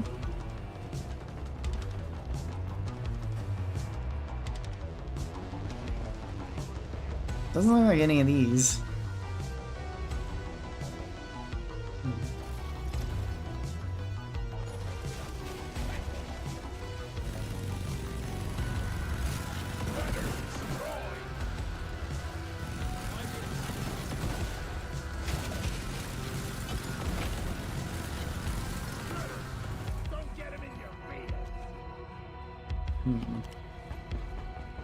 Another one on the way down.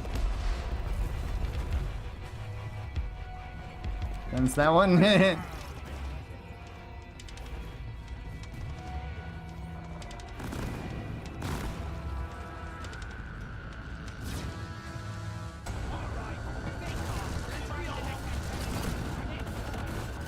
Dang.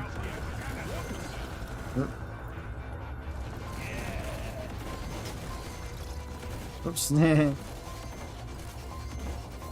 we go. Oh, that was the last one? Okay, cool.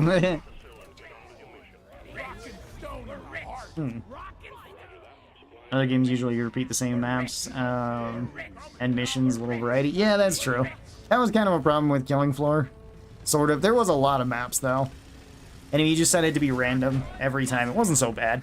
You didn't really get, like, the same maps every time then. There were certain maps that definitely were favored by the community, though.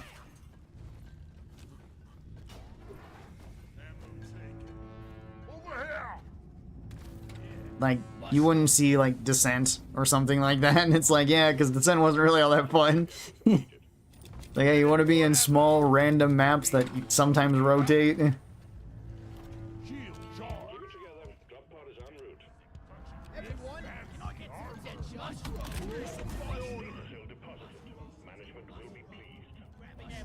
So, there were certain maps like that, but then it's like, if you wanted to play Nuked, or you wanted to play, like, Steam Fortress, or Did you know that a banana Spillway, and that a tomato is a fruit?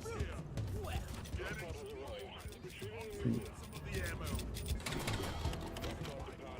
for Rogue Core, are the weapons from DRG returning? I don't know if I can say. Because I don't know if... Like, I'll preference it by saying I don't know fully what's gonna be in Rogue Core. Because we only got to see part of it. And,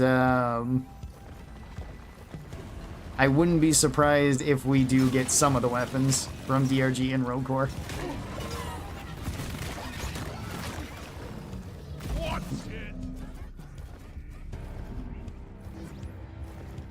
Hopefully that's vague enough, Hayes. Like, I would assume so, but maybe not.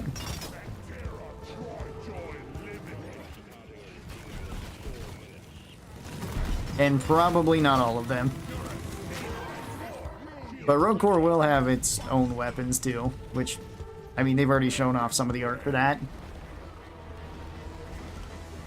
Which, those weapons were pretty cool too when we got to try them out. And especially the animations. Like, one of them has my favorite animation I think I've seen on any of the weapon inspect animations.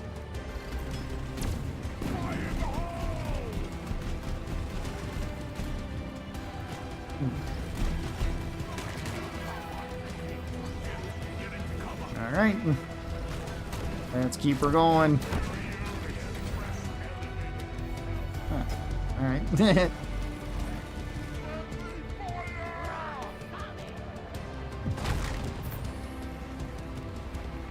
Hopefully there's more beer. Yeah, hopefully.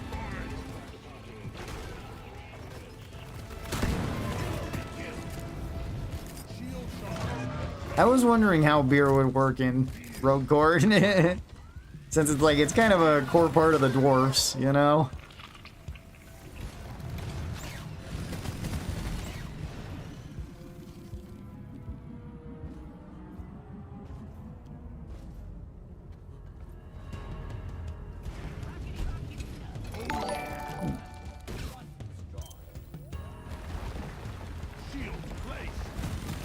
Might help a little bit. Oh, thank you very much. Oh, thanks for the subscribe. I think it's Joa? I couldn't be wrong about that. I probably am, but thank you. Do appreciate the subscribe. Thanks for all the subscribes, follows, likes, everything like that today, too, guys. Do appreciate it. Huh. It's actually pretty level for those explosions.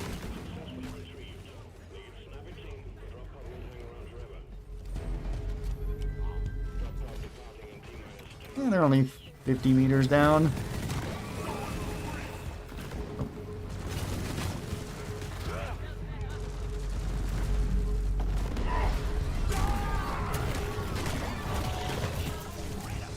Hmm.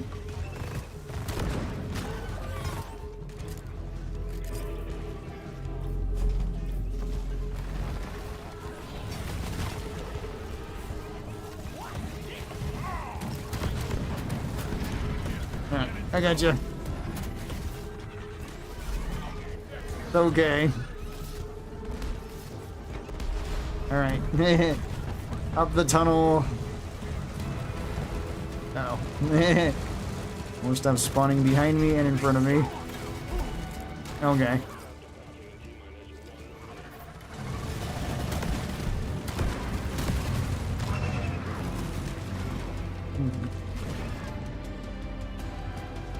Oh, I'm out of shields.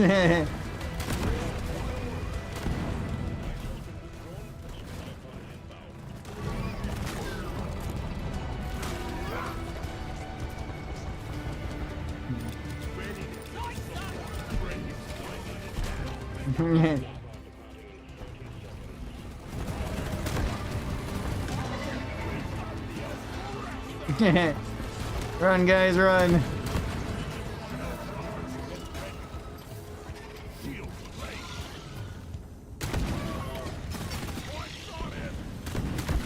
No, 10 seconds. Oh,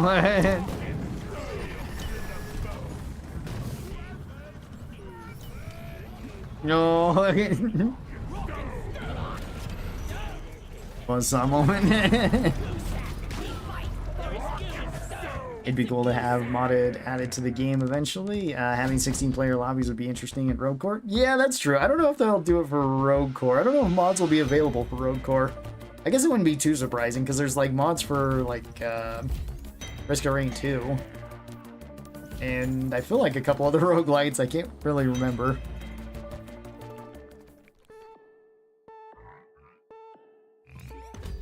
Like maybe there's a couple of them.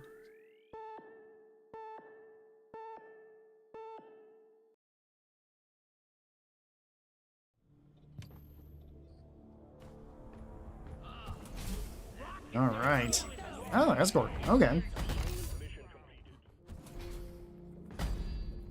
Escort does sound like fun. Oh, long Escort with Mineral Mania even.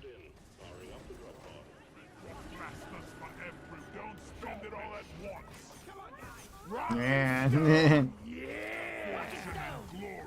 gets old. This is for you, Lloyd. All right. And again, if anybody would have any build requests, feel free to ask. I'm up for playing just about anything with any of the characters. We don't need to be playing Gunner. If you'd like to see stuff with Scout or Ingy or Driller or whatever, feel free to ask too. Or if you have any other questions, whether it be about Deep Rock or myself or anything. Yeah, whatever it might be. I do have a question though. I guess myself. That's, I don't know, well, kind of more like I'd want an answer. I put up a poll the other day for, like, Fallout. And for anybody that's interested in Fallout, I had it be, which would you rather be turned into, a robot, a ghoul, or a super mutant in that world? And for some reason that had like a 60-something% vote rate towards ghoul. So any ideas as to why anybody picked that one, or in particular? Games, guys? Jeez. Hey, Oliver. Thanks for playing. Come on, guys. Rock and stone. I had a credit for it. It's a goose. There is We goo in fight the sack. for rock It's a and goose. stone.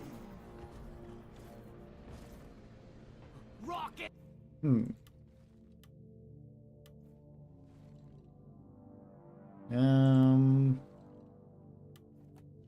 Maybe I'll do Driller. Up and raring to go. This is a pretty fun build. I want to be like Raoul. Is that the reason why people picked Ghoul the most? It's like, maybe I shouldn't have used a picture of Cooper on there. Maybe I should have picked a different Ghoul. It was like in the show, we didn't really get to see very many robots besides like Mr. Handy Bots. But I was thinking more like the There is goo in the sack. Robo Brains, since that's There's a voodoo cap here. Found a voodoo cap here. Found a voodoo cap. Voodoo cap May your here. beards be thick and yeah, your Sludge. clothes Feel free to bring whatever. Leave no thought behind. I was like, maybe people were thinking specifically Cooper. Would you rather be Cooper or a mutant or a Robo Brain? So I was like, maybe that'd be different if it wasn't that. I was just really surprised by that one. I was like, really? I figured this would be a lot closer. We fight for rock and stone. Or I figured, like, the other two would honestly get more votes than that. Rock and stone. Found a voodoo cap. The beer Yeah, sure. Why not? Time we call for it. This Let's go. so much easier. And if anybody would like to join, feel free to. This is 16-player lobbies.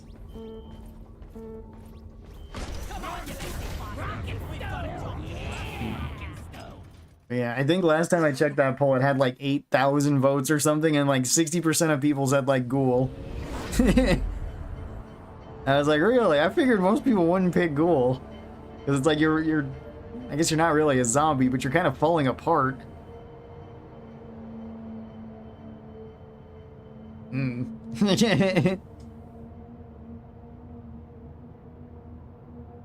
Just wasn't the result I was expecting, that's all.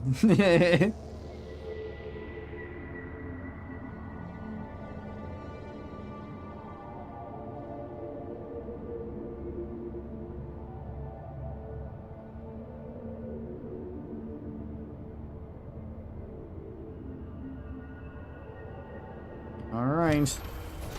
In we go.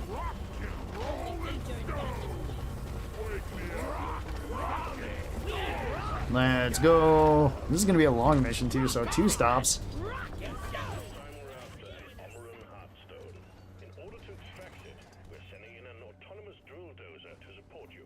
The drill dozer will automatically home in on the hardstone, so your job will be to escort it and keep it running. Oh, landing right on top of me. Awesome. Stand clear of the landing zone, team. Drill dozer coming in.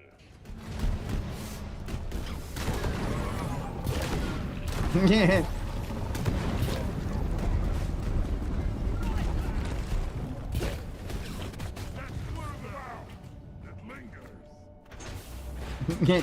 Oh, did you get hit by it? Ow. Yeah, that could happen.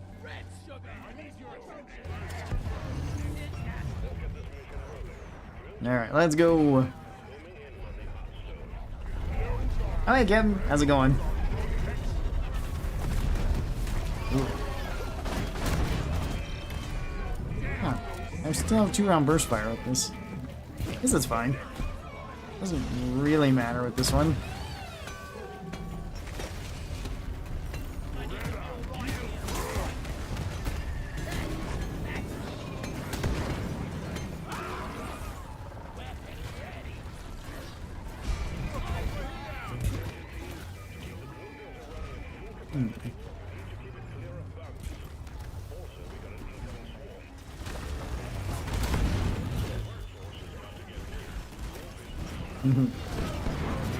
Oh. Oh, found a leech. Found 2 leeches even. Ow.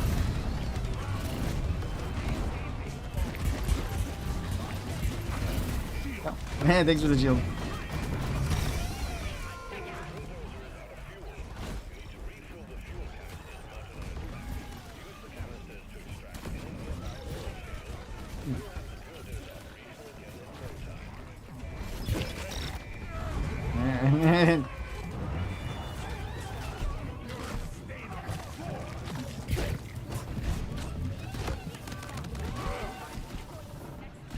Alright, more red sugar over there. I can use that.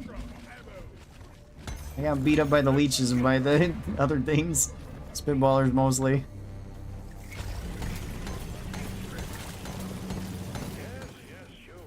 Hooray, we're rich.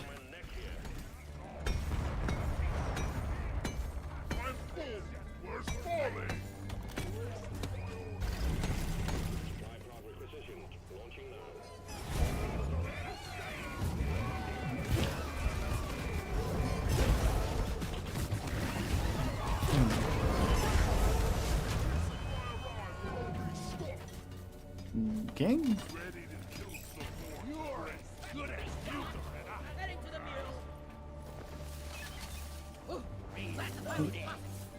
Walton Goggins makes me want to be a ghoul. It says a lot about his acting. There you go.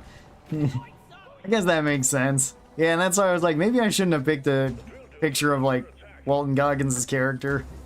Maybe I should have just picked, like, a ghoul.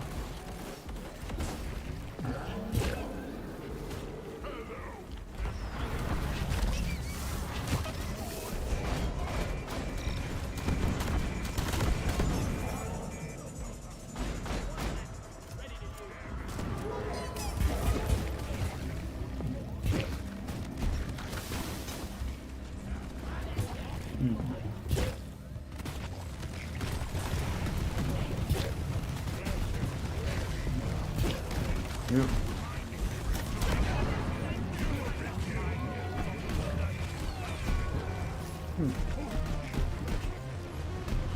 What's this game about? This game is about dwarfs and doing dwarf things.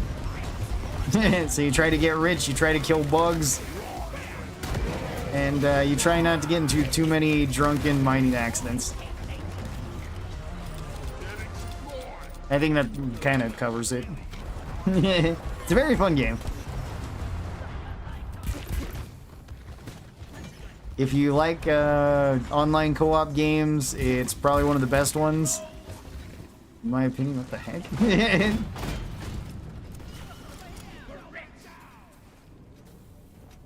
Especially one that's still getting quite a few updates and getting quite a few extra things. Like this one, we just got all the news today about the new update that's going to be coming out in 2 months.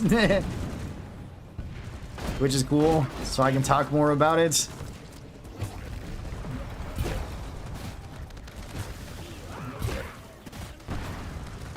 And then it also takes place at least in the same world as some of the other games too, since there is at least, well, currently one more Deep Rock game, but there's going to be another one. ERG is goated? I agree.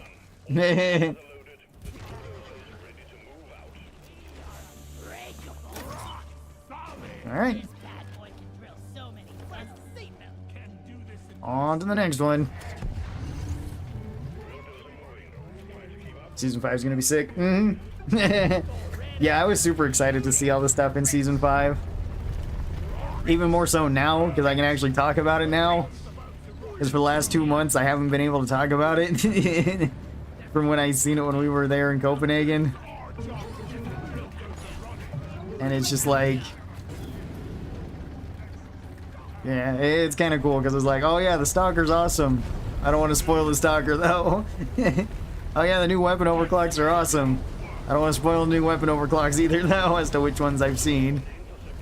And which, I mean, I had seen the flamethrower one. I haven't seen the other one that I've seen on there, though. The other one is also a driller weapon. But I guess the flamethrower so far has been the only one that's been revealed. And it was cool to see what the other ones were that they picked, since they were all on like a spreadsheet of potential overclocks.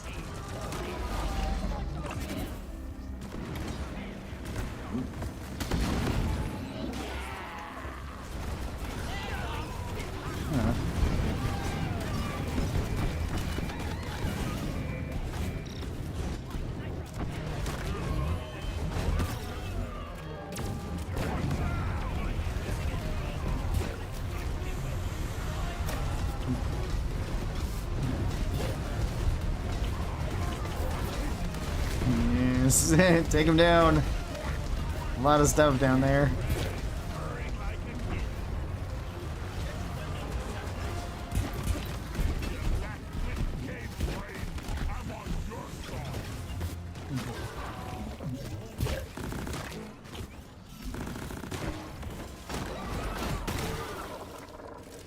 No, we're on ice. Yeah, okay. Maybe that wasn't the best play. It's okay.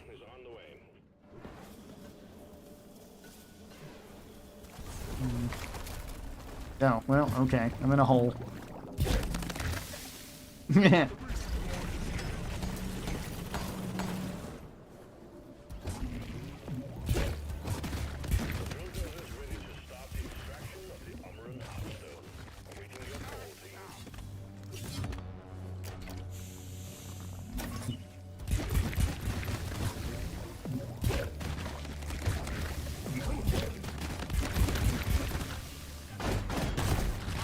There we go.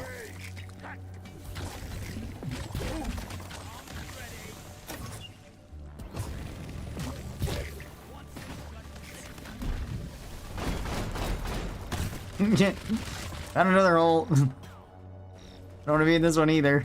There we go.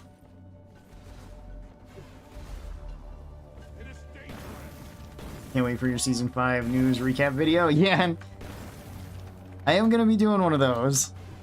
Probably from the things here. That'll probably be out, like, tomorrow, I think. Because, yeah, the video that went out today, or at least, hopefully went out today. I should probably check that. If not, I can release it right after the stream.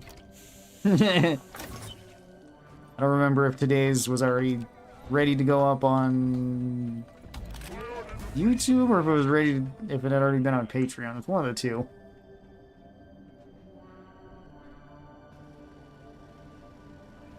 And yeah, like, the new changes are pretty awesome. I'm looking forward to a lot of the stuff. Some of the things, like, I've been wanting to talk about for a while. Like I said earlier in this stream, like at the start of it, when I was like, I wanted to do a speculation video on, like, the enemies, the overclocks, the stuff like that. You know, when there was the announcement, and once we did that live stream in Denmark. But then, like...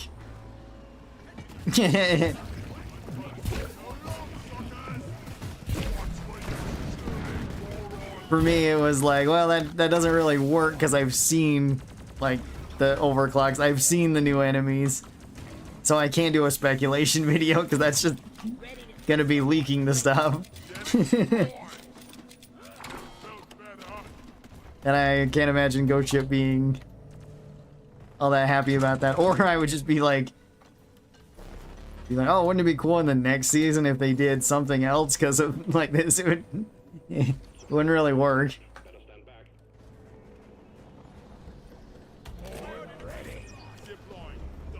Yeah. Yeah, I'm really glad to see all the stuff that was announced.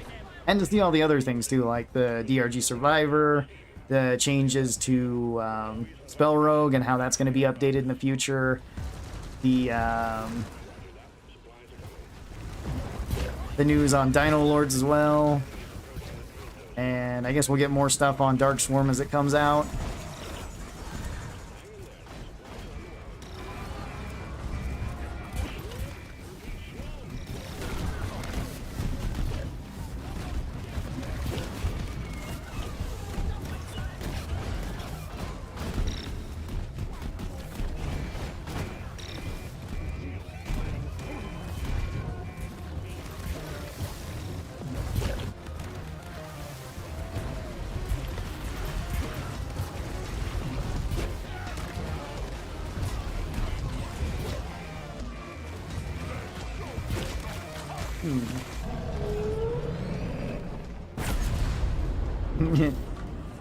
Okay.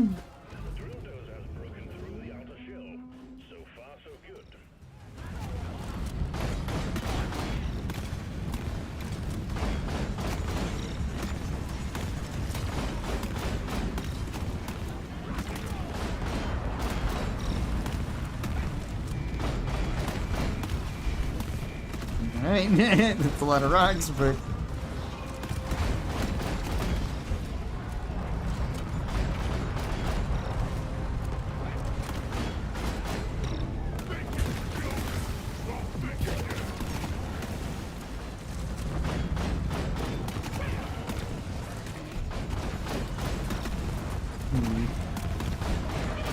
I don't think any of them hit Dottie so far, though. Alright, well, threw all of my ammo there.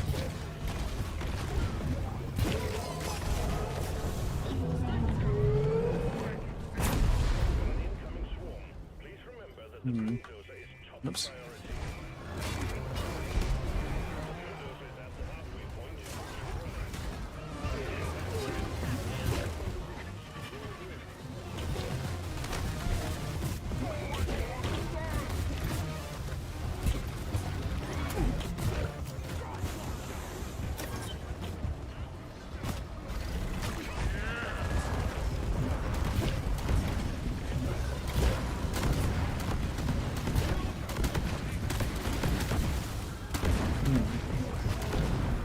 Nope, sorry about that.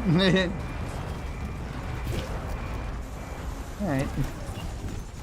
Yeah, I'm curious. I'm assuming this is the section that's going to be changed in the next update, too.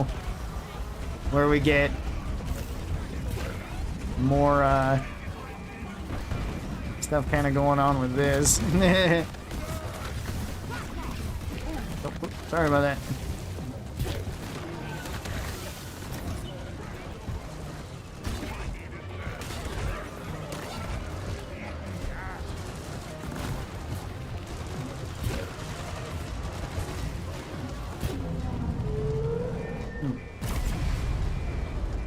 Yeah, super excited for season 5 of DRG. One of the best games, hands down. Yeah, I agree. Oh.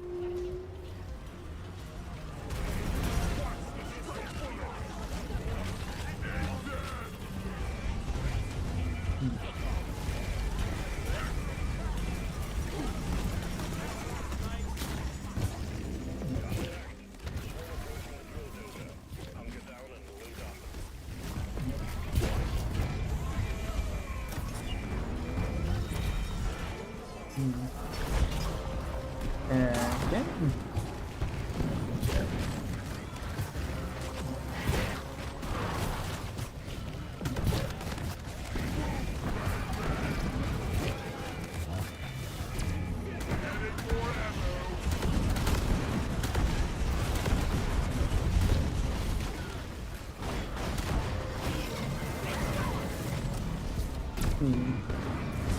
A lot more stuff over here.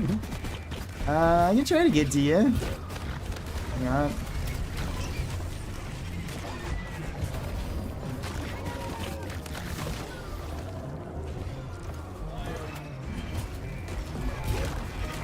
Oh, sorry. There we go. I'd love to see more games like Helldivers, DRG, Vermintide, Left 4 Dead come out. Such a cool format. Yeah, I agree. Those games are super fun, and I have a lot of hours in each of those games. Like, they're definitely my style of games.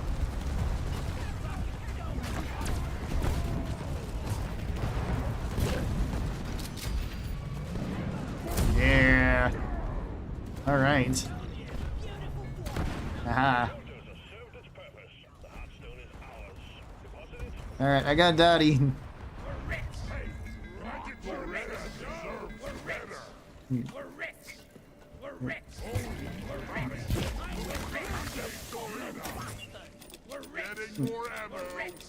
Don't really understand the new cave generation system. What's wrong with the cave generation system now? Well, it's the same cave generation system. It's just there's more different caves now. Cave generation will add more variety to each mission, not that there's anything wrong. Yeah. Yeah, it's just more different cave variants than what we have already.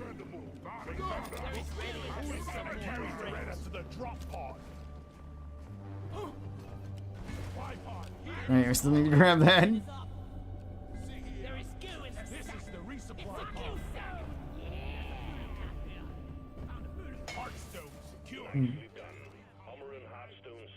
We're rich, we're rich. Right, man, for me, DRG and Helldivers are what live service and co-op games should try to be. I've not played Vermintide, but I'm interested in it. Vermintide 2 is really fun. It's pretty good, but it's had some issues. The one major issue that Vermintide 2 had was the Winds of Magic DLC. That DLC in particular was not the greatest.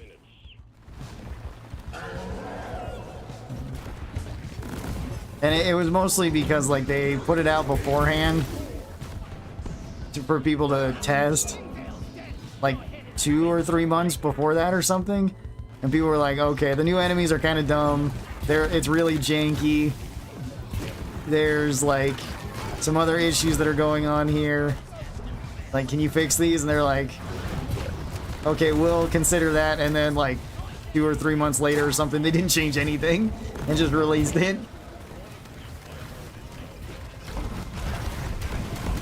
And it's like, well, now it's kind of like, on the higher difficulties, it's pretty much unplayable if you get the new enemies. Because they're so much stronger than the other enemies, and they don't fight the same way as anything else in the game.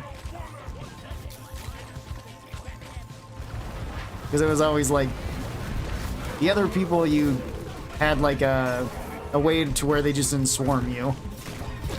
But the new enemies just swarmed you. So, and they could reach past each other. So you couldn't see like hits incoming. Like, there was a lot of problems with that. But the rest of Vermintide was really good. I guess some people had some problem with like the weapon DLCs as well. You know, whenever there's like weapon DLCs and say like it's, you know, like pay to win. And it's like, not really. But at the same time, I understand not wanting to buy these and maybe wanting to try out the weapons, so I kind of get it.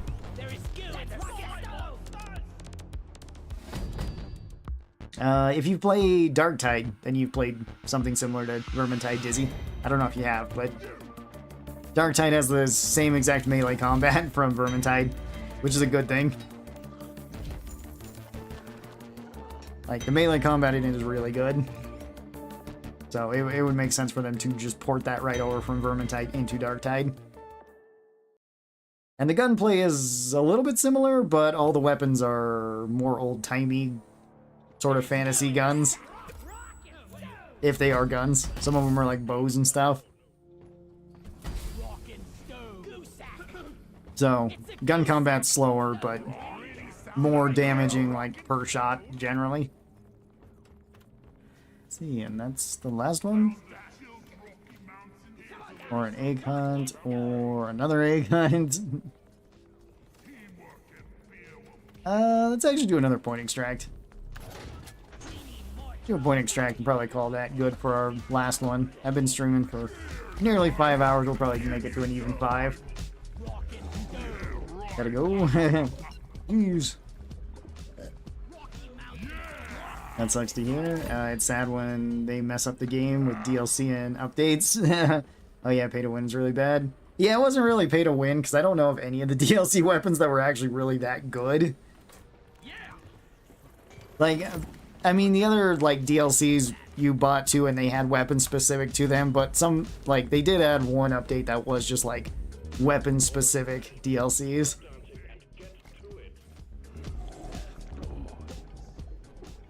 So I was like, that was the one people mostly took a problem with. And let's switch over to Scout.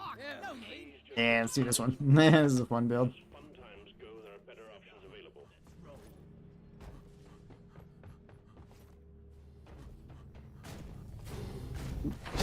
Aha! I got the barrel and myself in the hoop. I'll just stick with Darktide because I do like that game. Yeah, like Darktide has the same melee combat as Vermintide. So if you get used to that, you'll get used to the other. It's just it's more melee focused because there's not as many guns. And like some of the guns are like a single shot rifle. Where it's like, it's pretty devastating, but then you have to go through the reload animation, which is very fast for a single shot gun like that, but a lot slower than like Darktide where you can reload multiple shots at the same time. Friendly fire is also a lot worse in Vermintide than in Darktide. It's like you get shot in the back of the head in Darktide and you're fine. Doesn't matter what hit you. Even like the bolter hitting you in the back of the head, it's fine. If you get hit in the if you get hit in the back of the head by like half the Vermintide stuff, it hurts a lot.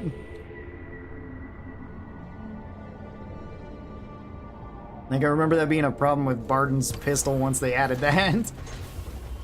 And they basically gave him a revolver that you could like fan. And if somebody walked in front of you, you might just kill them with like fanning it. There is skill in the set ready.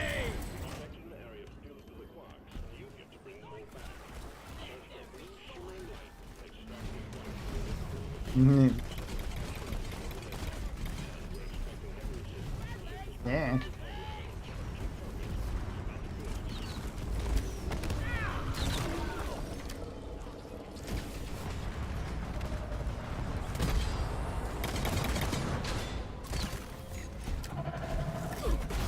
Oh god, I have cheese. Okay.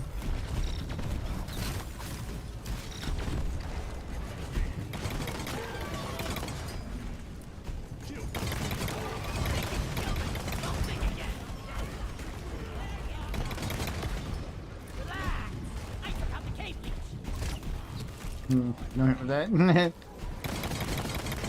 Not rolling so much now, are ya?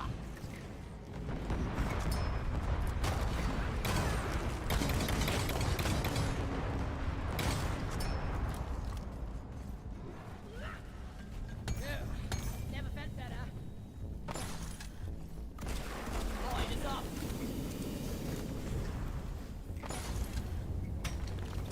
Oh yeah, Rocky Mountain. Gotta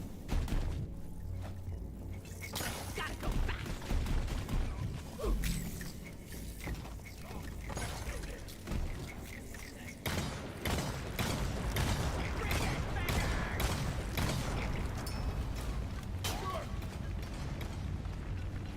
No, roller. Oh, I hate everything ball shaped. Yeah. I was born ready. Zip lines on, shields ready. Much better.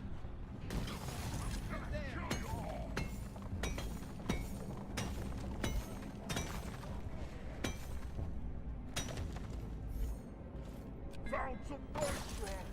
Yeah, there's more nitro than other direction. Oh, we only need 7 quarks this time. Huh. Oh, there we go. Figured I might fall off of this. It's not though. Awesome. Max full. Can't carry anymore. Oh. And also we're rich. Point, please. Oh, We're rich. We're rich. sorry.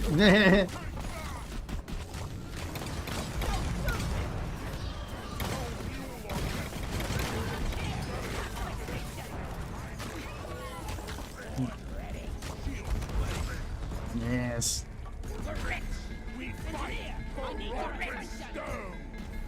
Come on, mission control. Say the voice line.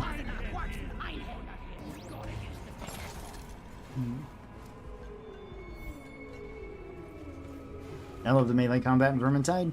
We need another medieval themed game like DRG or Helldivers. That could be cool.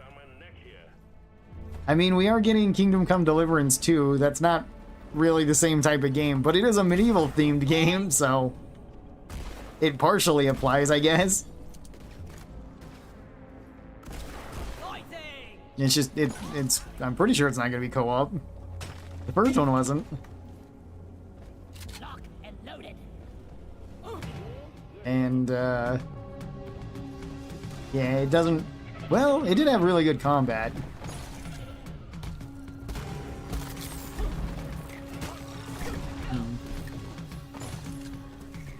It had some pretty satisfying melee combat since they tried to make it as realistic as they could.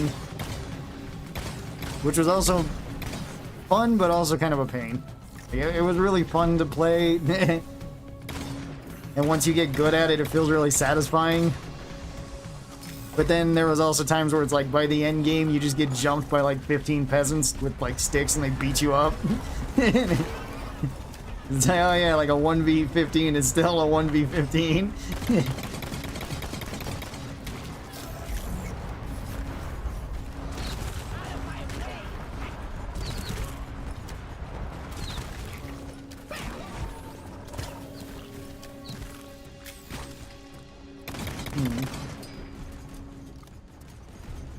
I'll just have to grab Vermintide 2 on sale because it doesn't tickle my interest, and if I don't like it, at least I tried. Yeah, it's usually on sale for like $5 at a time. At least I think it goes on sale for like $5.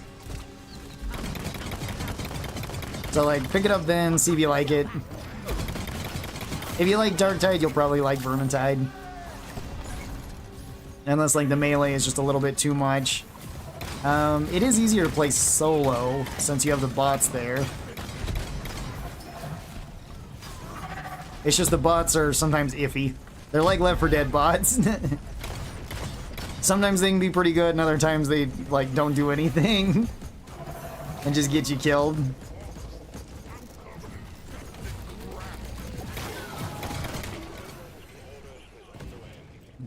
Spewing disgusting mush all over the place. Whoops. Oh.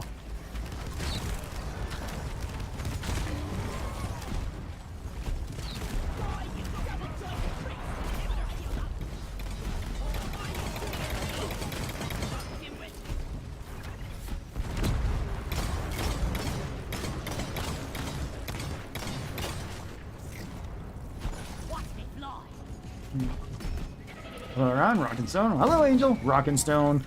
What about Season 5? Oh, the new dev stream just came out. Well, not just came out, it came out like, I think it was like 6 a.m. my time or something, so I sort of missed it. But I at least got the screenshots from it, and we were able to talk about it a little bit at the start of this stream. I can at least go over the screenshots afterward, and we can just do like a very quick recap after this mission. But yeah, all the new stuff for Season 5, so, well, maybe not all of it. Most of the stuff for Season 5. The stuff I haven't been able to talk about for the last 2 months.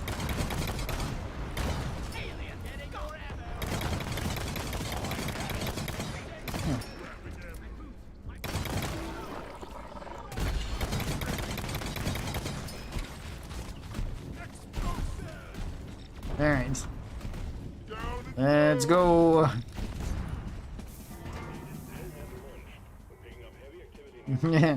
Go, driller, go to the heavens with you. Or at least back up to the surface. Maybe not the heavens.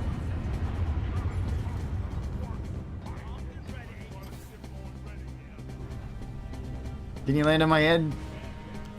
Oh, nice.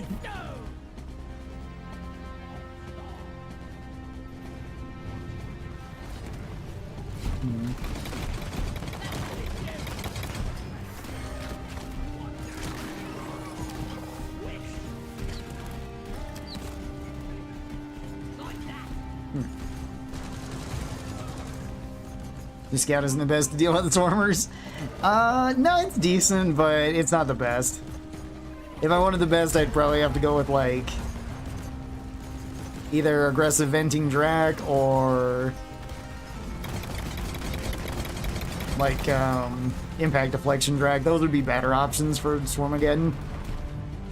Or like fire or ice crossbow would also be better. It's like this can kill 3, but 3 isn't really that many. At least not when it comes to swarmers.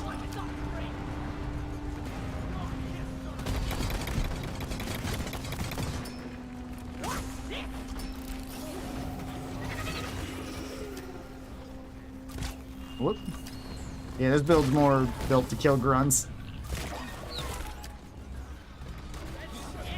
And to just sort of spam down stuff.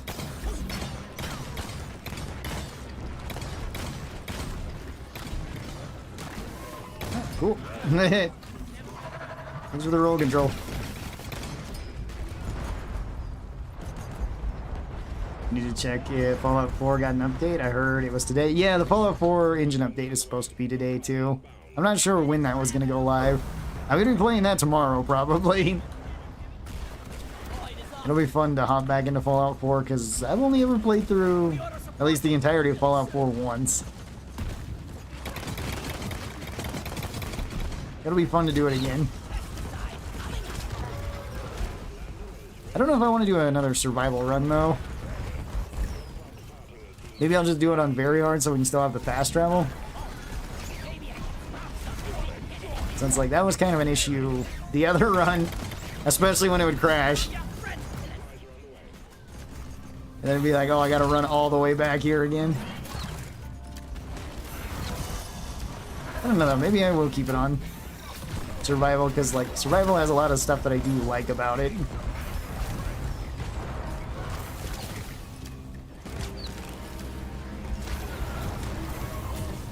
I kind of wish it was just more like the hardcore of New Vegas.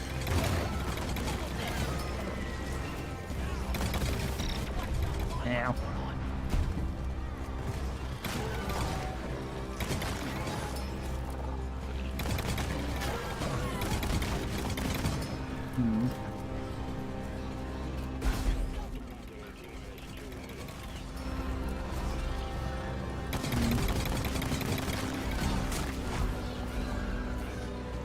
That direction. Alright, cool. I could not see it.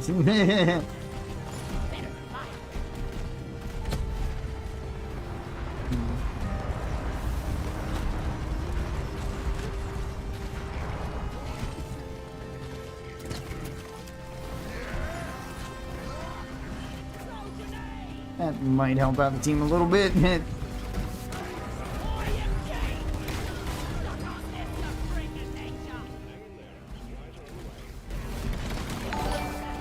Sorry, Angie. Slowing down traffic.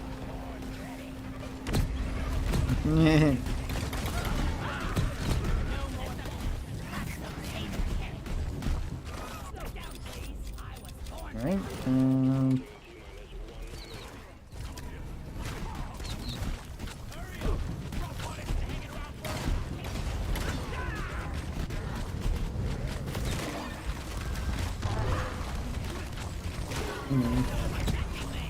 yes, alright. Join the Institute with low intelligence. Of course.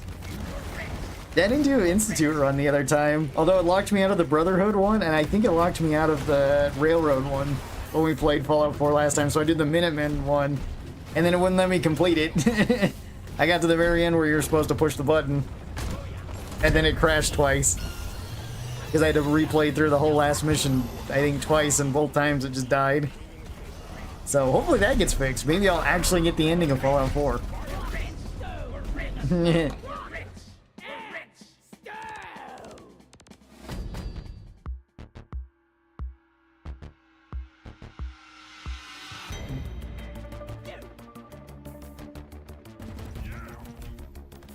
Alright, cool.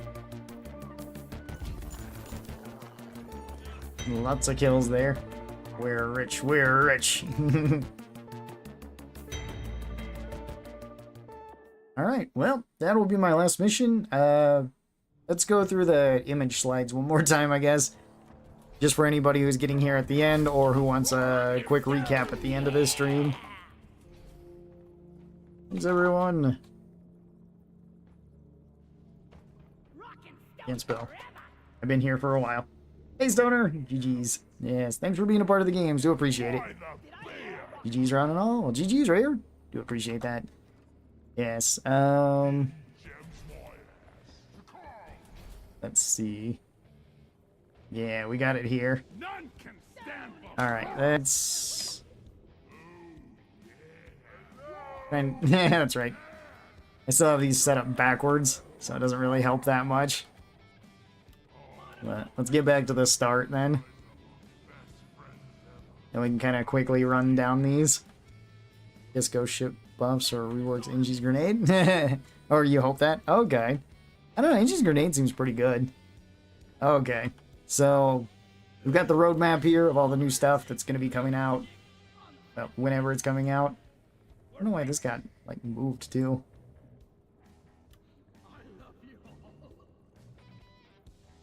There we go.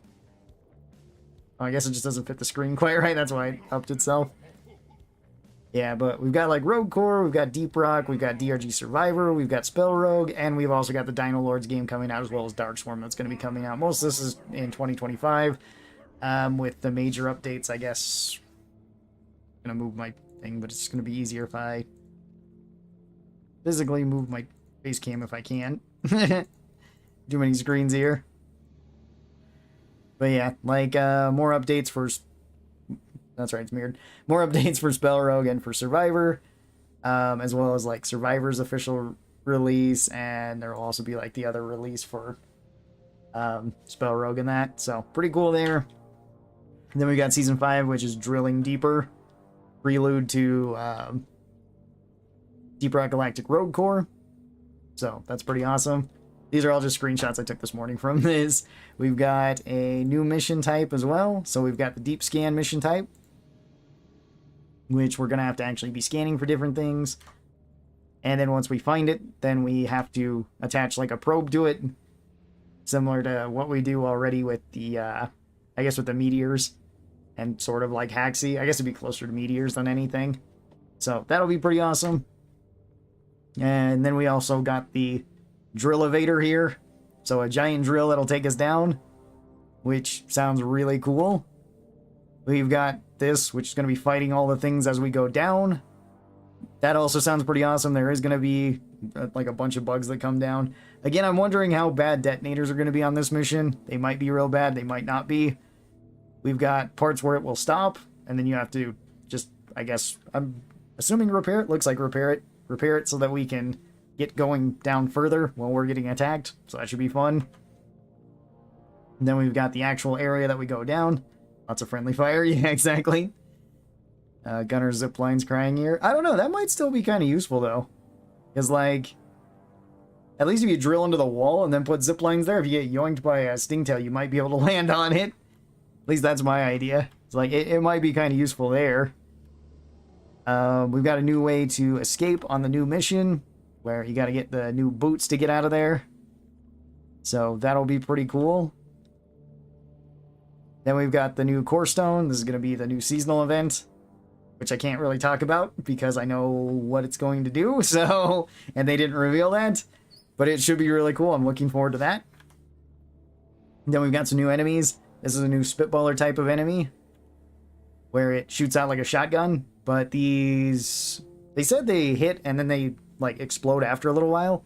So I'm gonna assume it's something like the Caretaker's explosives when they throw them out there. Could be wrong about that. Whoops. That's right. I set this up backwards, so. Well, I didn't set it up backwards. I put up the images backwards. We've got the wall sucker dude. So we've got the Scalebramble. You gotta pop these that are behind my head. This one. Then he'll open up and you can do damage to him. These are gonna be spread out further though. Definitely looks like the wall guys from Dead Space. Cool if they added something for the miners that get left behind. Yeah, that'd be cool. We've got the new Stalker. He's in the middle there. This is the one that I thought looked the coolest when we seen him. And hopefully they show us an uncloaked version, because the uncloaked version looks awesome of the Stalker. At least in my opinion. I think it's my favorite looking Glyphid. But, you know, we can only see parts of him sort of here. So he'll show up, he can zap you with electricity. He'll disable your shields for so long and still be hitting you and slowing you down and stuff, so he might be pretty scary. They said he's not going to be in crowds, but I imagine he could still spawn and then crowds could spawn, like from an egg or something, so he might be real scary then. Then we've got the 12 new overclocks that are coming out, where we've got the pump action for the Warthog. This one sounds really good. Sounds like it's going to be really nice. One more blow through, huge increase in damage, slightly less, or I guess reduced magazine size and ammo capacity, and increased base spread. Sounds really strong to me. This is one that I didn't get to see. This, like I said, this one was one, at least with the +1 blow through, as suggested by Lazy Maybe. And it seems like that has been added to this, so that's pretty cool. Because I think before it was just a huge increase in damage, and then the other two. This was one that we seen on the spreadsheets that was suggested, and it seems like it's going into action for the Warthog, which is pretty awesome. We've got the mortar rounds. These ones sound awesome. Where you get to turn the autocannon into a mortar firing gun. I don't know how strong this is going to be, but it's probably going to be really fun. So mortar projectiles significantly boost the AoE, slower rate of fire, and significantly less damage, or less ammo. I can't read right now or speak. It says it there though. Then we've got Inferno for the flamethrower. This is the one that I seen when I was there. So this is, you dump the entire tank of flamethrower fuel and you light it all on fire. Creates a big AoE of fire. It should make it so sticky flames are probably pretty good with this, and it's pretty good for area denial, I would hope. So that's pretty awesome. Hope they give us more loadout slots for the overclocks. I guess so. I don't really use mine. I just switch back and forth on just the one, since I switch between them so often. And then we've got the Marked for Death for the M1000. Focus shots mark things, and then you do more damage. Everybody does more damage towards that target. It's like an IFG. Could probably stack with IFGs, that'd be pretty strong. You just stack all your damage onto something, or you freeze it. Then you smack it with something heavy hitting like hyper propellant. And you can probably kill stuff super, super fast. We've got the new performance pass stuff, so that's really cool. New cosmetics.